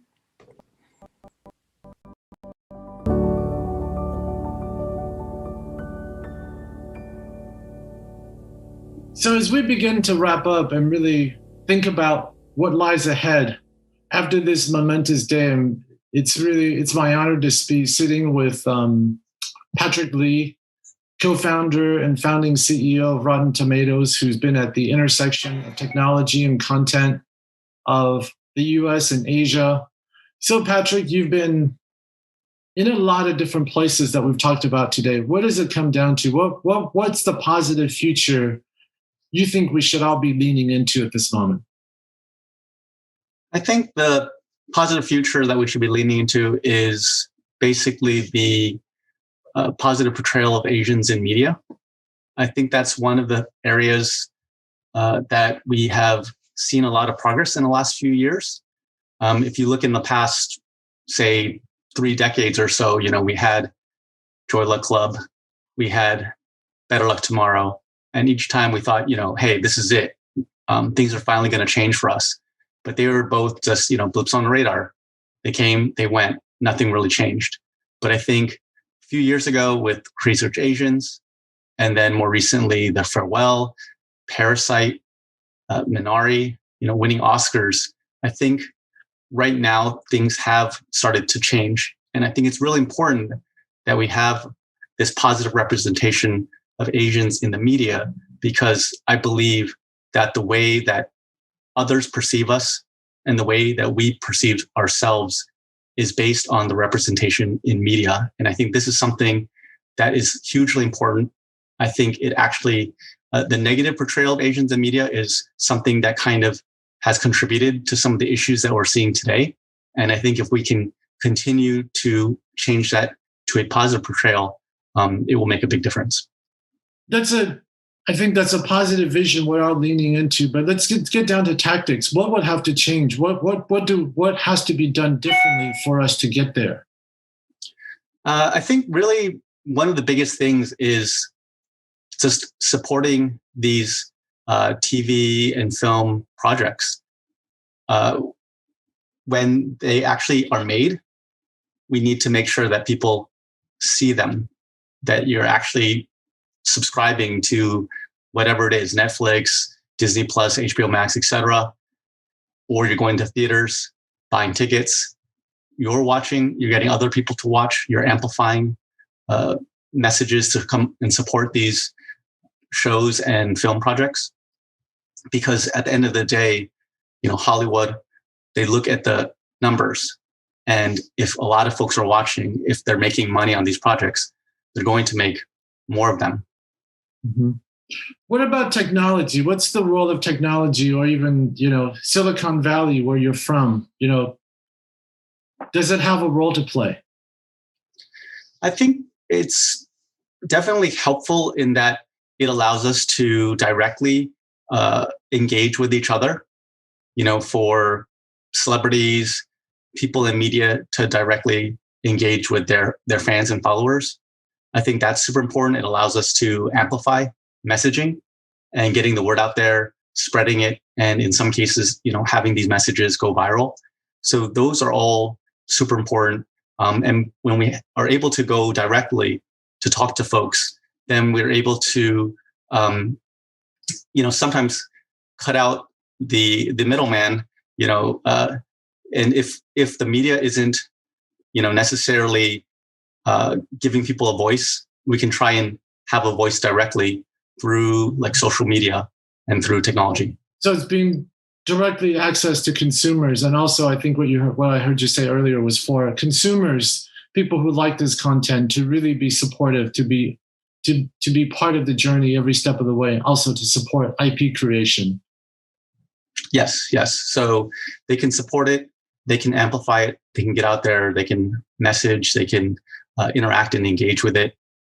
These are all super important things. I know the questions that everybody's asking is, how can big tech play a role? Big tech that is composed, I think there was a statistic out there that many people who work at Facebook and some of the prominent technology companies are actually Asian Americans. How can big technology be a force for good in this conversation? I think a big thing there is that they can get behind stuff like this. They can support it. Just having, founders, let's say, that are Asian, they can be role models. And that as well is positive portrayal of Asians in media. Getting out there, having icons such as like Jerry Yang or from Yahoo, Steve Chen from YouTube, Kevin Lin from Twitch, folks like that. That is also really important. It's important to be able to see what is possible as an Asian American, as an Asian. And it's important through real role models. It's also important through just portrayals in media. Things like the upcoming Marvel Shang-Chi, for example.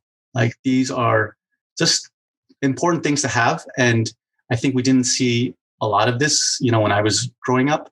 But I think hopefully now, this next generation, they will be able to see this stuff.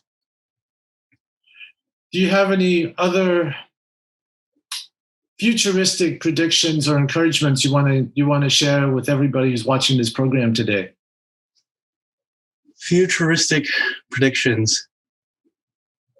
I think hopefully down the road, there will be a world where, we have a very positive portrayals of everyone in the media, a full just diversity of representation, and that everyone can see themselves in the characters and portrayed in media, and that they won't feel, invisible or bad about themselves or things like that when they were growing up. You're kind of known as a founder's founder because you have such a soft spot in your heart to support emerging enterprise and people who are creating things. What would you say to that young person or that older person with a dream in their heart, looking for a transformative product? What would you say to that person right now who's listening? I would say, if you have an idea, just go out and try and do it. You'll never know unless you actually go out and do it. And sometimes it's going to work. And when you get out there and you try these things, put it out there, and then try to get support for it. Try and talk to people, try and get people to use your product and see. The main thing is to actually get out there, give it a shot. So that's the closing words of wisdom from the co-founder of Rotten Tomatoes, Patrick Lee. If you have a dream, if you have an idea for something that's transformative, talk about it, do it, build community around it. And I think that's a perfect way to end this conversation with Patrick. Thank you so much for your time and for your support and all the entrepreneurs you support. Thanks for having me, Peter.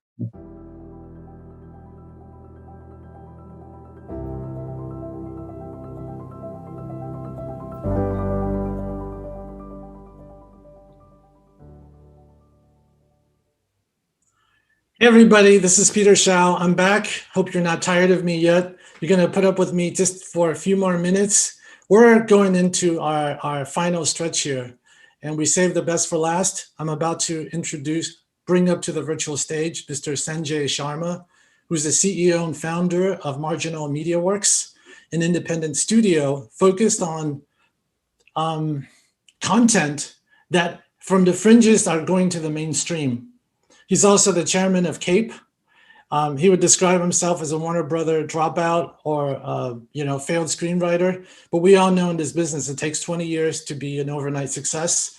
I credit him as being one of the co-founders of Machinima, a company that is in the vanguard of this movement called Silicon Beach. It's very appropriate that I talk about that because in new partnerships and relationships moving forward, technology is going to be a big new game-changing element of amplifying AAPI representation. And I want to now welcome to the virtual stage, Sanjay Sharma. Thank you so much, Peter. Thank you, friend Patrick Lee, co-founder of Rotten Tomatoes, AKA ruiner of Citizen Kane. Great to have you on from Taiwan. Thanks everyone for joining us. We are incredibly excited to be here and to close out this amazing afternoon and summit. We've heard from politicians. We started the day with one of the greats, Senator Mazie Hirono. We've had sessions with creatives, John M. Chu, Kelly Hu, the creators of Ultraviolet, of Kung Fu. We've talked to journalists and founders of the new companies at the forefront of journalism, Benny Lowe's NextShark and Sister Snigdha Sur's The Juggernaut, and of course the venerable institutions, the LA Times, the Washington Post, who are the LA Times, obviously a co-presenter of this event today. And now what we want to talk about is the future, right? We want to talk about bringing some of these themes together from politics, journalism, from entertainment and storytelling into how we, as Asian Americans and part of a larger community of people of color and underrepresented voices in the storytelling industries, can lean into, think about new forms of storytelling or engagement. Consider audio as an example of that. Consider video gaming and interactive storytelling as an example of that. And how we can think about call it traditional industries, right? Advertising, how we can think about film and television. And so that's what we're going to talk about today. I'm going to introduce a number of gangsters in each of these fields. First is a dear friend, Pat Shaw. Pat is the head of content acquisition and development at Audible. Before that, Pat has had senior roles running music at Twitch, running content acquisition at Spotify, started off at Universal Music Group, may have had a dark secret in the world of banking before that. Pat, thanks for joining us. Thanks for having me. Thomas Vu is the head of franchise development at Riot Games and has spent a career in the games business, a decade at one of the venerable game studios, EA Electronic Arts. Thomas, thanks for hanging out with us. The general, the great Bill Amata, one of the pioneers in the world of advertising and marketing, founder and chairman of IW Group, has worked with every major brand you can think of. The ones that come to my mind off the top of my head are Coca-Cola, McDonald's, IBM, Lexus, every major movie studio. So Bill, it's always a pleasure to spend time with you. Thanks for joining us. And then my good friend, Michelle Sugihara, who we are fortunate enough at CAPE to call our executive director and fearless leader. Michelle, great to see you again. I see Michelle often. So thank you everyone for joining us. You know, when I started this company as my third startup, one of the key insights around storytelling was looking at what we call in tech product market fit, right? So we looked at a world of increasingly global platforms. Audible is a global platform. The game most closely associated with Riot, League of Legends, is the most played game in the world, right? So these are platforms and audio and video games that are global, right? And Hollywood suddenly is very global too. It's always been global, but it's certainly now distributed real time globally because of Amazon, Netflix, obviously, and this pivot towards streaming, right? And when you look at the world, it turns out that about 65, 67% of the world is Asian or Asian diaspora, right? So we're the market, right? So when you look at product market fit and the output of the traditional storytelling industries, you realize there's an obvious disconnect in an increasingly global and increasingly Asian world, right?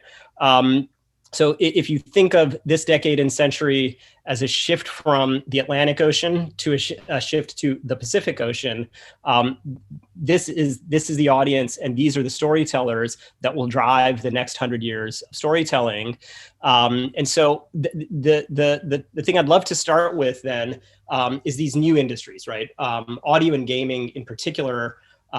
Pat, I've told, and I think you probably know this, I've told a lot of emerging writers that we work with to worry less about kind of being at the back of the line of the traditional film and TV business. Like obviously we work with many of them on film and television and have gotten people their first credits. But I also tell them you should really be mindful of being first in line to new storytelling mediums, right? Audio and podcasting being that. So please tell me I'm giving sound advice and not ruining careers. Talk a little bit about your, how you see audio from your vantage point at Audible. Yeah, thanks, and thanks for having me on this event. It's such an important topic that doesn't get enough sunlight and airtime. So I think I'm glad to be here. You always give sort of great advice. So I won't say anything about that. But yeah, with my hat on, I think the audio market is it is old, and yet we're a bit of in a renaissance, right? Everything from starting with two people over a fire, telling stories at when we were all sort of just basically Neanderthals, right? And working our way forward to today, where there's been an explosion of audio, and I always sort of say it's always sort of storytelling powered by technology, right? Whether that be podcasting, audiobooks, the global services that have sort of sprung up, to serve customers. And so I think we're at a great place where growth is high, call it 30% year on year in general in audio, made up of all the different formats. In a world where growth is in the mid to single digits in other mediums, that's a pretty impressive feat, even adjusting for the smaller base. But it's also created opportunities and an on-ramp, to your point, for first-time writers, first-time creators who have been historically shut out from the traditional formats because of a lack of financing and access and those types of things. And so today you can take a device like this and launch a hit podcast, that reaches a global audience. And that's the part that's really sort of exciting for me. I feel like I'm in the kind of early stages of this multi-decade, bull run on audio. And so I'm excited to kind of do my part. Audible as a service, tries to operate globally and find those voices locally and regionally so that we can serve customers. And I'm fortunate to run a team that gets to spend every day talking to storytellers and hearing their ideas and finding a way to say yes. And that's the sort of the highlight, of my day. And so I'll say, there's the appetite is insatiable. The opportunity is wide open. And we're kind of just in the early stages of it. So, love it, and love that you're trying to say yes. We're used to working in a town where basically you're hearing no all the time, right? It's like looking for a reason to say no, not a reason to say yes. So that is refreshing. And I imagine with like smart speaker growth and just all of the trends around listening, right? Beyond just music and music streaming, but for the spoken word and audio, that this curve is sort of algorithmic, probably, right? I mean, it's crazy. This last year when we were all sort of locked down, people turned to audio and whether it be music or spoken word or podcast. largely to escape isolation, right? And to be connected to another human being in your ear. Like that was a sense of comforting and connection that I think people craved to a great deal. And so for those who were not sort of around for the radio dramas of the old days, they got a chance to experience that for the first time, whether it be an audiobook or podcast. And many of those behaviors have continued, right? So we do not see a world where consumption goes away. It ends up becoming complementary to other forms of entertainment. And so, look, our numbers are back to pre-COVID levels from a consumption perspective and engagement perspective. And I think it's sort of onward and upward. And then, the other big vector that is exciting is, all the sort of the Clubhouse phenomenon and UGC talk and collaborative and community-driven conversation. And so I don't know how Clubhouse will do as a company, but that's sort of irrelevant, because what that has led to is this massive explosion of startups in the audio space and venture financing. And so growth will come. It'll come from a lot of different areas. And I think it just creates more economic opportunity for everyone. So another, insanely fast-growing industry is obviously the games business. When we started Machinima, people thought games were niche, and it's funny. We always tell people in Hollywood it's 3 times bigger than the movie industry, but whatever. And so Thomas. There's an interesting relationship between kind of the narrative storytelling and traditional, call it film and TV businesses, and the games business, which has connected at certain points and disconnected at other points. Sony maybe being the best example of that. Love to hear you. I think just this past weekend, Brooks Barnes of the New York Times wrote a great and long piece about the kind of resurgence of going to the well of video gaming IP. My friend Matt Ball, the analyst and writer, has written a lot about kind of story universes and metaverses. Love to hear your take on it, just as a creative in the industry who's been in the games business for such a long time. This connection between storytelling in film and TV and video games, and then maybe you can touch a little bit around the fact that these are global, and how that is an opportunity for Asian Americans in the games business. Yeah, happy to, and really happy to be here, especially talking about this topic. I think it's, I think when we're thinking about games, and to me, like, if I think back to, I've been in games for about 22 years now, and early on working on The Sims and SimCity and these like simulation games, and really it just felt like in 2014 where games have started to become quote unquote mainstream. Like it felt like it was like sort of in the basement, and people didn't really take notice of it until recently. And like you said, gaming revenue and these companies are now really large media companies. And when I think back in terms of the history of like adaptation, right? Like, if you go all the way back, we can say, a novel, people, when they first started adapting novels into film, people were like, well, that's impossible. It took decades before people cracked that nut. And then it was the same with comics, right? It's like, hey, you can't really adapt a comic. And then and I think the game industry is going through the same kind of thing with IPs. And I think game IPs are getting richer and richer. And I think the sort of like the industry scraping its knees trying to figure it out. It's just the normal path to like figuring it out. But I do think that the industry, especially traditional media, is taking, and again, this is all like, I'm speaking on behalf of like me seeing macro trends versus like anything to do with Riot. But if you look at what, Netflix just announced, like going into gaming, you're looking at IPs like Uncharted and Halo and whatnot. Like, Halo, I think is going on Showtime. It's a pretty exciting time, and these worlds are really rich. Oftentimes, what I've seen is that, it really comes down to like alignment at the very top. Like, why are you, why does a game company and a film company or, traditional like trying to adapt into series, like what's the objective? And I think once that alignment is clear and putting sort of, I would imagine, the creative first, then you're going to start to see some really great things come out. And I really do think, you know, at Riot, we just announced 3 weeks ago, our animated series, you know, and this is like a crazy endeavor that took many years to create. And I think a lot of it is us really trying to make something that's excellent, that would resonate strongly with our audience. And I'm also good friends with Matthew, and you know, his article came out, and I think it really shows you this sort of intersection where all these different media and mediums are coming together.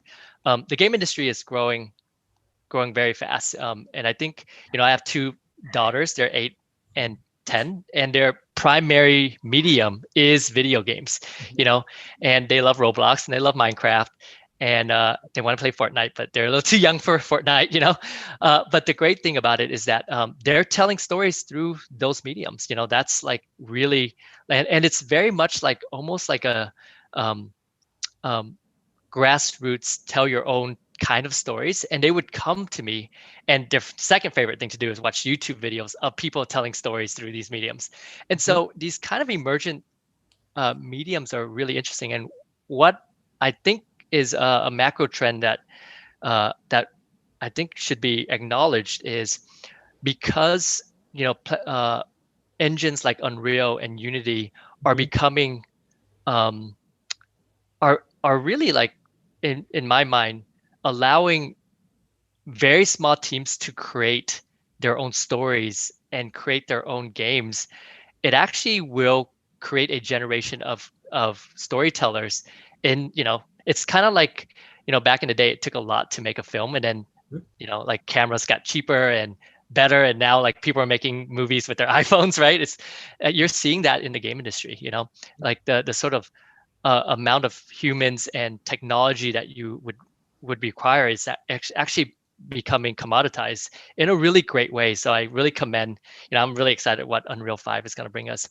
And then internationally, because games are growing at, I think last I saw was 11%. COVID actually accelerated that per year. It's just becoming ubiquitous. And in many ways, like if you look at places like China or Korea, you know, like the game industries there are really mature and actually in many ways, you know, like preferable over traditional media, you know.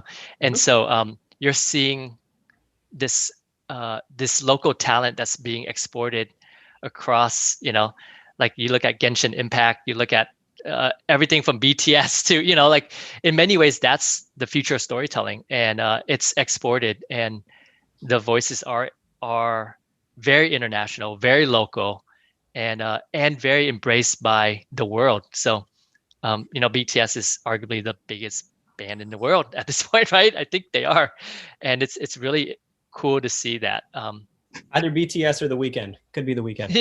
Yeah, it's like a battle to the death. Yeah. No, the sort of decentralization, kind of the neutralizing of gatekeeping functions, the drop in cost and the ability for this has happened in music, obviously. You know, Pat knows well, from, you know, being able to produce in your basement and distribute to SoundCloud or Spotify. You know, suddenly that effect is happening in industries that it's been really hard to do, because the you know, production is complicated in TV and film, certainly in games. But I think you're right. We're seeing this being exported both from a talent point of view, especially from East Asia. I mean, you know, the birth of esports really is from Korea, that's been exported around the world, right? So all of that, I think, is reason for optimism, especially for the Asian continent, right? Because we sort of over-index there, globally speaking, on mobile usage, on all of these like devices that are kind of the next generation platforms for storytelling. And it sounds like your daughters are growing up in a world where they can be not just story tell, but they can do what Bill Imada calls story live, go from storytelling to story living.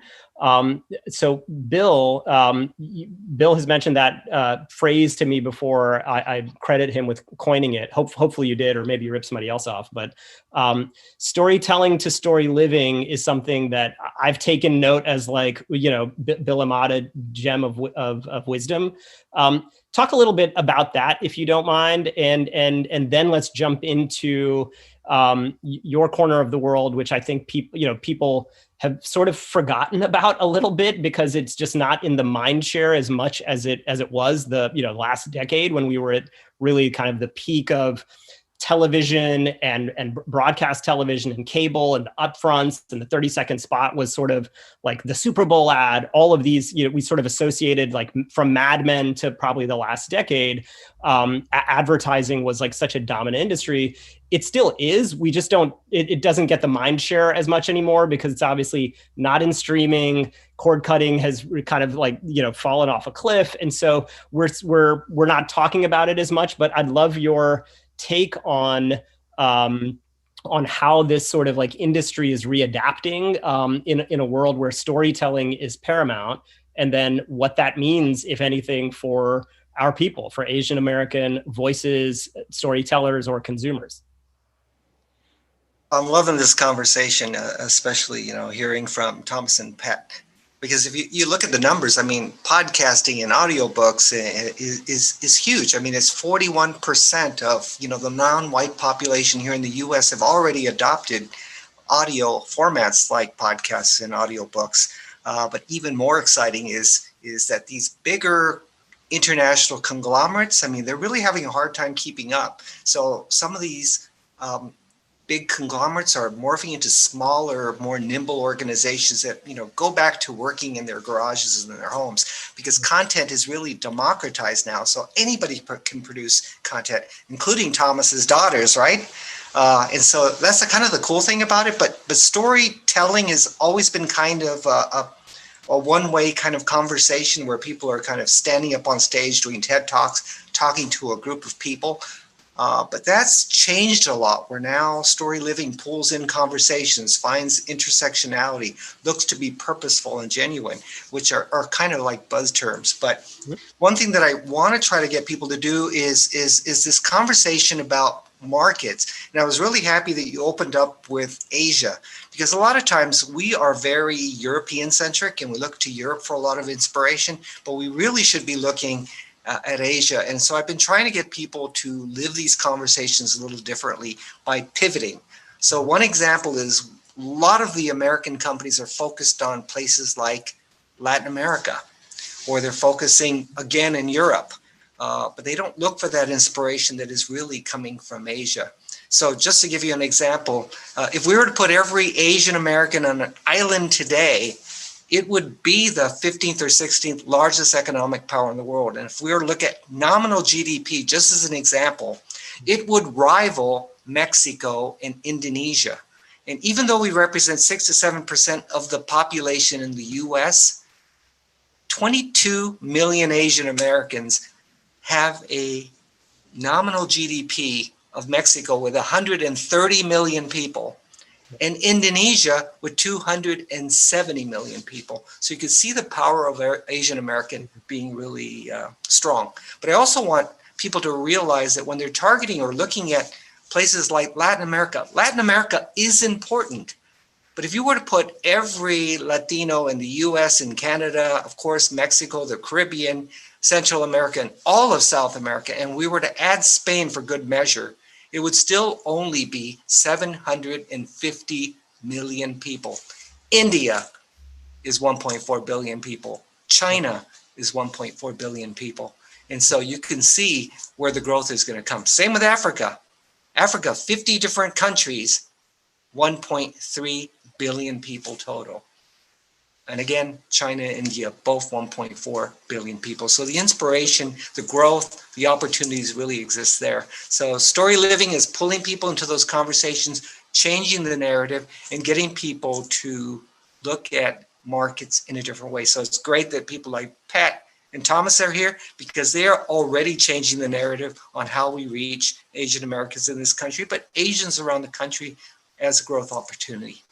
Well, it's funny because, obviously Asia and Africa are, arguably the originators of storytelling, right? So the ancient, texts and spoken word or oral traditions kind of, come from there through Greece, right? And so we think of that as the beginning of storytelling, but obviously the myths in our ancient texts show up again in Star Wars, right? There's a reason for that.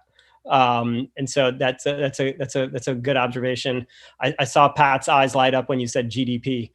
He can't kick the banker out of him. Michelle, so CAPE, obviously an organization that you commit yourself like so fully to. Talk a little bit.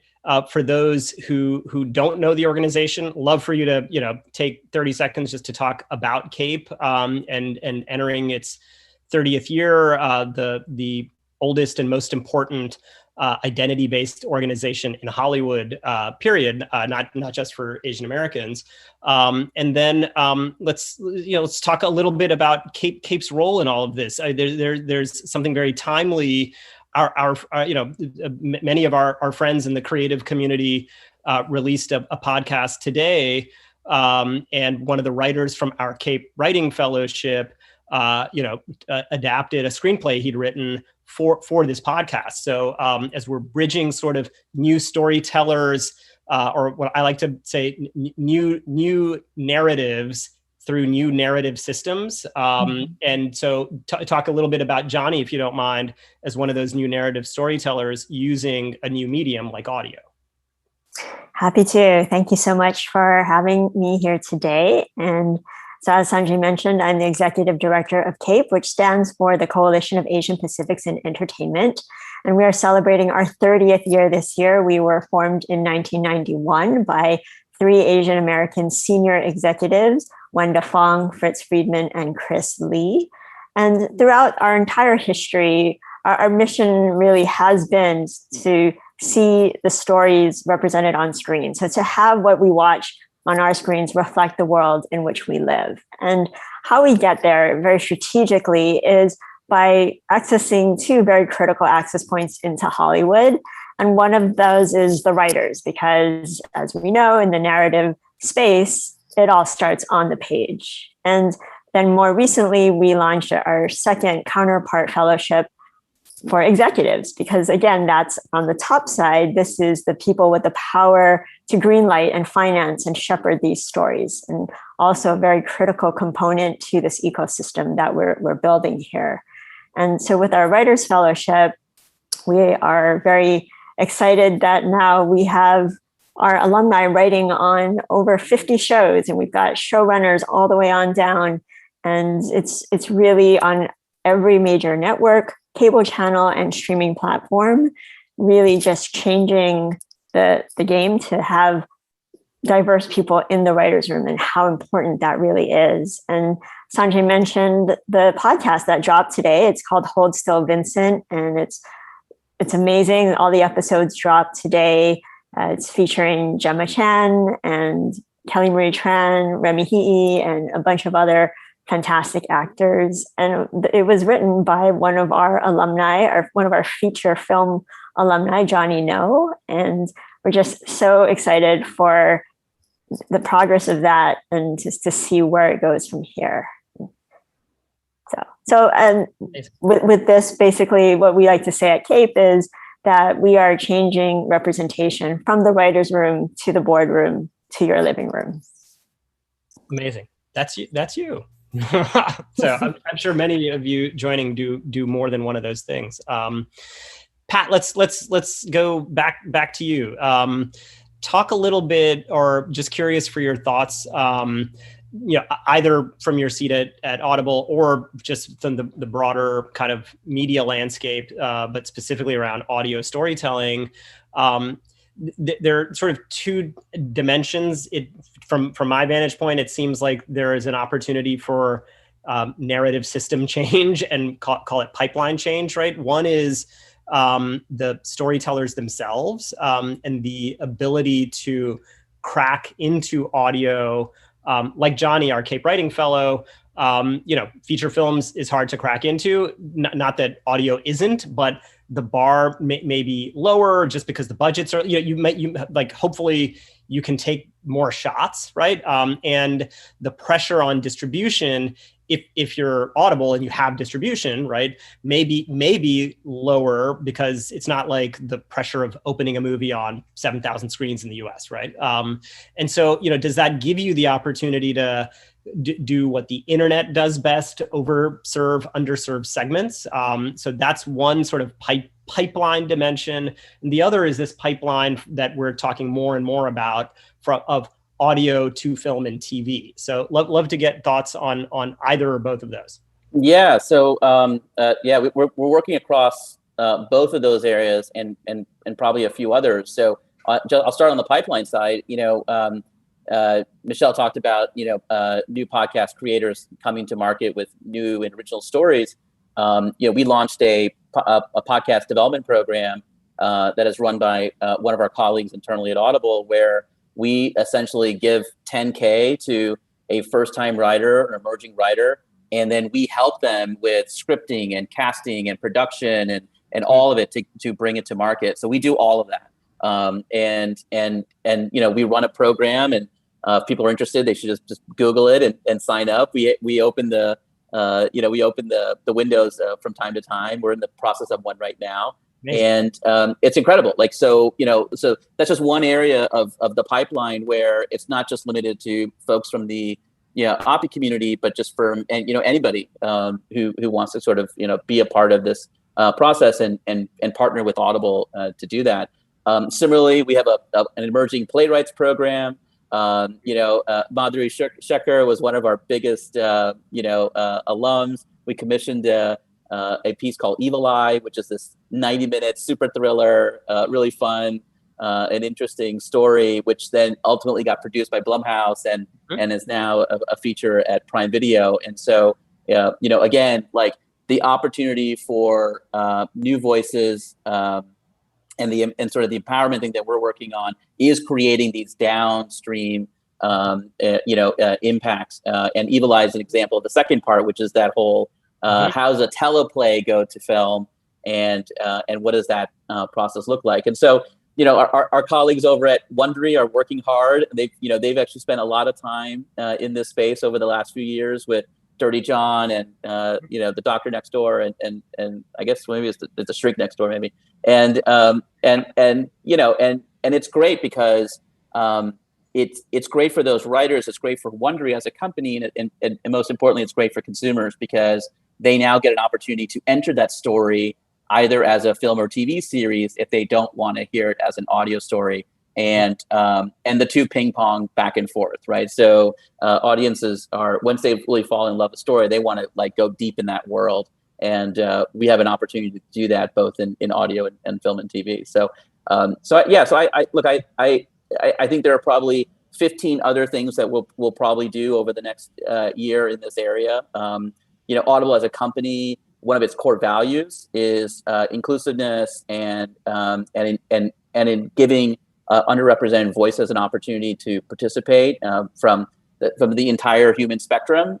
From ethnicities to gender and gender identity and all the spectrum of belonging initiatives. So it's it's probably the most forward-leaning company that I'm aware of, in the space, and we kind of live it every day with the decisions we make as a company, from org design and hiring all the way down to working with content creators and promotion and that type of thing. So Evil Eye is a great example. I had forgotten actually, and Madhuri and the Dasani brothers, made with Blumhouse and Amazon, but a great example of both using genre kind of storytelling, but being still super culturally specific and authentic. It started as a play. I knew about the audio. Okay. Yeah. Okay. Yeah. I mean, I encourage everybody to check it out. I mean, it's weird because it's a series of phone calls and voicemails, and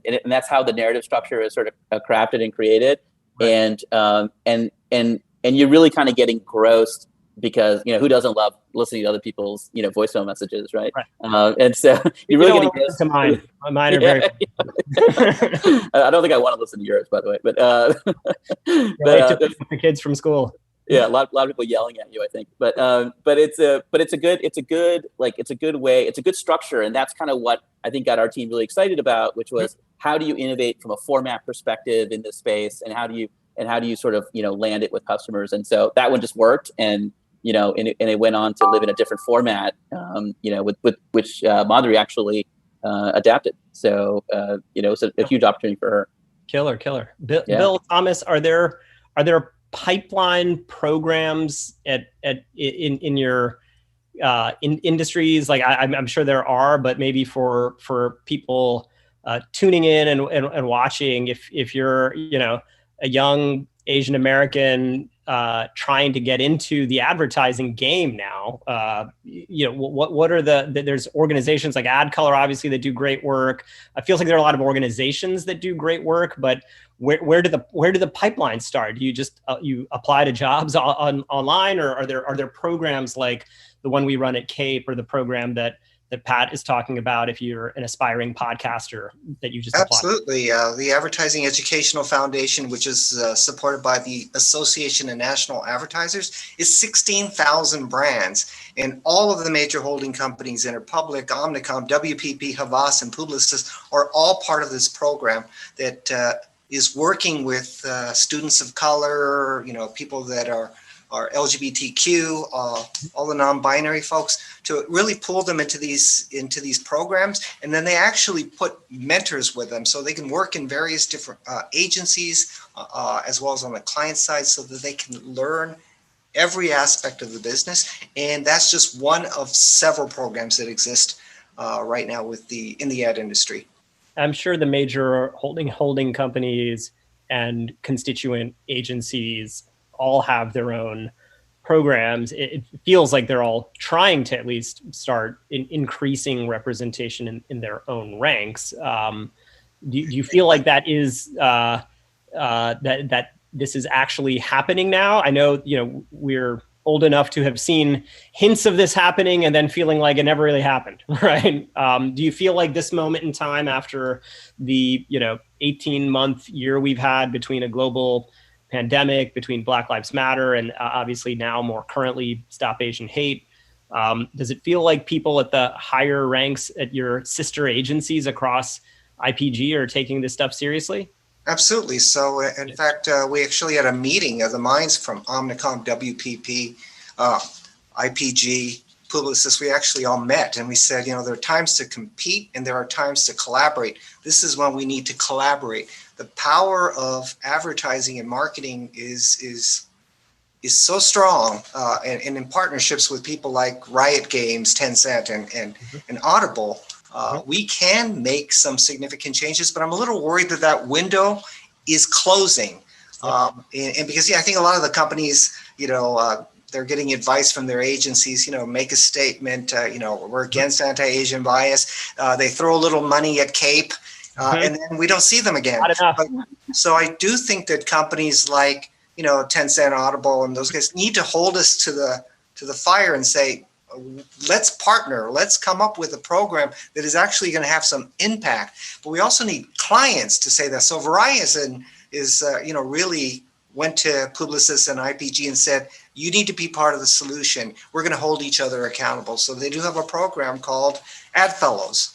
And that Ad Fellows program is remarkably strong and really putting out a lot of great new talent into the marketplace. So yes, we're seeing some change, but that window is closing a little bit, and companies need to hold agencies, including ours, accountable to make sure that we keep moving forward in bringing people of color and Asian Americans in particular into the fold.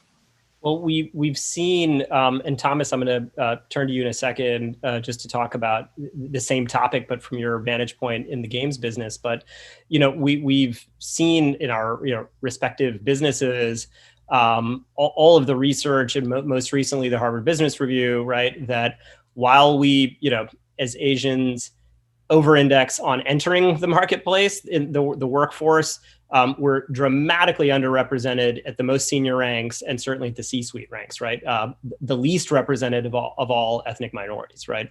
And so this type of systemic change, systems change inside of organizations, top to bottom, left to right, it will only come about from like multi-year planning cycles and mutual accountability from the biggest stakeholders, the biggest companies in the world, and the agencies that work with them, right?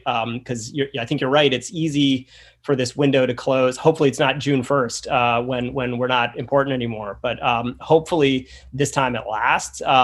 Thomas, having been at the fringes of the games business, from my point of view, it's never, I think it's fair to say, like Hollywood, the games business has been very, very white male dominated historically, and still largely is.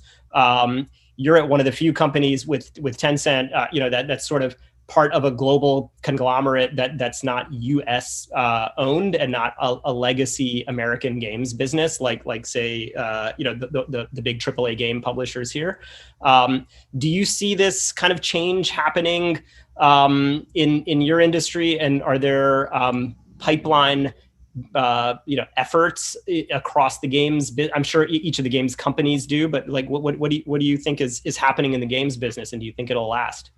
Yeah, I mean, I'll speak just on as an individual watching it. And, I came into the game industry weirdly through an internship. Like I was one of the first interns at EA, like when they first started their intern program. There were 6 of us. And it's really interesting watching. I would say, especially a place like Riot where diversity and inclusion has been a huge focus. Riot does hire a lot of interns, and there is a lot of in respects to like making sure we have really diverse voices, diverse teams within organizations. And interestingly, specifically within Riot, there are a lot of great representation, especially in terms of Asians and Pacific Islanders. I think the woman who is running League, Jessica Noms, is an Asian American, and it's she's running the biggest game in the world. It's really awesome to see, and I think there's a lot of individual efforts, and Riot has a program called Karma that really does outreach.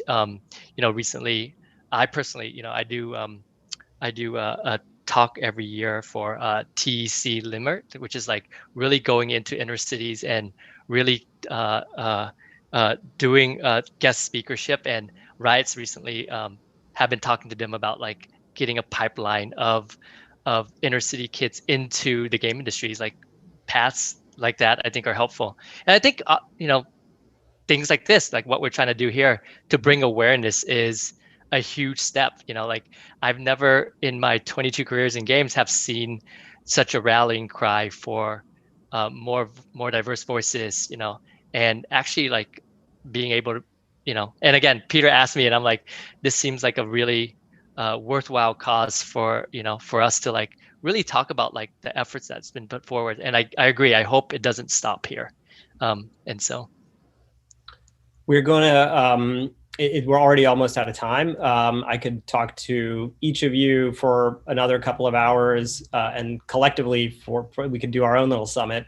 Let's try to wrap and get back on schedule for the rest of the summit. We're going to close out by going back to Peter in just a second. I know we've got a congressman coming in after us, and then I think a surprise after that. But why don't we end with maybe 30 seconds or a minute? I would love to just hear from each of you. Pat, what's a podcast you're listening to right now that you like? It could be Audible, it could be somebody else. Thomas, what's a game you're into these days? It could be an indie game that people haven't heard of. Bill, what's some work that you're working on right now, or that you've put out, or that another agency, something that you've seen and thought, oh, I wish I'd done that. And Michelle, what's the next movie we're going to promote with our friends at Gold House for our next Gold Open? Pat, why don't you start? Okay, so I got two quick ones. The first is How to American. It's an audiobook by Jimmy Yang. If you know Jian from Silicon Valley, you know this audiobook, and it's great. It's it's his story of being a Chinese national, moving here from Hong Kong at 12 or 13 years old, and learning English by watching BET. I mean, it's just, and it's a 6-hour hilarious ride about his story and with his like fresh comedic take. So I think that's one. And then the second is an Audible original, and it's part of our Words and Music series on Yo-Yo Ma, which is incredible. He's a virtuoso, and for 90 minutes you get to kind of hear him tell both his story, but also his philosophy on life, all beautifully designed with some exclusive performances on his cello. So it's called Beginner's Mind, and it's free. So I'd encourage you all to go to Audible and check it out. Amazing. I know Jimmy. I have that book right behind me somewhere. I couldn't find it, but I haven't listened to it, so maybe I'll listen to it. So Thomas, good. What's a dope indie game? What are you playing right now? Yeah, I actually have a few. So real quickly on the audio side, I love the Left Right game. Tessa Thompson, just fantastic piece of content. An indie game. I mean, a game that I'm playing right now, Vow Him, which is by Iron Gate Studios.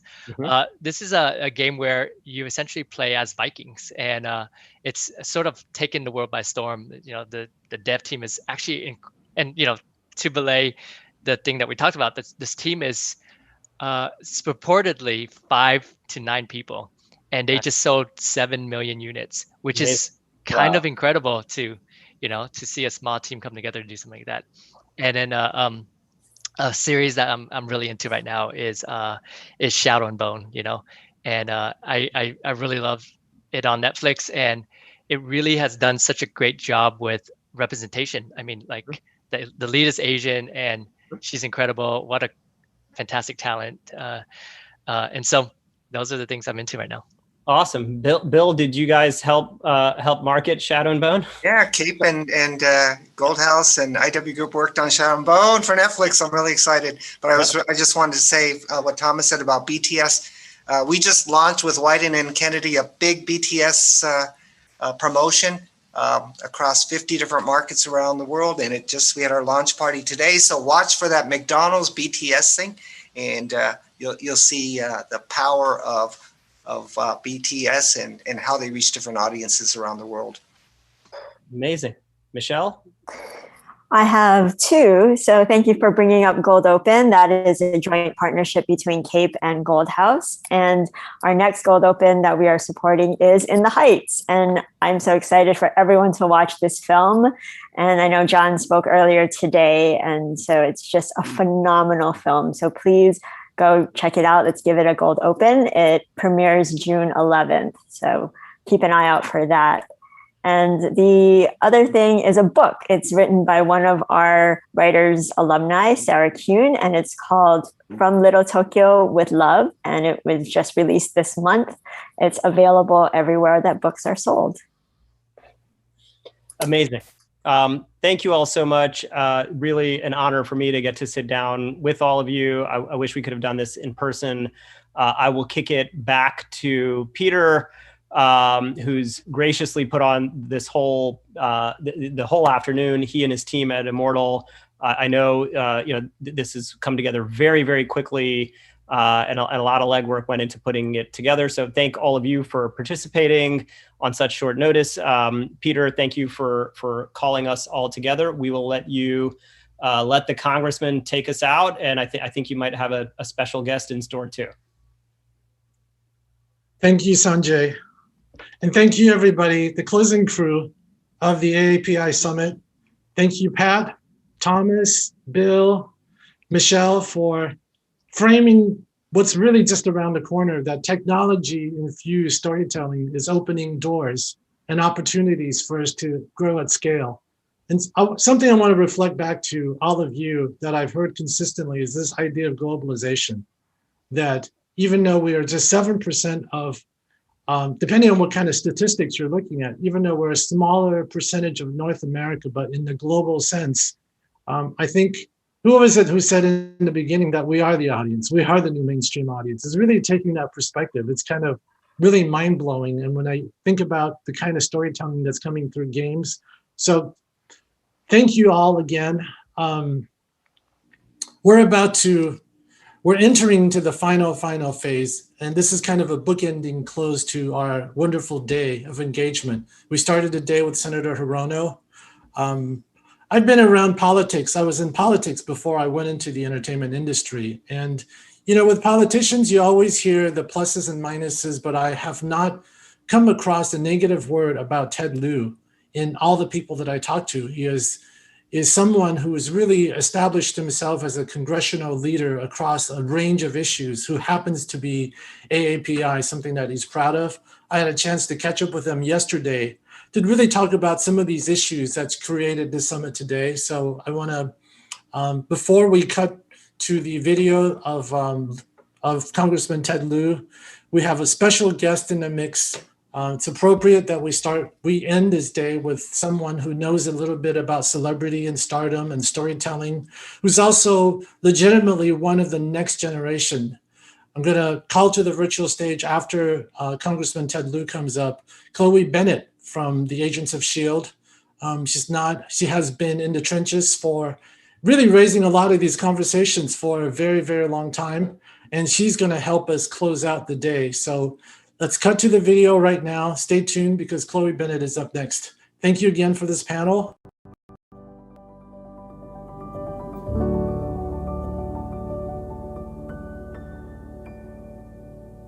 So it's my honor to welcome now to the virtual stage someone who really needs no introduction. He represents a big portion of West Los Angeles where a lot of industry professionals do reside. He also represents a plurality of AAPI voters in his district. So it's very appropriate that we have Congressman Ted Lieu to weigh in on this topic. Congressman, for these reasons that I've shared, you have a unique ability to look at things from both the industry perspective as well as from the AAPI community perspective, and also being someone in Washington, having a national perspective. You know, we'd love to have you weigh in to help us close out the summit. We've spent a vast amount of time looking at different issues, looking at different topics. Can you help us bring it home with your perspectives? Thank you so much, Peter, for having me on and for inviting me. I'm thrilled to be able to have this fireside chat with you. And what we've seen is both hope as well as some distressing events. So what's distressing is we've seen a rise in hate crimes against the Asian American community, nearly 150% in major cities across America last year. At the same time, we see hope. We've got legislation, bipartisan, that passed Congress, signed by President Biden. We've had rallies in support of the AAPI community over the last few months. These rallies weren't massive, but they weren't small either. And they were neighbors and ordinary citizens coming out in support of Asian Americans and Pacific Islanders. And if all of this had happened during World War II, I'm not sure Japanese Americans would have been interned. We're in a different political situation now, and we're seeing the political awakening of the Asian American community. And let me just finish with this thought. The AAPI community has more than doubled in size since 2000. The Pew Research Organization reports that Asian Americans are the fastest rising ethnic group in America, and that by 2055, Asian Americans will be the largest immigrant group in America. And so now is an exciting time to be part of the AAPI community.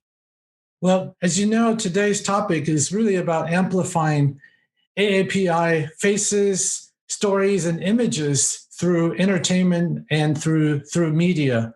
You represent a big, I think, some of the choicest parts of probably North America, which includes a big swath of the entertainment industry.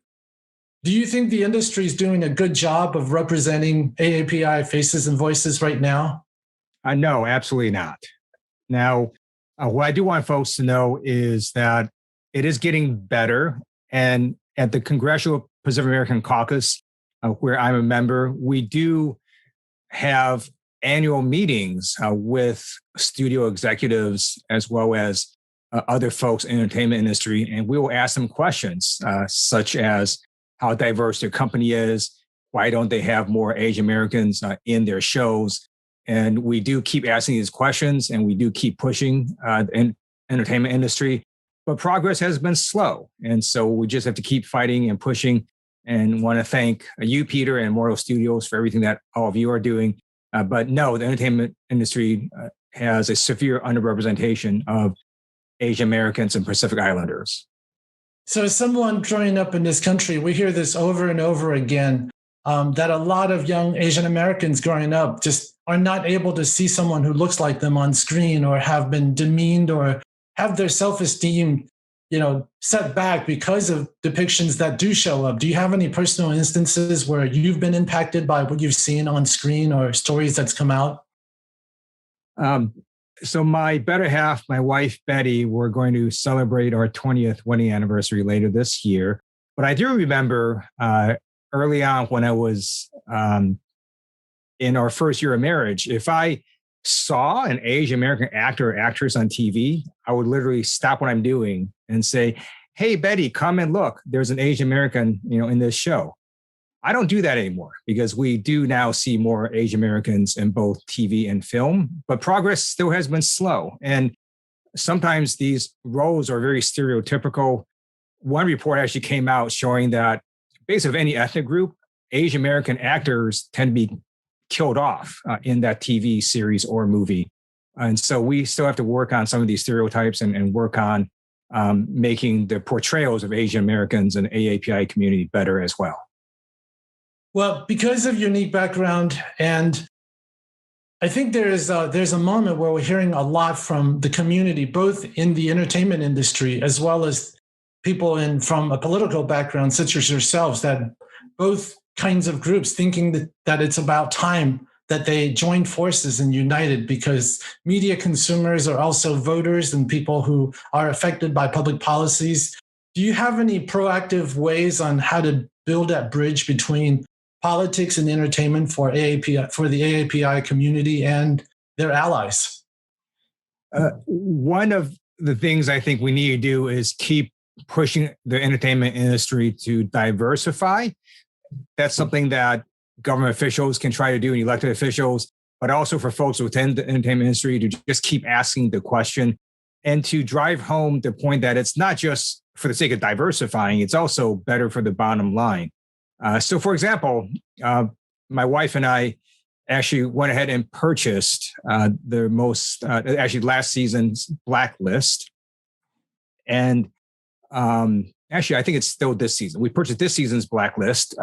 It is a great show. We love James Spader. But another reason we did it is there happens to be a kick-ass FBI agent who happens to be a female and Asian American. So it's not a very normal typecast that you see. We found it interesting and intriguing. And that made us want to buy the show more so we could watch the entire series. And I think just driving home the point to entertainment folks that having a more diverse cast will actually get you a larger audience. Mm-hmm. We're coming to a close of AAPI Heritage Month. We're also coming to a close of this day-long summit. One of our themes is really to turn the page from this moment of anti-Asian violence into proactive measures, where we can turn the page from this moment. What are some things that you would like to call out, positive changes that you believe will help us turn the page from this painful chapter onto what my friend Wenda Wong says, celebrating AAPI joy? I want everyone watching to understand your power to help shift public sentiment. I think Abraham Lincoln had it right when he said public sentiment is everything. With it, nothing can fail. Without it, nothing can succeed. So understand your power to change public sentiment. Think about, for example, social media. It's free. You write an interesting post, maybe you'll affect someone in Florida or in Ohio or in Oregon. Think about writing letters to the editor. It's true that many people write letters to the editor. It's also true many of them come from the same people. And if you're writing in, then eventually you're going to get published and you can start changing hearts and minds. And I think about participating in rallies or marches or volunteering your time on campaigns, whether it's for an issue or a candidate or a movement, you can make a difference. And I urge you to try to do so. So if I can synopsize it, it's just rolling up your sleeves, recognizing our inherent ability to influence and impact the debate. Now with social media, we are more powerful than ever to really step forward and engage. That's a good summary. Absolutely. Congressman, I want to thank you for your time. I also appreciated the fact that you mentioned social media as one of the avenues here. As a closing thought, I would invite you to participate in something that we are announcing with the LA Times today. It's called our AAPI Heroes, because Asian American faces sometimes go unrecognized. And in this past a year and a half, we've been victimized, we have been traumatized, but we have not been broken. Unfortunately, many of us have been painted with a brush of victimization and powerlessness when many people have living very heroic lives. To really celebrate leaders like you, we're launching this campaign called Our AAPI Heroes, which can be accessed at ouraapiheroes.com by nominating someone, an AAPI member in your life that you'd like to honor and celebrate because of their heroism. I imagine many people will be nominating you, Congressman. I certainly would be doing it. Thank you for bringing visibility to these causes, and thank you for your leadership and for being with us here today. Thank you so much. It was great chatting with you, Peter, and thank you for everything that Immortal Studios does. Thank you, and all of our partners as well. Thank you, Congressman. Keep representing, man. Okay, will do. I love the fact that you said kick ass.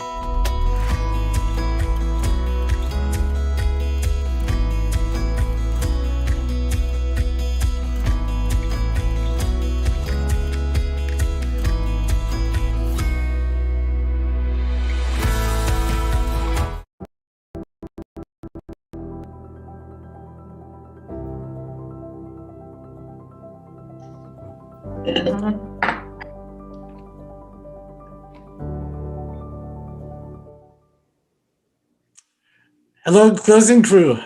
So good to be back with you on the closing conversation for a very momentous day. I think it's entirely appropriate to do this kind of a bookended style. We started with a female hero of the US Senate, Senator Hirono. And here we are, 6 conversations into it. It just still feels like we're still at the beginning, but it's appropriate that we end today, which is another new beginning for what lies next, with another heroine, Chloe Bennet. Chloe, people think about stardom and celebrity as the apex of power. And after you attained stardom and celebrity, you actually chose to go back into politics, specifically with the eye to empower AAPI youth by founding this new organization that's actually involved in political activism work. So what inspired you to do that? Hi, everybody. I'm really excited to be here. It was honestly I had no intention to kind of be some sort of political activist on paper or do, my intention for kind of getting involved in this space, which happens to be I guess in turn, I guess it technically is political activism of sorts, but it kind of stemmed from such an organic place of really just seeing the power and understanding the power of what representation means in all facets. And a lot of that came from, being the first Asian superhero and just meeting people and understanding the impact that had to young girls and boys, and the young girls and boys that grow up that didn't have that on screen, and knowing what representation means. And then seeing the lack of representation in the political space, and knowing that real culture shift happens in a lot of ways. And it has to happen with legislation, but it also has to happen within the media, and they have to be bridged together. And, Brad Jenkins and I, who started Run, we met at the White House, and we really ended up just kind of talking and vibing. We talked about this yesterday, but really having an honest conversation about how we both didn't feel like there was the right bridge between both the political world and then the media. And meaning that we didn't feel like there was the right content that represented who we were as Asian Americans and what that meant to us. And so that's kind of what we set out trying to do initially, was kind of just bring together like-minded people with similar experiences. You started this a few years ago. Yeah. Since that time, a lot has happened. Yes. Nobody could have predicted a pandemic. Nobody could have predicted this moment of violence directed toward Asians. Nobody could have predicted that AAPI faces would be part of the norm for the Passover Oscar ceremonies. So what is different about this moment that, what does it feel, what is different for you at this moment right now? I feel like there's a world in which we can say nobody could have predicted it, but of course that was going to happen. Of course we're moving in that space where this will happen. It's inevitable. For me, this moment is, we spoke about this, but I guess I just really, I don't know. It feels like this was predictable in a way, not the pandemic, but being slowly seeping into the zeitgeist as Asian Americans. And really there's been so many people before me who have made so much, have done within the little moments, taken their place on the stage and being Asian American in ways that those are the ways that builds ultimate culture shift, if that makes sense. And we spoke about this a little bit, but and I talk about this a lot, and the real root of why I am in this business, the reason that I ended up doing what I do, is because I grew up in an incredibly diverse household, and I have divorced parents. My dad is Chinese, my stepdad is Indian, my mom was raised in Europe. I have 7 brothers, foster brothers, adopted brothers. 2 are Black, 1's Mexican, Filipino. I'm half Chinese. I have a half Indian brother. We really are a microcosm of America. And I grew up in this beautiful bubble.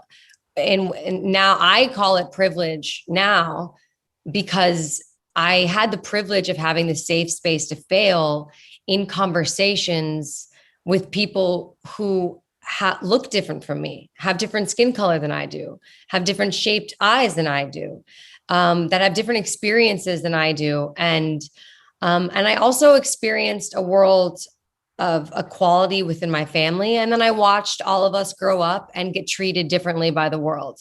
And that really hurt me and really surprised me, to be honest.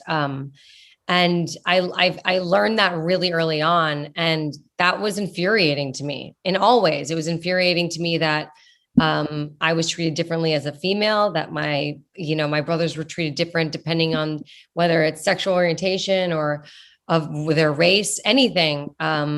that was a surprise to me. And I think a lot of other people grow up and that is normal. And then the surprise is maybe understanding people. Whereas I think I had some weird inverse childhood, and that kind of addressed this really special thing. And I guess the reason I the gift that I desperately want to give everyone is that really that perspective, because it gives you an awareness and an ability to be in close contact with people and really impart empathy on someone who you might think is so different from you, but really isn't. And the power of storytelling, that's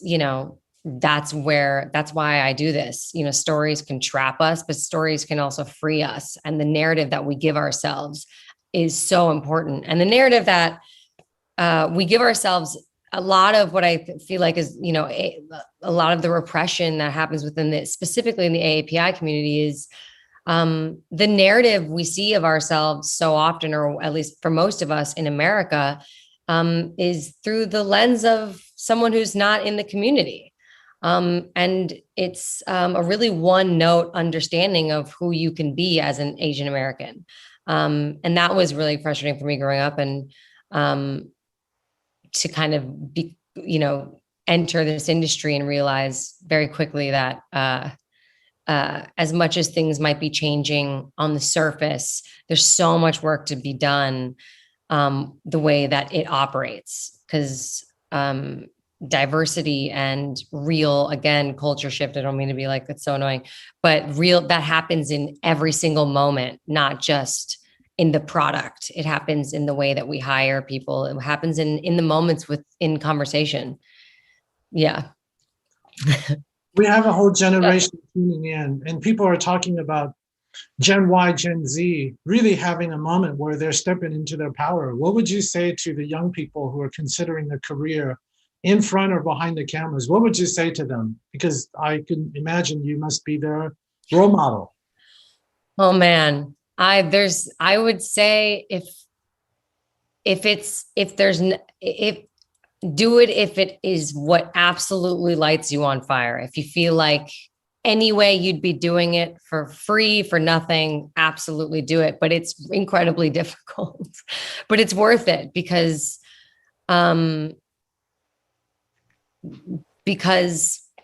you can put all this effort into something, and then you see the change happen, whether it's big or small. And that's addictive, because you know that you literally one person and you can make a difference. I know that we say that all the time, but if someone would have told me, like, I grew up on the South Side of Chicago with no ties to the industry, and like I was going to make any sort of difference in, whether that's just bridging the people who really make a difference together with the right voices, it all counts. And and please do it. What would the 20-something Chloe Bennet that you are now say to the 15-year-old Chloe Bennet who was just getting, who was just getting started? Like, if you knew this. Oh man, I would say, I think it's really, I would say that I've known all along.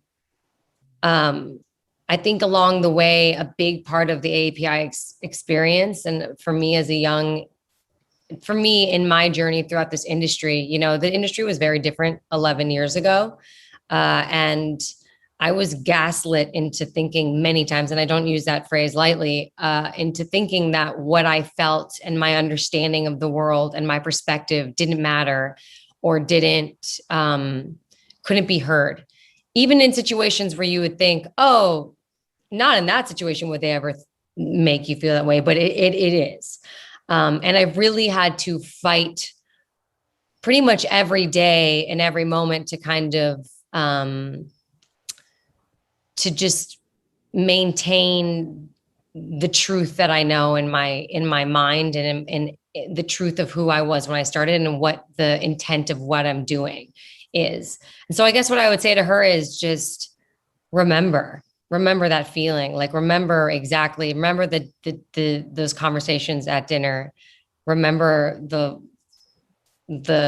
little girl who thought, had this beautiful idea of the world, and then kind of stepped down and was like, oh, this isn't what I thought. And then that moment of going, let's change that. That's pure and that's real. And that is why I'm in this industry. And that is why I do what I do. So I would definitely, but you can certainly be made to feel like that's not the case often. What are the words? You talk about this feeling and this emotion and this inspiration. If you could add words to those things that really propelled you to endure the hardship. Oh God. I think it's just a sense of, I think it's just like an innate sense of belonging that I feel like a lot of people, a lot of people can have their own versions of this, but mine was, that if I wasn't, I think as a young girl, mine specifically was if I wasn't,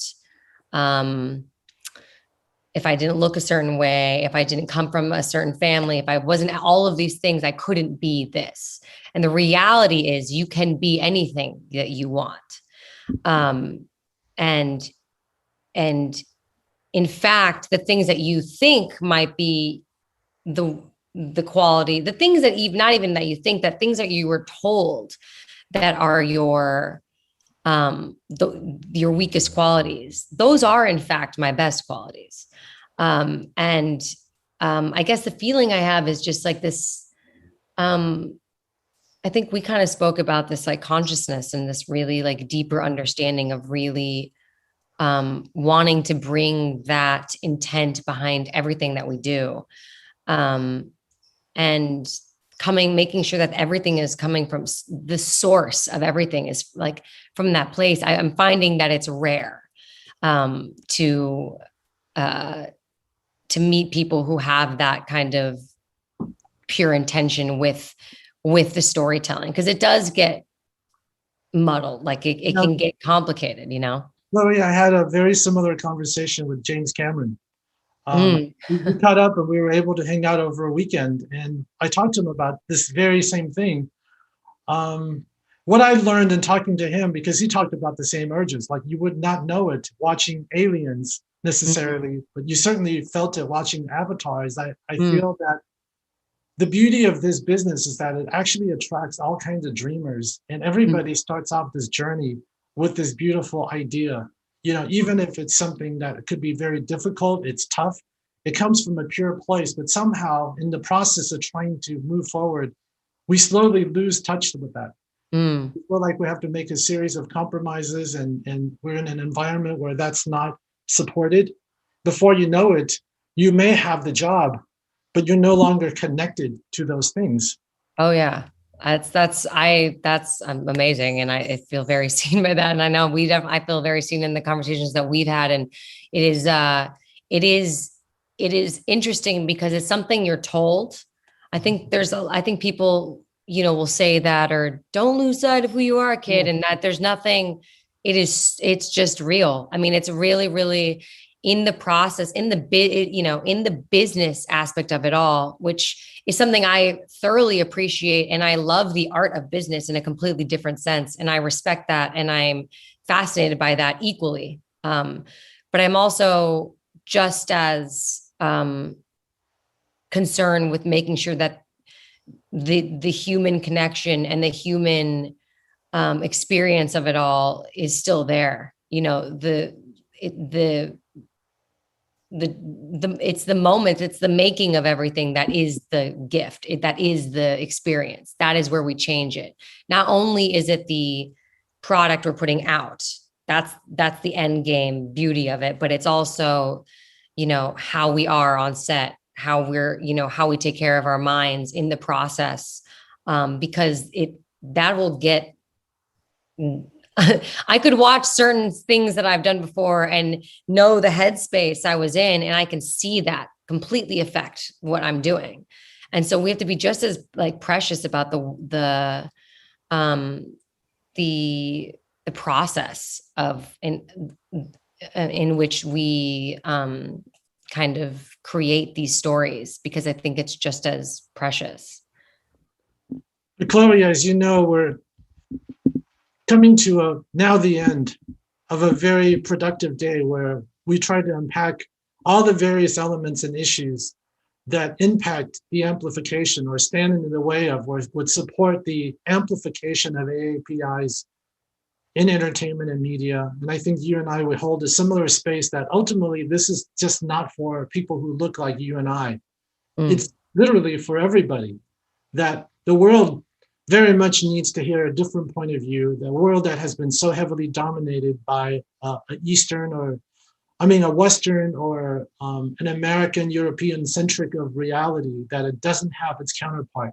That we as Asian Americans not only holding space for our experience on this land for the past 300-400 years, but really tapping into a larger lineage that really isn't heard globally. So we're entering this global conversation. I think this is one of the big takeaways. I'm so grateful that you helped us close on a heart-centered way, because you as the person who interprets stories, all those various influences, whether it's the interactions on set, the writers, the directors, the editors, but ultimately all of that comes to you, the tip of the spear, the performer who's then gonna go ahead and magnify it so that people can be touched and embraced and felt. Can you help us close it out? It's like, what would you like to see as the next chapter as we turn this page? Today is May 26th.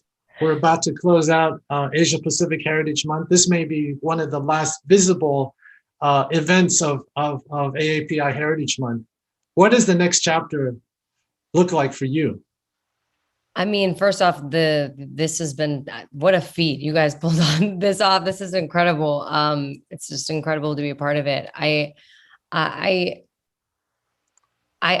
guess I'll say my advice to myself, which I love that question because I kind of needed that today. I needed to remind myself, but I guess, it was such a privilege to know and learn so intimately and understand and come from a family of such diversity and know about cultures and people who are different from me. And for so often when it comes to equality, I feel like there's a bigger narrative that people fight, like equality takes something away from somebody else, and the purest thing I can say from just my own experience is that that's just not true. It's such a gift.